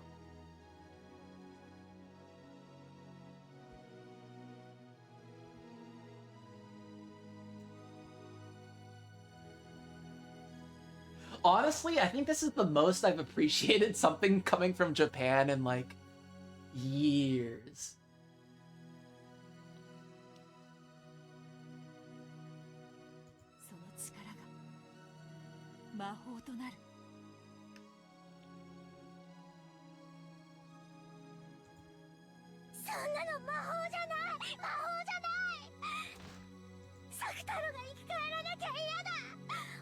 Oh my gosh.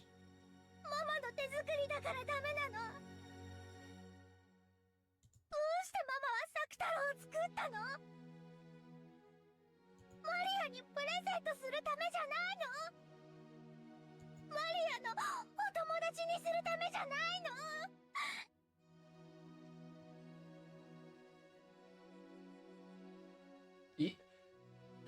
Disco Elysium is the greatest game ever made. Nothing compares to Disco Elysium. It was actually the first game I ever streamed. Aliana, who's in my chat a lot, like, was one of my viewers from Disco Elysium.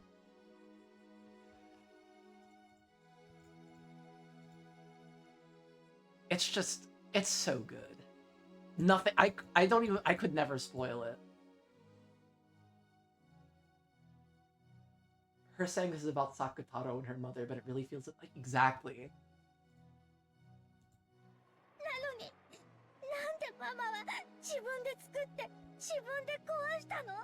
But like Maria is such an expert at being able to like take her feelings and put them into these inanimate objects, and that's how she copes with things. Really, it's a coping mechanism. She's coping with her mother, who's super distant, super away, super out of the picture. So of course she's gonna put all of her emotional energy into these stuffed animals. That's all she has.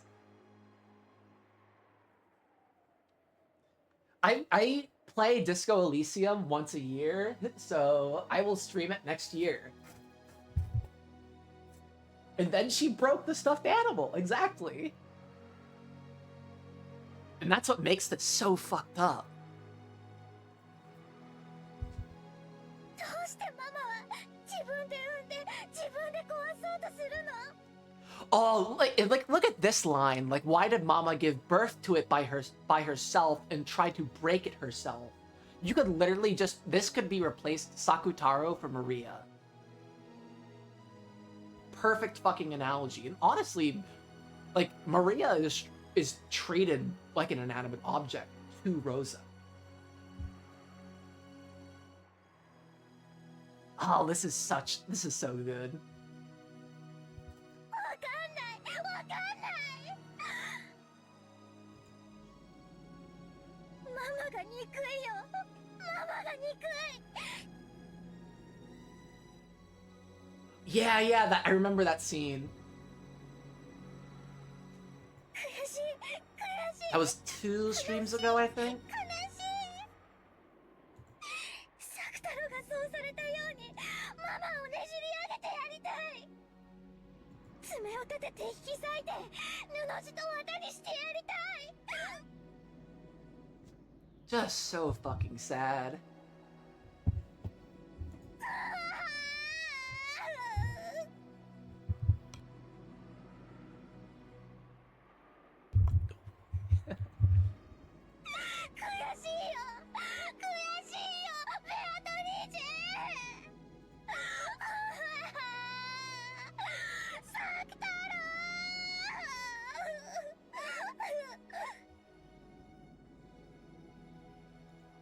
God, the voice acting is so good too. I still prefer to read it myself because I comprehend it better. If I read it, like I'm more focused and paying attention. Plus, I think it puts my own little spin on things. It's a vanity thing. The only voice acting I do that's good is Lambda Delta. Everything else is just average. Oh, okay. I think I'm okay. From the darkness behind Maria's back, 2 massive jet black arms crept out, twisting around Maria as she sobbed in anger. Then, massive fingernails stuck into Maria's chest and stomach. Maria could not see that, but Beato could. Anger and sadness without any place to go will tear you apart. My voice acting is a little fun, but that's because I'm super, like, performative. I've had a performative streak in me as long as I've existed.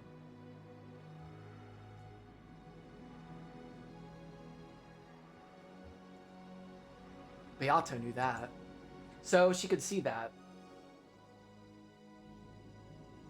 Oh, you and Chadwick were talking about it? That's fucking hilarious.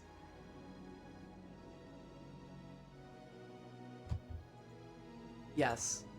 In the end, those massive arms are Maria's own. Those fingernails slowly started to eat into her chest and stomach. With their immense size and strength, those arms could probably tear Maria into bits easily.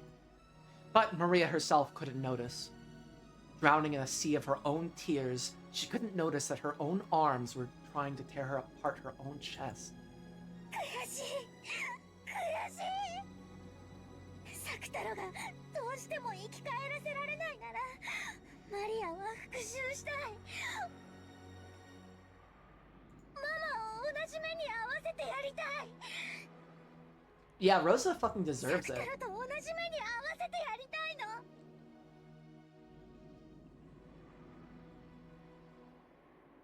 How did Maria die in previous episodes? In episode 1, she was found in the shed. In episode 2, her and Maria were torn apart at the end.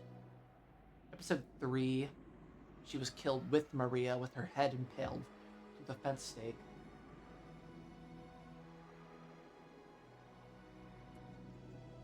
Beatrice! そのための魔法を教えて。ママをやっつける魔法を教えて。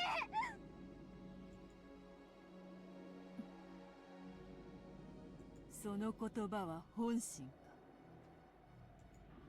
ママを殺してやる。 Good, she fucking deserves it. あれはママじゃないよ。ママに取り付いた悪い魔女だ。 Double freaking identity Maria, not Maria, Rosa gets me. ママの魔女を殺してやる。よかろう。その力を What? そなたに与えよう。心美しきそなたが自らに引き裂かれるくらいならば。そなたにその苦 This し feels みを与 important. えた心なき母こそがよほど引き裂かれるに値する。教えようぞ、そなた魔女の世界に光さすことなき深淵の奥底を。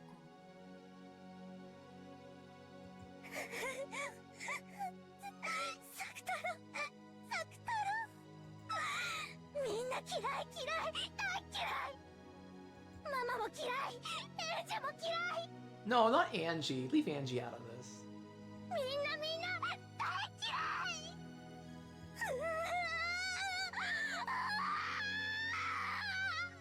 Wow. All the screaming in this game is so fucking good. I wish I could be as loud as I wanted and just scream like a fucking maniac when I read this game. Instead, I just go, ooh ah!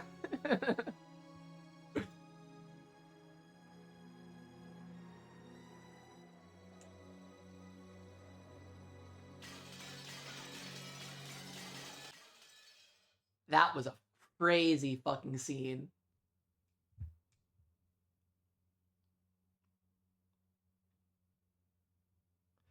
Can I just go back to...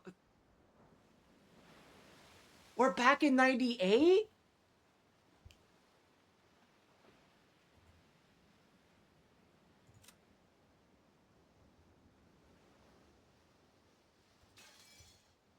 What the fuck? I had planned on taking a nap, but the boat was shaking bad. Oh, she's going to Rokenjima.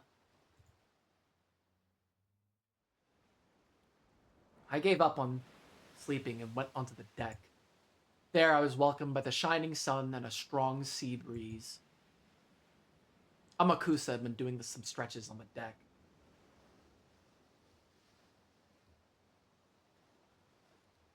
Yeah, it's not really the developmental path a child should be on. Piaget actually wrote a lot about that. Who was that Russian psychologist who dealt with education?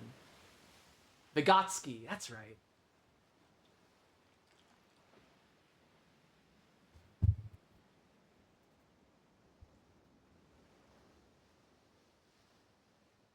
He must have a lot of time on his hands, too. After all, it'll be several more hours before we reach Niijima. Niijima.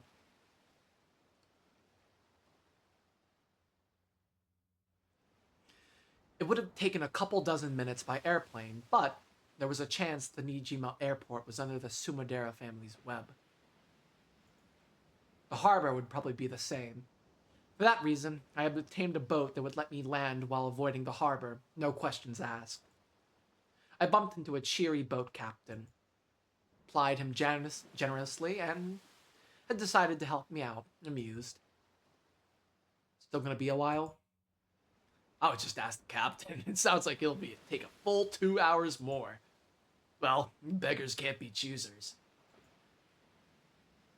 The weather sure is nice. Feels like I'll burn. Going to read on deck? You'll damage your book. Amakusa apparently thought this because I was clutching Maria's Oni-chan's diary under my arm. I've been reading it half asleep, which was what... Yeah, see, that's what she was reading when she woke up. She just read that.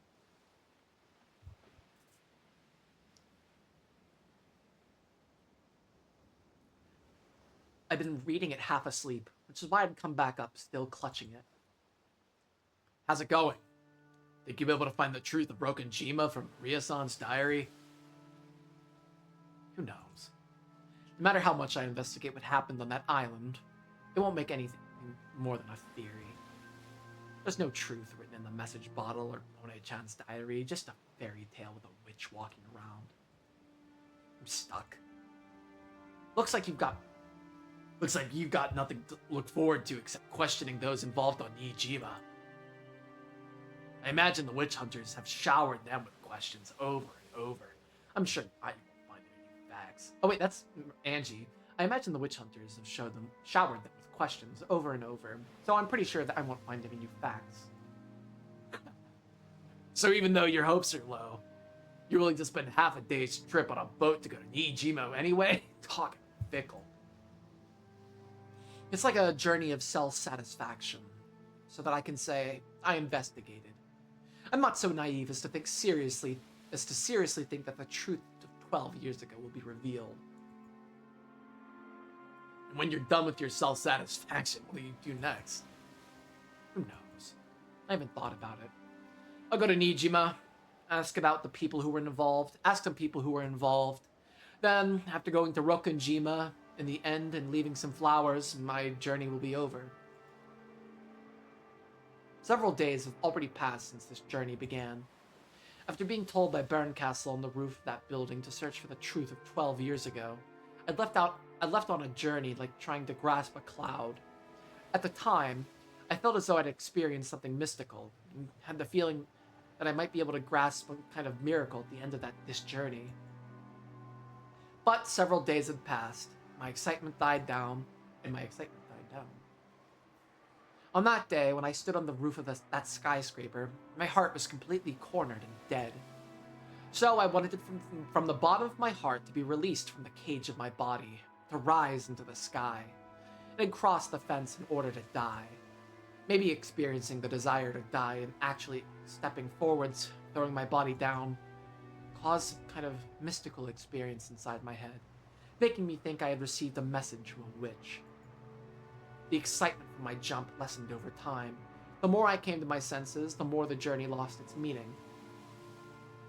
But I didn't even consider suspending this journey because of just that. If I stop this journey, it'll mean acknowledging that the message from the witch was an illusion.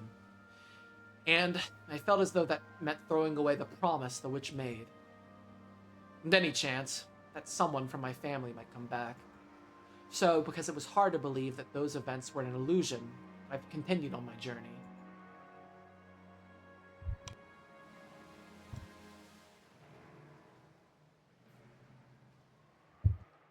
I don't seriously believe that this journey will change anything. It's up to me to even end this journey. It's even up to me when to end this journey. It's up to me to choose where the final destination is. In the end, this journey is only for my self-satisfaction.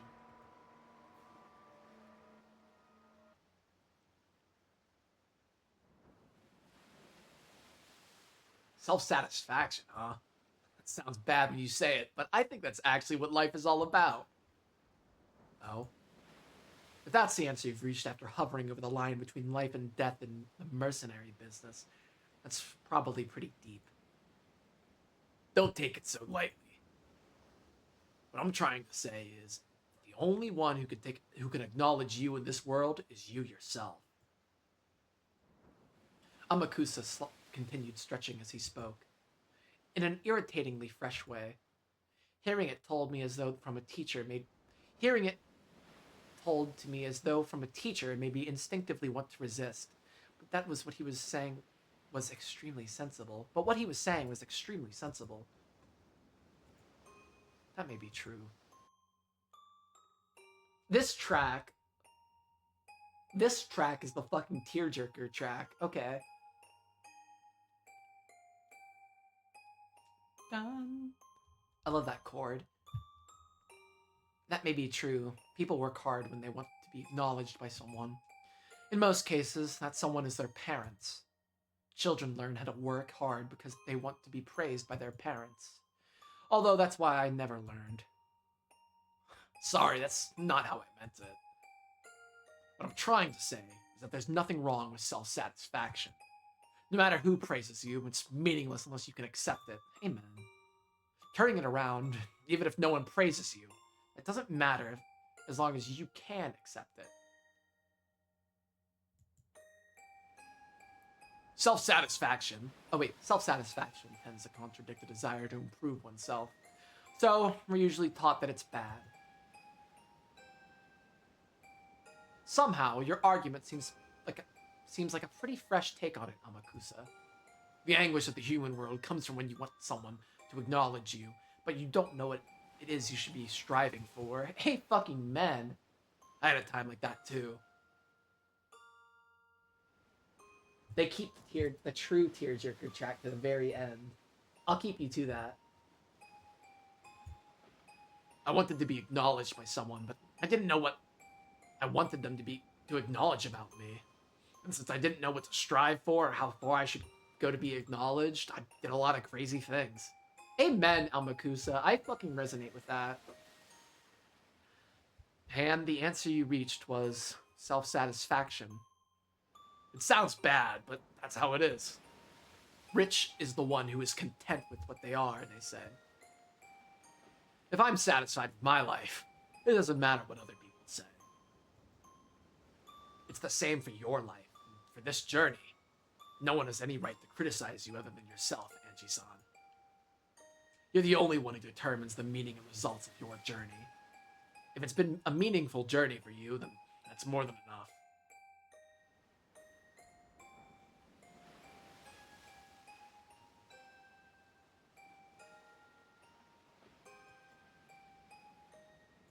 Ellipses. I always did take you for a flippant ladies' man. But you really do say weird things every once in a while. The witch hunters in Umineko is a group of... Yeah, I know.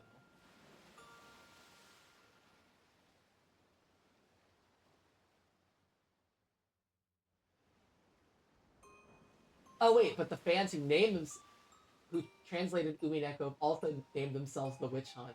Pretty fun, like they are real witch hunters that want to understand Umineko. All episodes originally came out with long breaks between the episodes? Thanks. Hi, Aliana. On the new phone.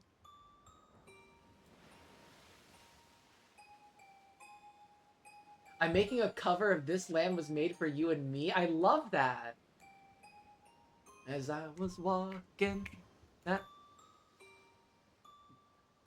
ribbon of highway, I saw above me that endless skyway.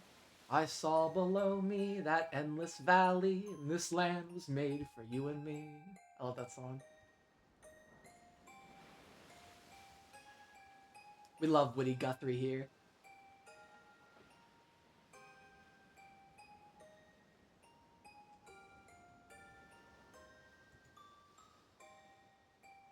I'll bet you think saying stuff like that will make you popular. Of course not. Of course not.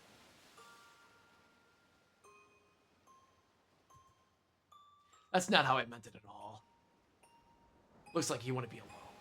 I'll head over to see the boat, Captain. Please, take it easy. Amakusa apparently decided I was in a bad mood. Although I didn't feel that way myself.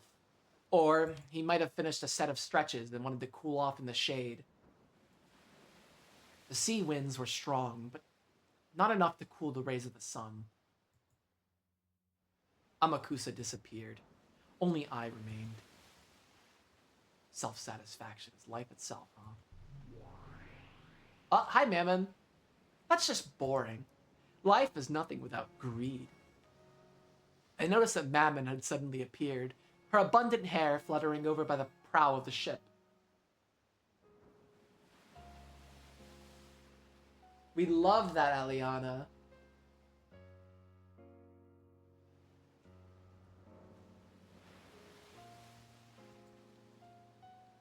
It's true that a life of greed would be fun.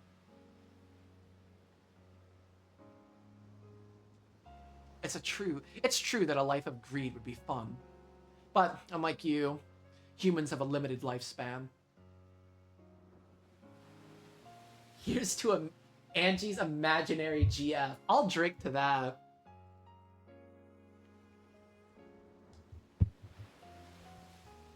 Humans have a limited lifespan. If greed is eternal, that means a person will have desires even in the last moments before they die.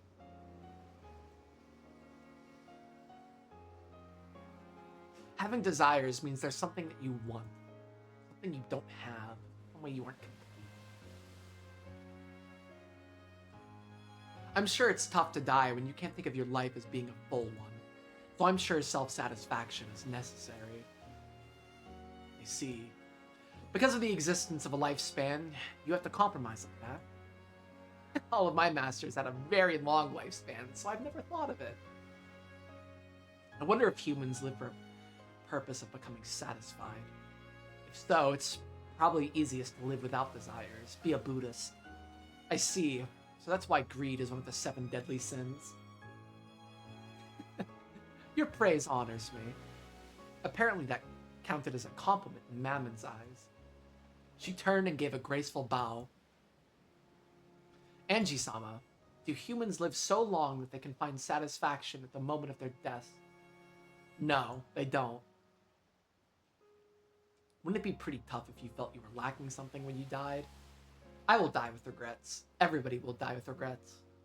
If so, then, humans live only so that they can meet a satisfying death. They live so they can have a better death. They live so that they can die.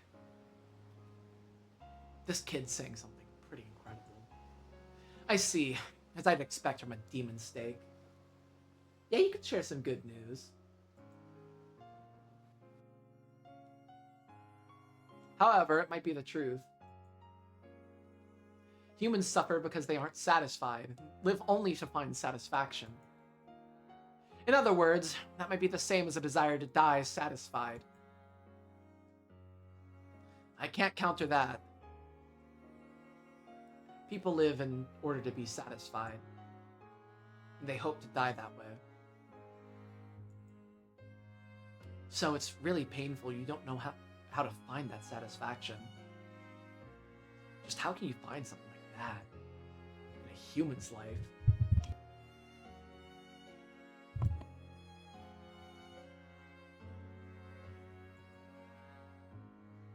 By being acknowledged. By hearing someone say, you are happy. If it doesn't matter who acknowledges them, then I'll do it. Yeah, that's the problem. The government's putting me on disability. They're giving me 80% discount on bus fare, a free laptop, helping me get my GED, extra money on the side for funsies, assistance for paying my gym membership, Marshall. Damn, get that nut. God damn. And possibly playing for the HRT. Let's fucking go. God, you Canadians are so lucky.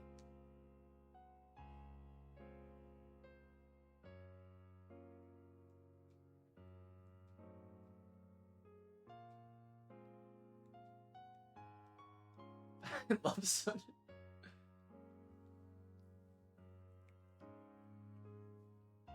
Yeah, that's the problem. People don't know who needs to acknowledge them.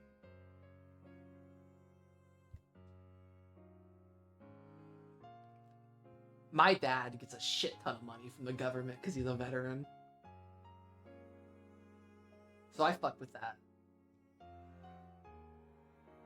I think it's fucking hilarious though, because my dad is like a total conservative, but he loves getting his government check for being from the VA. He loves it more than anything. He's so into it. He's so into like the idea that he's 100% disabled by the government. He's so into it. He's such a socialist in disguise. He doesn't even realize it.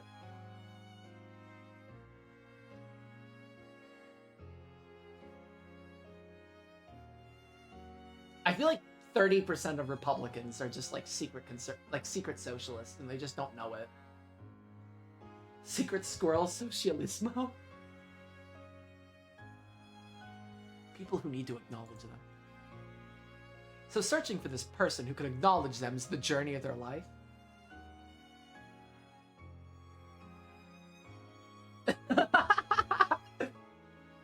god, I want to tattoo Umineko on my body and throw myself into a bog so it gets preserved via a bog mummy. I fucking love that.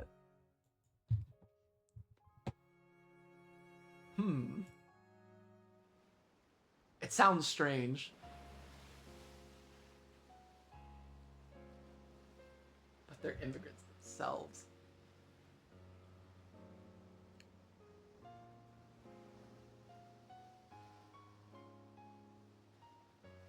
It sounds strange. Whether you're acknowledged or not, it supposedly doesn't change your circumstances. And yet, if you are acknowledged, you will be satisfied. Well, if you aren't, then you won't. It's almost like the blue bird.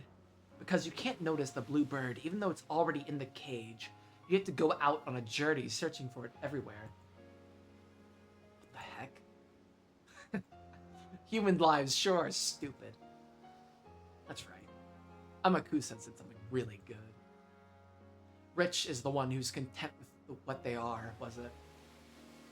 I don't know where that proverb came from, but it's deep. Basically, if you find enough satisfaction unless someone else acknowledges you, that's the same as not acknowledging yourself.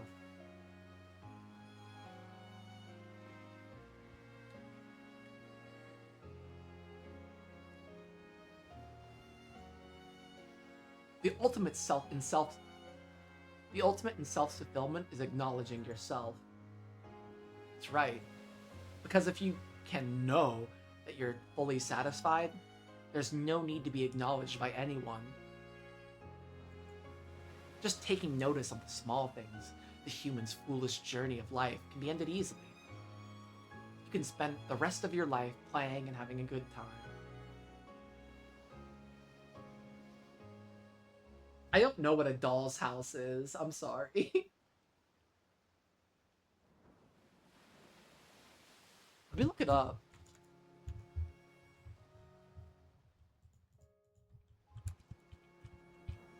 Play by Henrik Ibsen.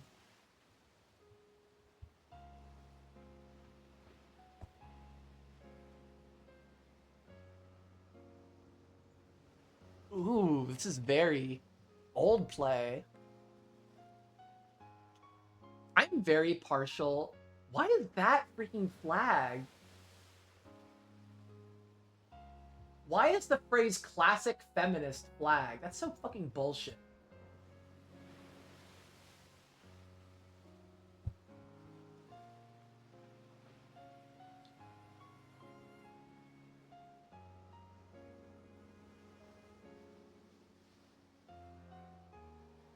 My favorite like old play is Bertolt Brecht's Die Drei Groschenoper, the Threepenny Opera. There's a movie about it too that came out, like German film, like the 1930s, where the Nazis took over.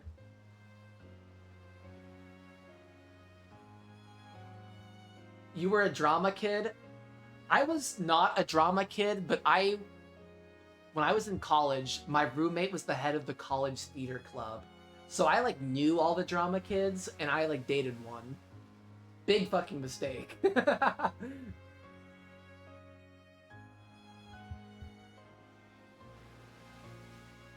You know what that fucking means. I did couples karaoke with her once. She couldn't keep time. But I was a musician, so I could keep time. It was rough. I was a band kid. Band kid was my shit.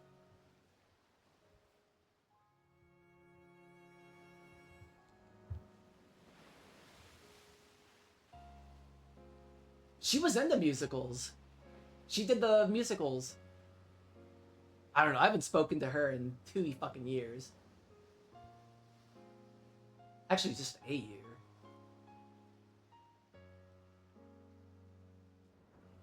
A human's life is so... We broke up. It did not work out.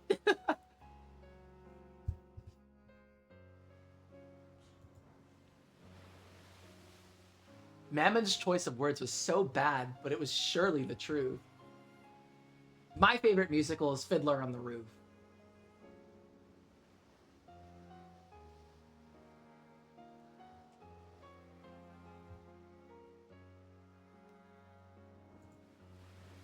if most of a human's life is a journey with the hopes that someone will acknowledge them so that they can achieve a satisfied death, then when they realize that the person doing the acknowledging isn't someone else, but they themselves, that pointless journey can end. Humans who have ended that journey can probably spend the rest of their lives as they wish, with their heads held high. How noble, how praiseworthy would that be? You know, it seems Amakusa's on pretty bad terms with his parents. That makes sense. Any decent parents want him to get the hell out of the trade he's in. Does that really matter, though? As long as it's fun for the person in question. Exactly. That's what it comes down to in the end.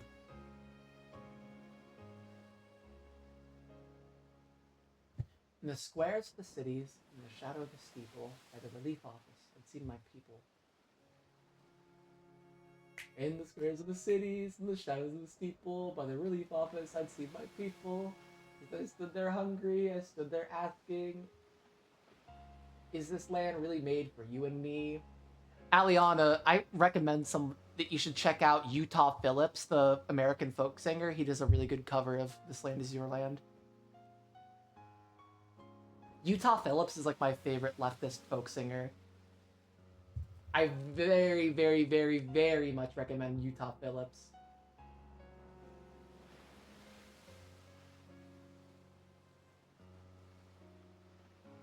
Criticism formed by the observations of the people doesn't matter.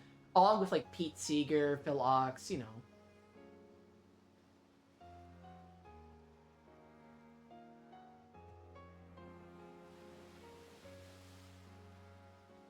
Utah Phillips is like one of my like male role models, unfortunately.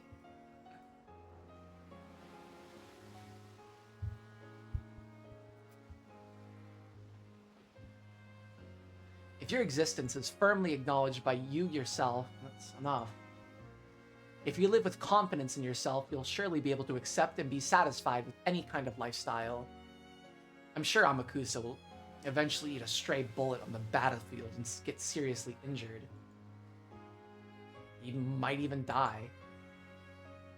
But I don't think he'd view that as something unfair. I'm sure he'd cackle about how that's also part of life. What a great way to live. I can fall for the guy. Pitiful humans who can't acknowledge themselves. Wander about searching for that their whole lives without anything being accepted. They do nothing but grumble, die, while still being unsatisfied. Pitiful. Compared to the people whose lives drag on without any purpose.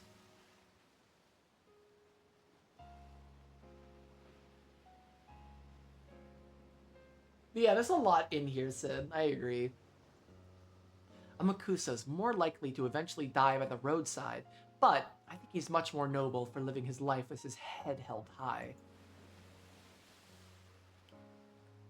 Aren't the winners in life those who achieve enlightenment? If they can do that even a little sooner, they'll be able to live much more of their life effectively.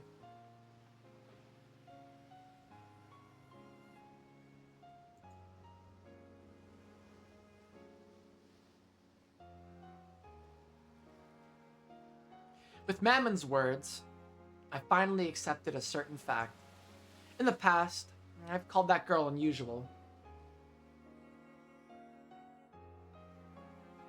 A little strange. However, that wasn't true. All she did was keep her head held high and finish that journey faster than anyone else. Maybe that's what made Maria One-chan so amazing. When she was at the age where she might or might not enter the first year of elementary school, she had already reached that point. Umipiko. For people like us, looking at her life from the outside, it wasn't something we'd call blessed. But even though the days like that were engraved in her diary, they were always finished up by saying it was a happy day.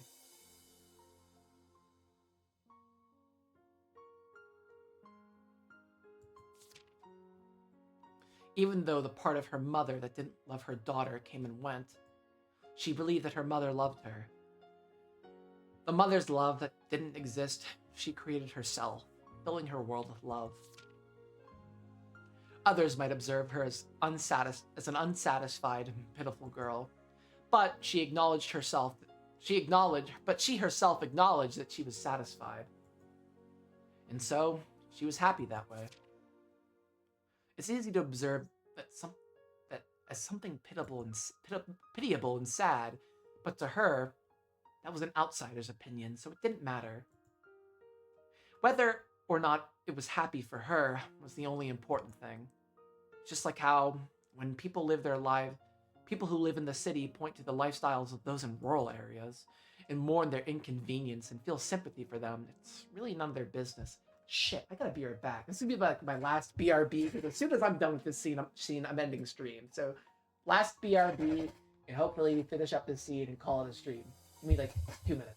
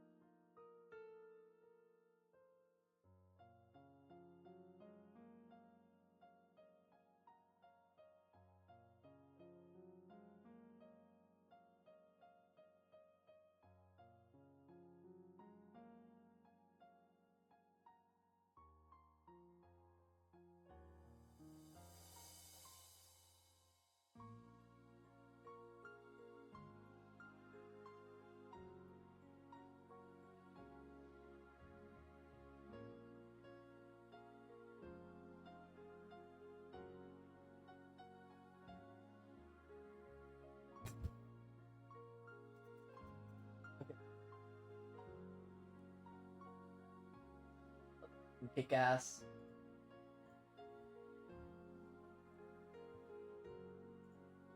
If those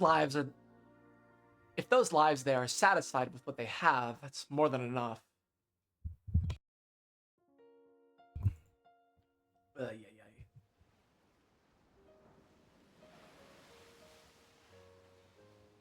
I finally noticed something. I noticed it just now. I did something horrible to Maria One-chan. And to you all, and Sakutaro as well on that day.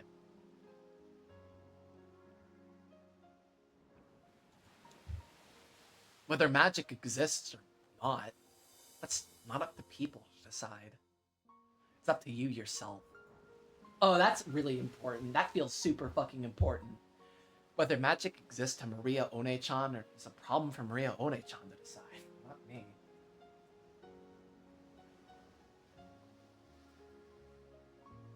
This game is so fucking good. Yet when I was young, that day I said it. By saying there was no way magic exists, it hurt her. The fact that magic doesn't exist in my eyes matters in my world. But denying it even in One-chan's world for that reason was totally misguided.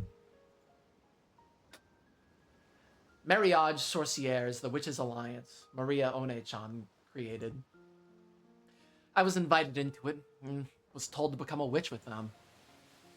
Thinking it a new, interesting game, I went along with it for a while. But because of the cruelty of youth, I got tired of it halfway through. And I tore her pure heart apart with sharp words.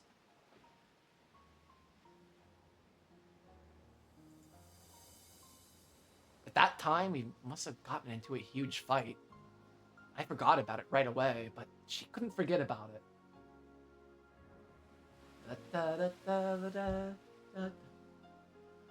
This land was made for you and me.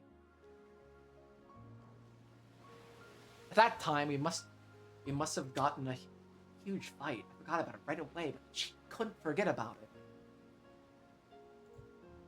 After all, to her, magic was a natural power that really existed, and she believed that she'd be able to share it with me.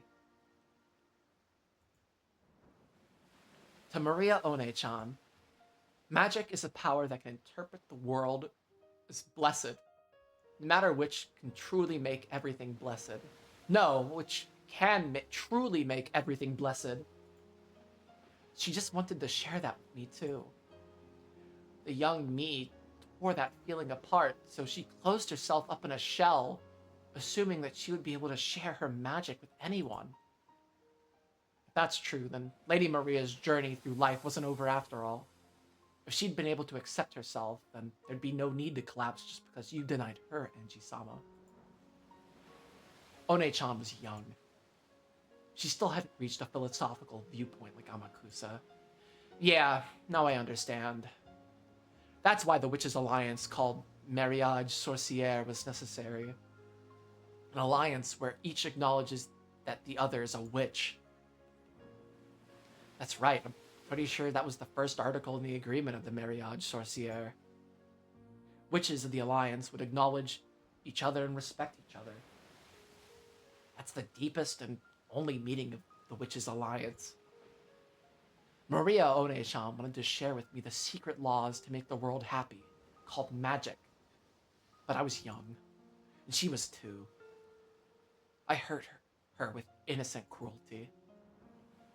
On that day, I said cruel things to you and to you all and Sakutaro. I said there was no way you exist. How rude. We acknowledge that we exist ourselves. We're not like humans with their souls half asleep. I think, therefore I am. Cogito ergo sum. Whether you acknowledge or deny magic, the existence of magic, called the seven stakes of purgatory, is a fact. As long as we acknowledge it ourselves, to borrow from your words, it truly would be violence for another person like me to deny it. I'm sure that would be like having your true mother yell, "I wish you had never been born." No, disappear. Even after being slammed by all those words, Maria One-chan's magic made her believe in her mother's love. Sakutaro, her magic friend, always encouraged her. He kept saying that her mother loved her, that she was coming home late because of her work, and that she would definitely bring back a present. Even after Maria learned that her mother's work really wasn't the cause, magic allowed her to continue believing. And by believing that her mother loved her, by acknowledging herself, she filled her world with love and peace and serenity, establishing it completely. What happened 12 years ago? What happened to my family? This was never a journey to search for that. Then what kind of journey is this? It was a journey to apologize to Maria One-chan for what happened that day. I don't know why, but that's what I think. If I hadn't hurt her, the incident 12 years ago might not have occurred. That seems very fucking important. That seems so important, I'm gonna take a fucking screenshot of it.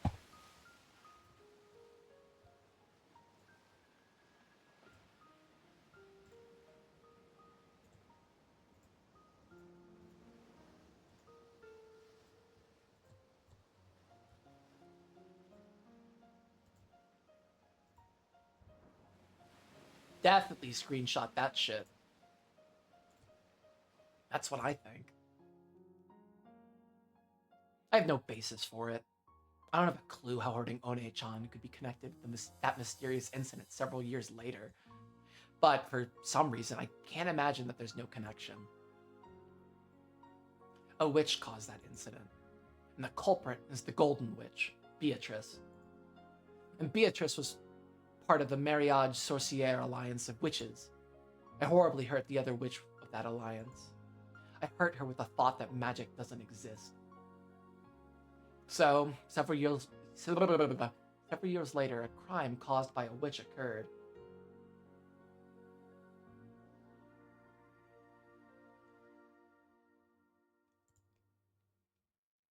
And a 2-day period that couldn't be explained with anything but magic was thrust in my face, thanks to the message bottle. There's no way I wasn't involved somehow. I don't get it. It could be a coincidence, or it could be fate. For some reason, I started thinking like that on this journey. And what's your basis for it? I have none. I just think it's true. The Japanese sure are interesting.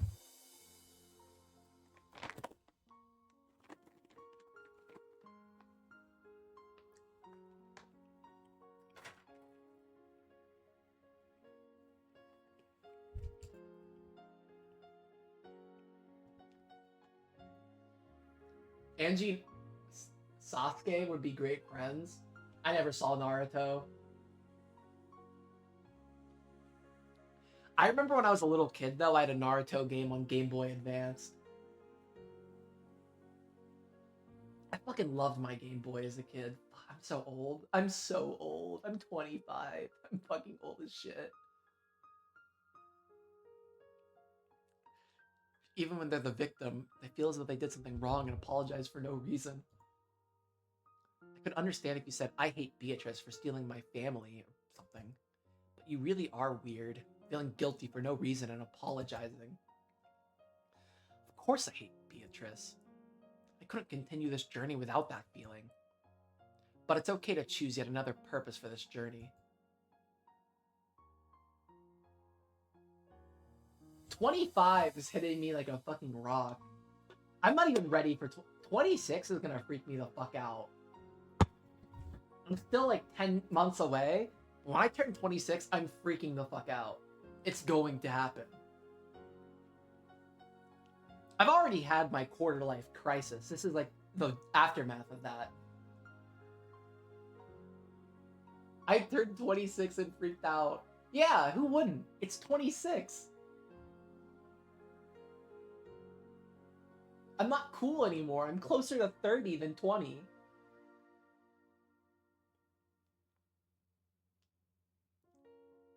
And all my fucking 20s were fucking defined by was shitty ass fucking COVID. Fuck, that shit was 5 years ago. Oh my god. I can at least go to Rokunjima, apologize for my reckless remarks, and offer flowers.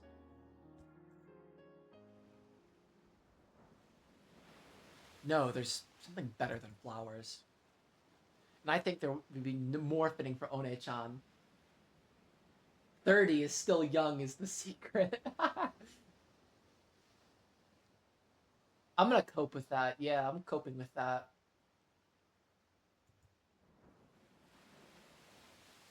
I stood up, not minding that the sea breeze scattered my hair and concentrated my mind. I lifted my palm up to the height of my head and imagined a vast space. Angie-sama, be quiet. Come, arise. I am the witch apprentice, Angie Beatrice. I was excommunicated, but I was once a member of the same alliance, and you are the dearly missed furniture who played with me. Answer to my call. It was hard to tell in the middle of the day, but a faint blue light gathered around the palm of my hand. Then, Sakutaro's form was revived. Sakutaro! It truly did bring back memories, that figure. His cute ears, his bright red muffler. It came off easily, so One-chan faithfully rewrapped it all the time, didn't she?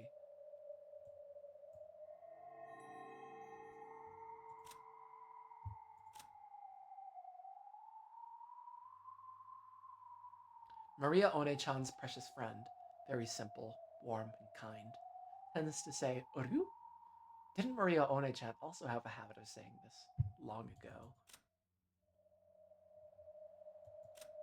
Notice how Sakutaro's moods from being, I think Sakutaro was under Maria, now he's next to Angie. I'm pretty sure his position changed.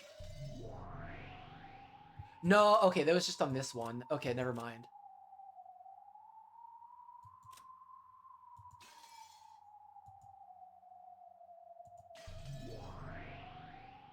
Does it have to take so fucking long? Sakutaro, do you recognize us? Do you know who we are? Are you? Are you? Mammon? Angie? With a sleepy face as though waking up from a long slumber, Sakutaro looked all around him as he spoke. It's been a long time, Sakutaro. I'm pretty sure this is the first time I've summoned you with my own power. And now I'm the only one who can summon you.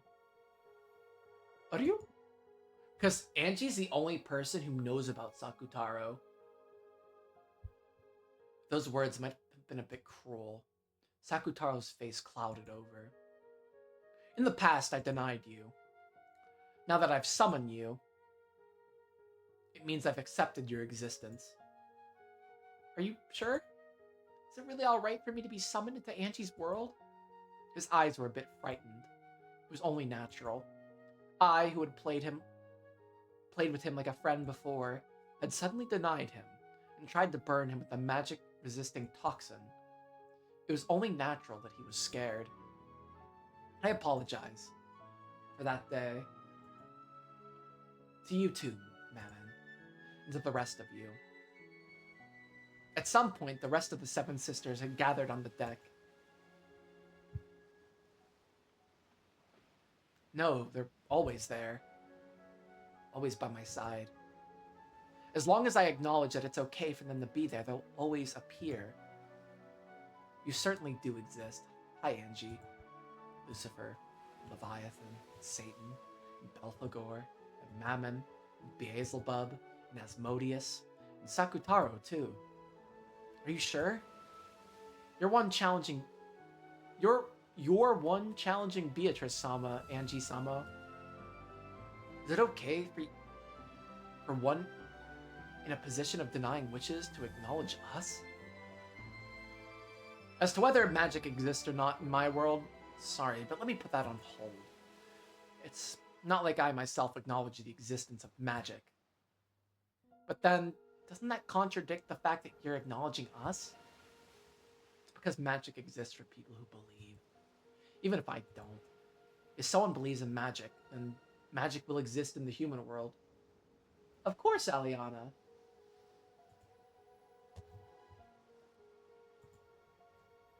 I'm taking a screenshot of that line too, because this also feels really fucking important.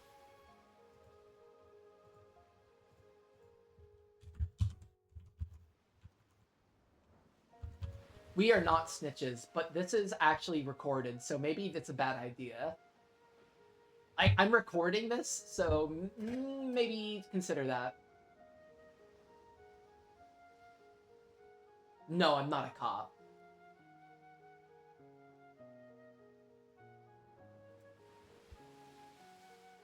Just don't do anything violent. The fact that won't change in the slightest whether I believe in magic or not. No, it mustn't change. That person just had to hold their head up high and believe in their own magic. I acknowledge that. So it wouldn't be strange at all for all of you to exist.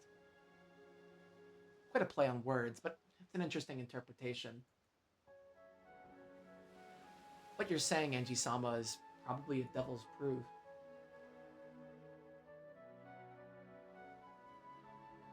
Are you joining the YPG? You're joining the YPG?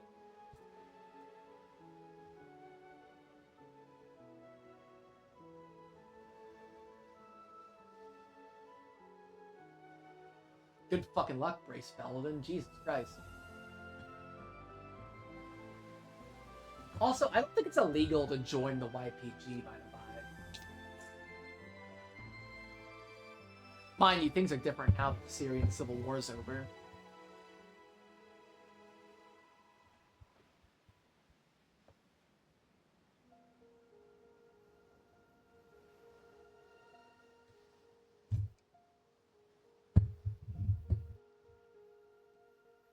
There's a different government in Iraq. It's not the YPG. It's called something else.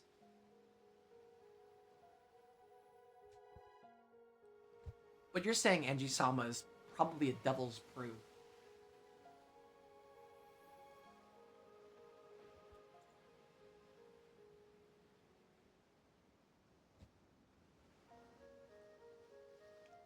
Yeah, the Turks are pretty brutal authoritarians.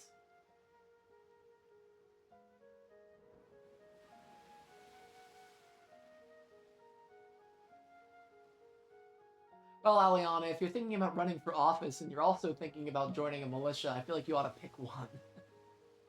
I wouldn't have dreams too grandiose.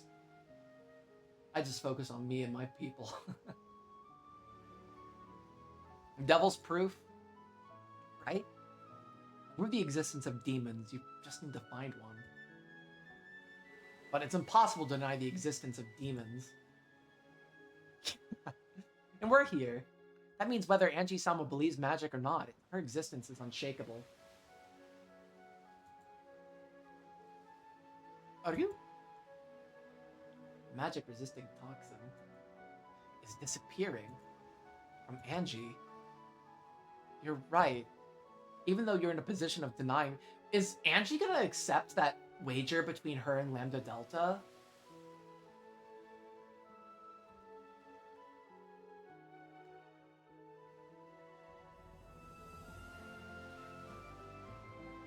You're right. Even though you're in a position of denying magic, why?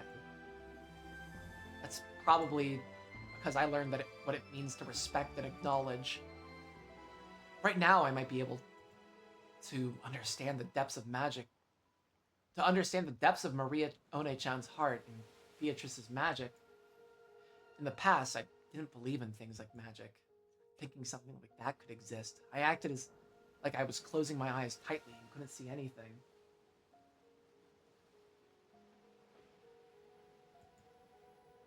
But now I'm different. I get the feeling that I could look right at the thing called magic and close in on its true nature. Aliana, I think you're more likely to get in trouble with the Canadian government if you're a Punjabi separatist than a Kurdish separatist.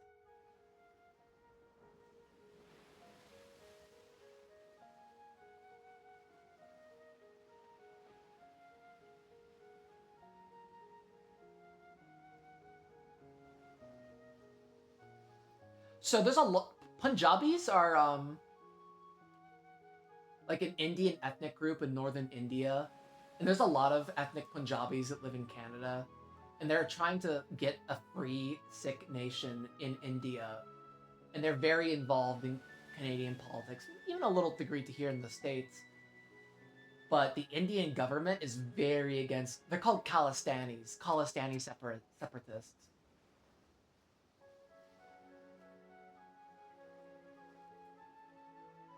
It was a pretty hot button issue because I think the Indian government like literally assassinated some people on Canadian soil. I might have to double check that. I'm not sure if I remember it correctly.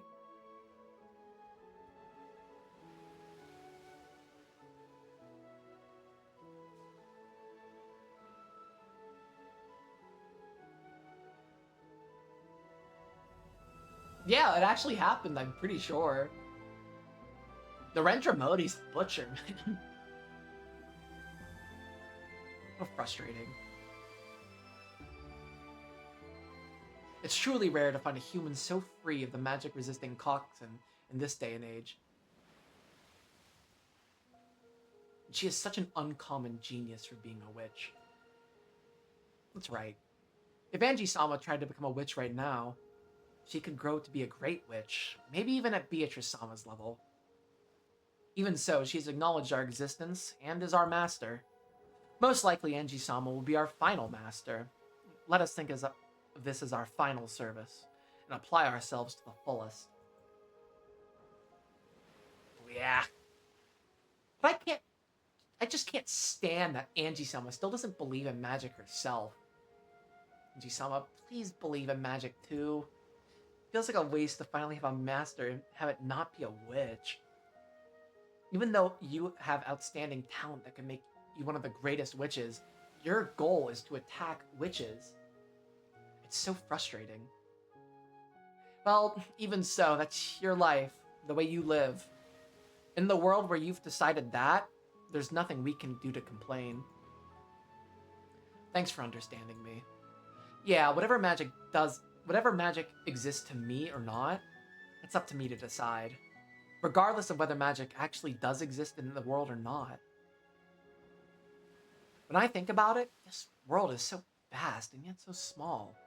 Billions of people live on Earth, but I probably won't even meet 1% of those people. Even so, I will speak of a world, my world, which doesn't know even 1% of the world. I'm not qualified to deny the laws I don't know.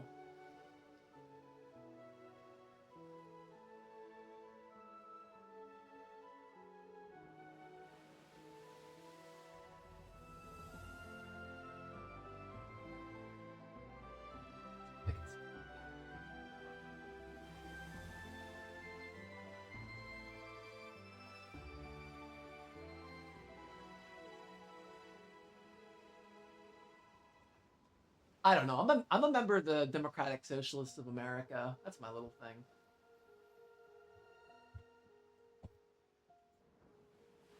So just because magic doesn't exist in my world, I can't deny that magic exists in a world I don't know. The Democratic Socialists of America is the largest, like, left-wing group in America.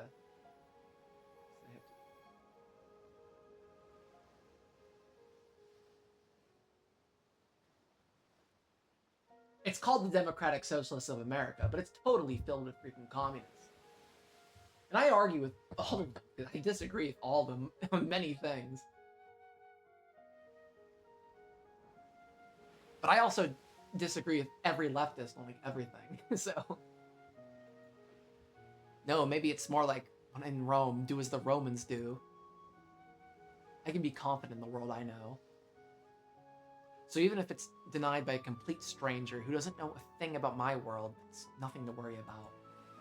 And in the same way, I've got no right to deny a world I don't know, just because I don't know about it. Therefore, regardless of whether there's magic in my world or not, because I gotta do something.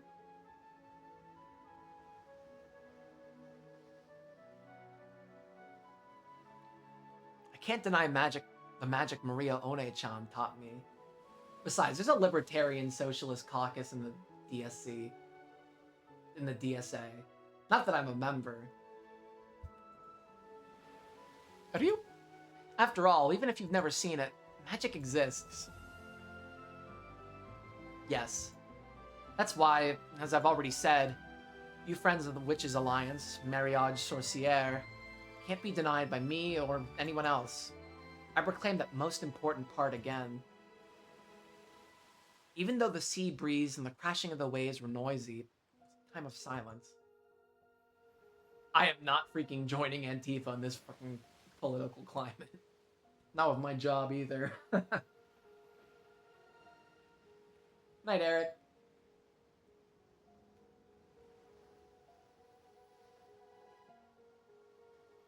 Both Sakutaro and the Seven Sisters of Purgatory reflected upon my words. Probably I did too.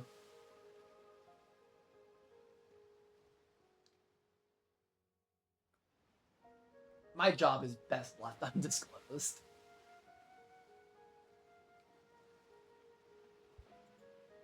Does magic exist? Do witches exist? Well, right now I'm actually... That's so bullshit, because I'm working just a shitty retail job right now.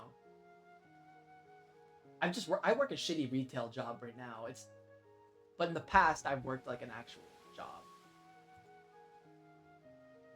I just hated it and I quit.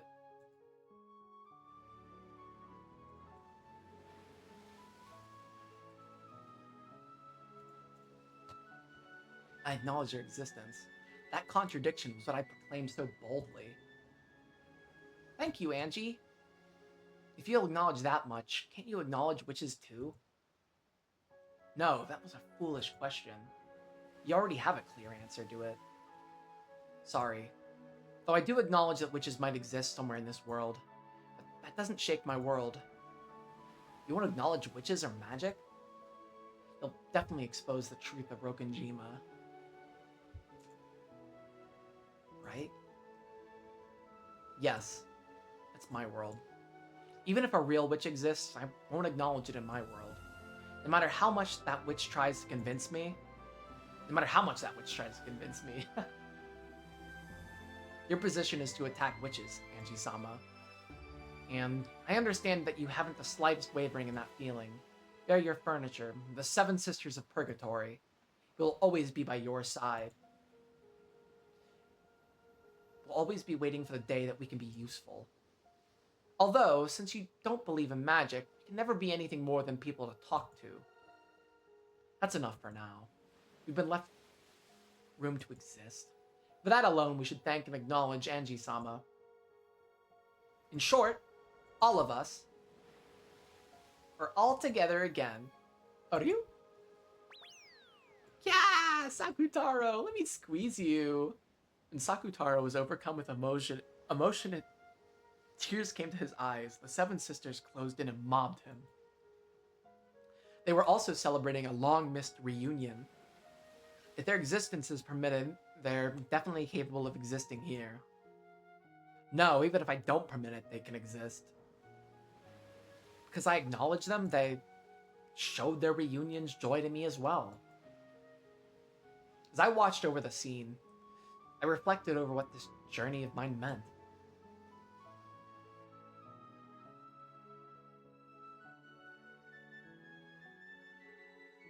I wonder if everyone will forgive me this way. You've done enough. You're furniture. Just being summoned, just being allowed to be by your side makes us happy. Yeah, sure. Are you? Angie, thank you very much. Come to think of it, how was I able to summon Sakutaro? No, that's the other way around. Why wasn't One-chan able to summon Sakutaro? Maria One-chan had despaired, thinking that Sakutaro had died. Which meant she hadn't been able to summon him like this anymore. In the past, One-chan was more advantageous in a summoning to have a vessel. Whoa, what? You have money? However, a vessel is like training wheels, and shouldn't be absolutely necessary. In other words, even if the stuffed animal lion that was Sakutaro's vessel didn't exist, it should have be possible to summon him. No, when you put it like that, it's even a little doubtful whether summoned things can be limited by life and death. Moreover, Sakutaro should have been an especially important friend to Maria-chan. She should have been able to strive hard to summon him one more time. It certainly was sad that the original stuffed animal vessel had been torn apart, but why did he die and become impossible to summon again? That's because that time Maria saw my stuffed animal torn and decided that I died. It's the same as the existence of magic.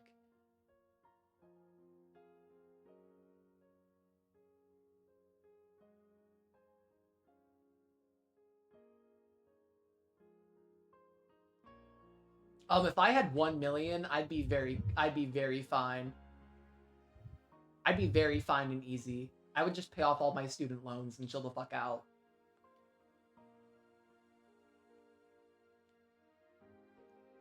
If Sakutaro has died in Lady Maria's world, then he can't exist in her world. Are you? The shock of having her beloved stuffed animal torn apart had left a wound in her heart serious enough to prevent her from summoning her irreplaceable close friend.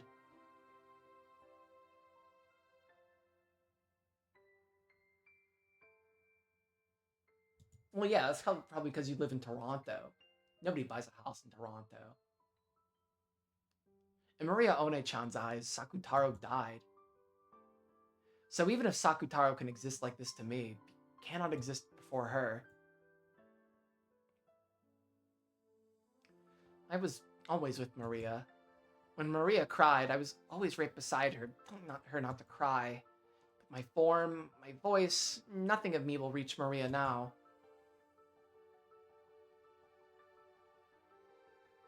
Sakutaro hung his head, looking sad. Canada's got a rough housing market. And after that incident, the nature of the mariage sorcière rapidly began to change. Before then, the alliance was a peaceful thing. But after that incident, it grew full of shadier things, focusing on how to curse people you hate. One-chan's diary began to show a clear change. A diary is a mirror that reflects one's heart as is. It probably showed the personality called Maria die and be reborn as the evil witch personality, Maria. When she buried that diary in hatred and sadness, her heart surely wasn't satisfied. Because it wasn't satisfied, she had to bury it with hatred and sadness. And while still unsatisfied, she met with death. I wonder if her unsatisfied soul has a hole opened up in its chest from sadness even now, and continually wanders, dripping tears down, calling Sakutaro's name. One-chan needs you. Are you? What can I do to revive you in Maria One-chan's world? If I can learn that method, I'll be able to save One-chan. That's the method of atonement I've been given. Sakutaro is fucking Jesus. I'm not over it. What could be done to revive Sakutaro? To Maria, my vessel had a very important meaning. The vessel? In other words, if we could revive the lion stuffed animal. But Mama Rosa made my stuffed animal herself, so only she could make it. Even inside the diary, Maria One-chan had asked this of Beatrice, and was refused for that reason. The real magical significance of a stuffed animal being unique and handmade is very large. Then, if we could make the same thing once more, but Aunt Rosa is already gone from this world. We can make the same thing again. Was there another identical stuffed animal made, or anything like that? He's a stuffed animal made to be Lady Maria's birthday present, and is the only one of his kind in the world. A handmade and unique vessel. That's why it conceals a great magical power. And if lost, it cannot be obtained again. It won't revive. Are you? Because she knew that, Maria One-chan watched that stuffed animal, which was unique in that world, get torn apart, and despaired. Because it was the only one of its kind in the world. And she couldn't permit a compromise, such as buying another one. She despaired from the bottom of her heart. But Sakutaro's right here. Even without a vessel, he's here. Because I acknowledge that, he certainly exists in my world. Even if Maria One-chan doesn't acknowledge them, that cannot be denied. Right? logically, that's true, but I think using the same logic to make Lady Maria accept him could be difficult. Maria, I'm not dead. I'm right here. Are you? I'm sure that on Rokenjima, I'll be able to be reunited with Maria One-chan. And no matter what, I'll revive the you that's inside One-chan and let you be reunited. Can you do it? It'll probably be hard. Just like how, after being invited to the Witches' Alliance, I rejected it without understanding what it meant. She might also reject your existence. But I've got to do it. That's the only way I can atone for my sins. Angie-sama. What's waiting on Rokenjima? And what will happen? What will be created? Or maybe nothing will happen. That island, which was the beginning of everything, is the final destination of this journey. You are all furniture of a witch, so as your master, I hope to take you home. To the Witch's Island. To Rokenjima.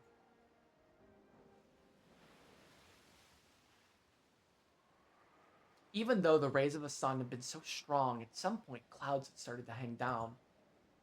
The spray that hit my cheek might not have all come from the crashing waves. She's crying.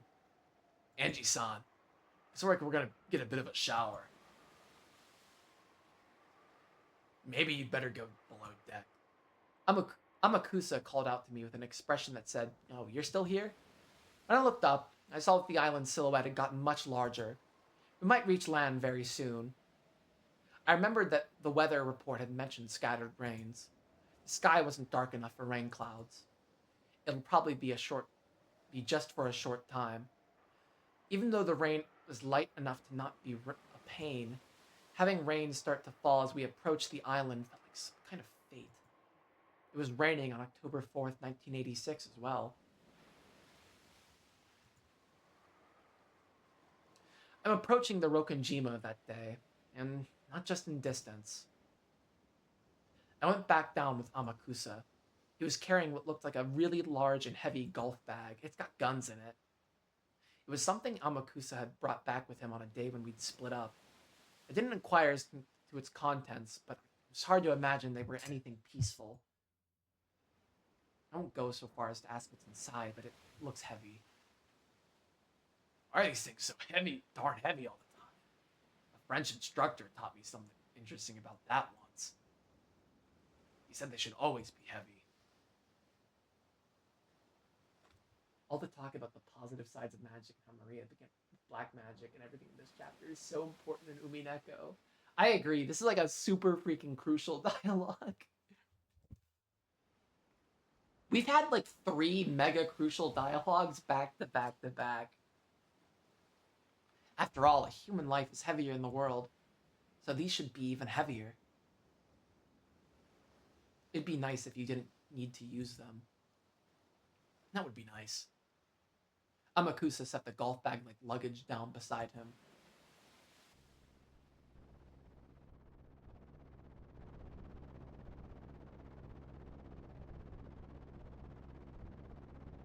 Wait, the plane?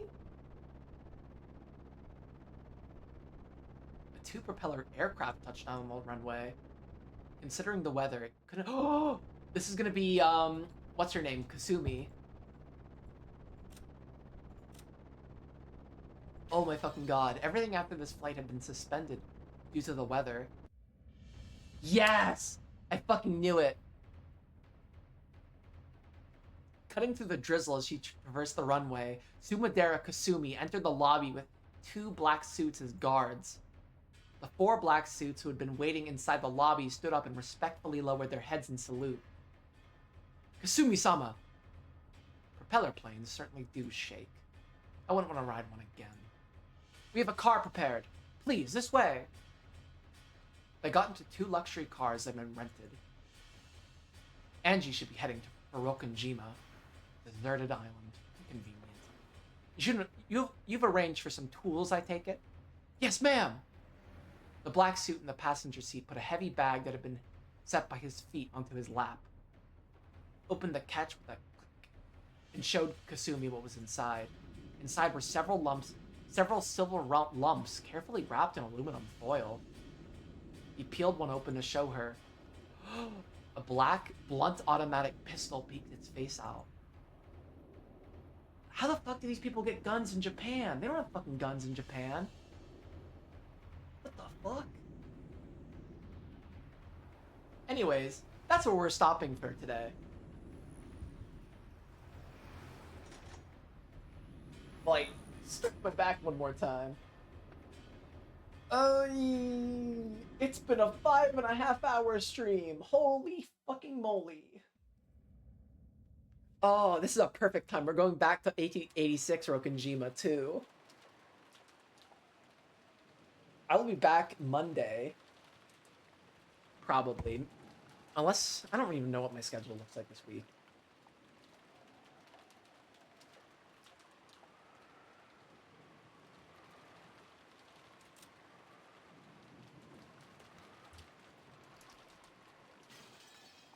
But I'll be back probably Monday. Most likely Monday. So, see you guys then. Thanks for my second tea and cookies stream. Plural unks. I love that. See you guys. Bye.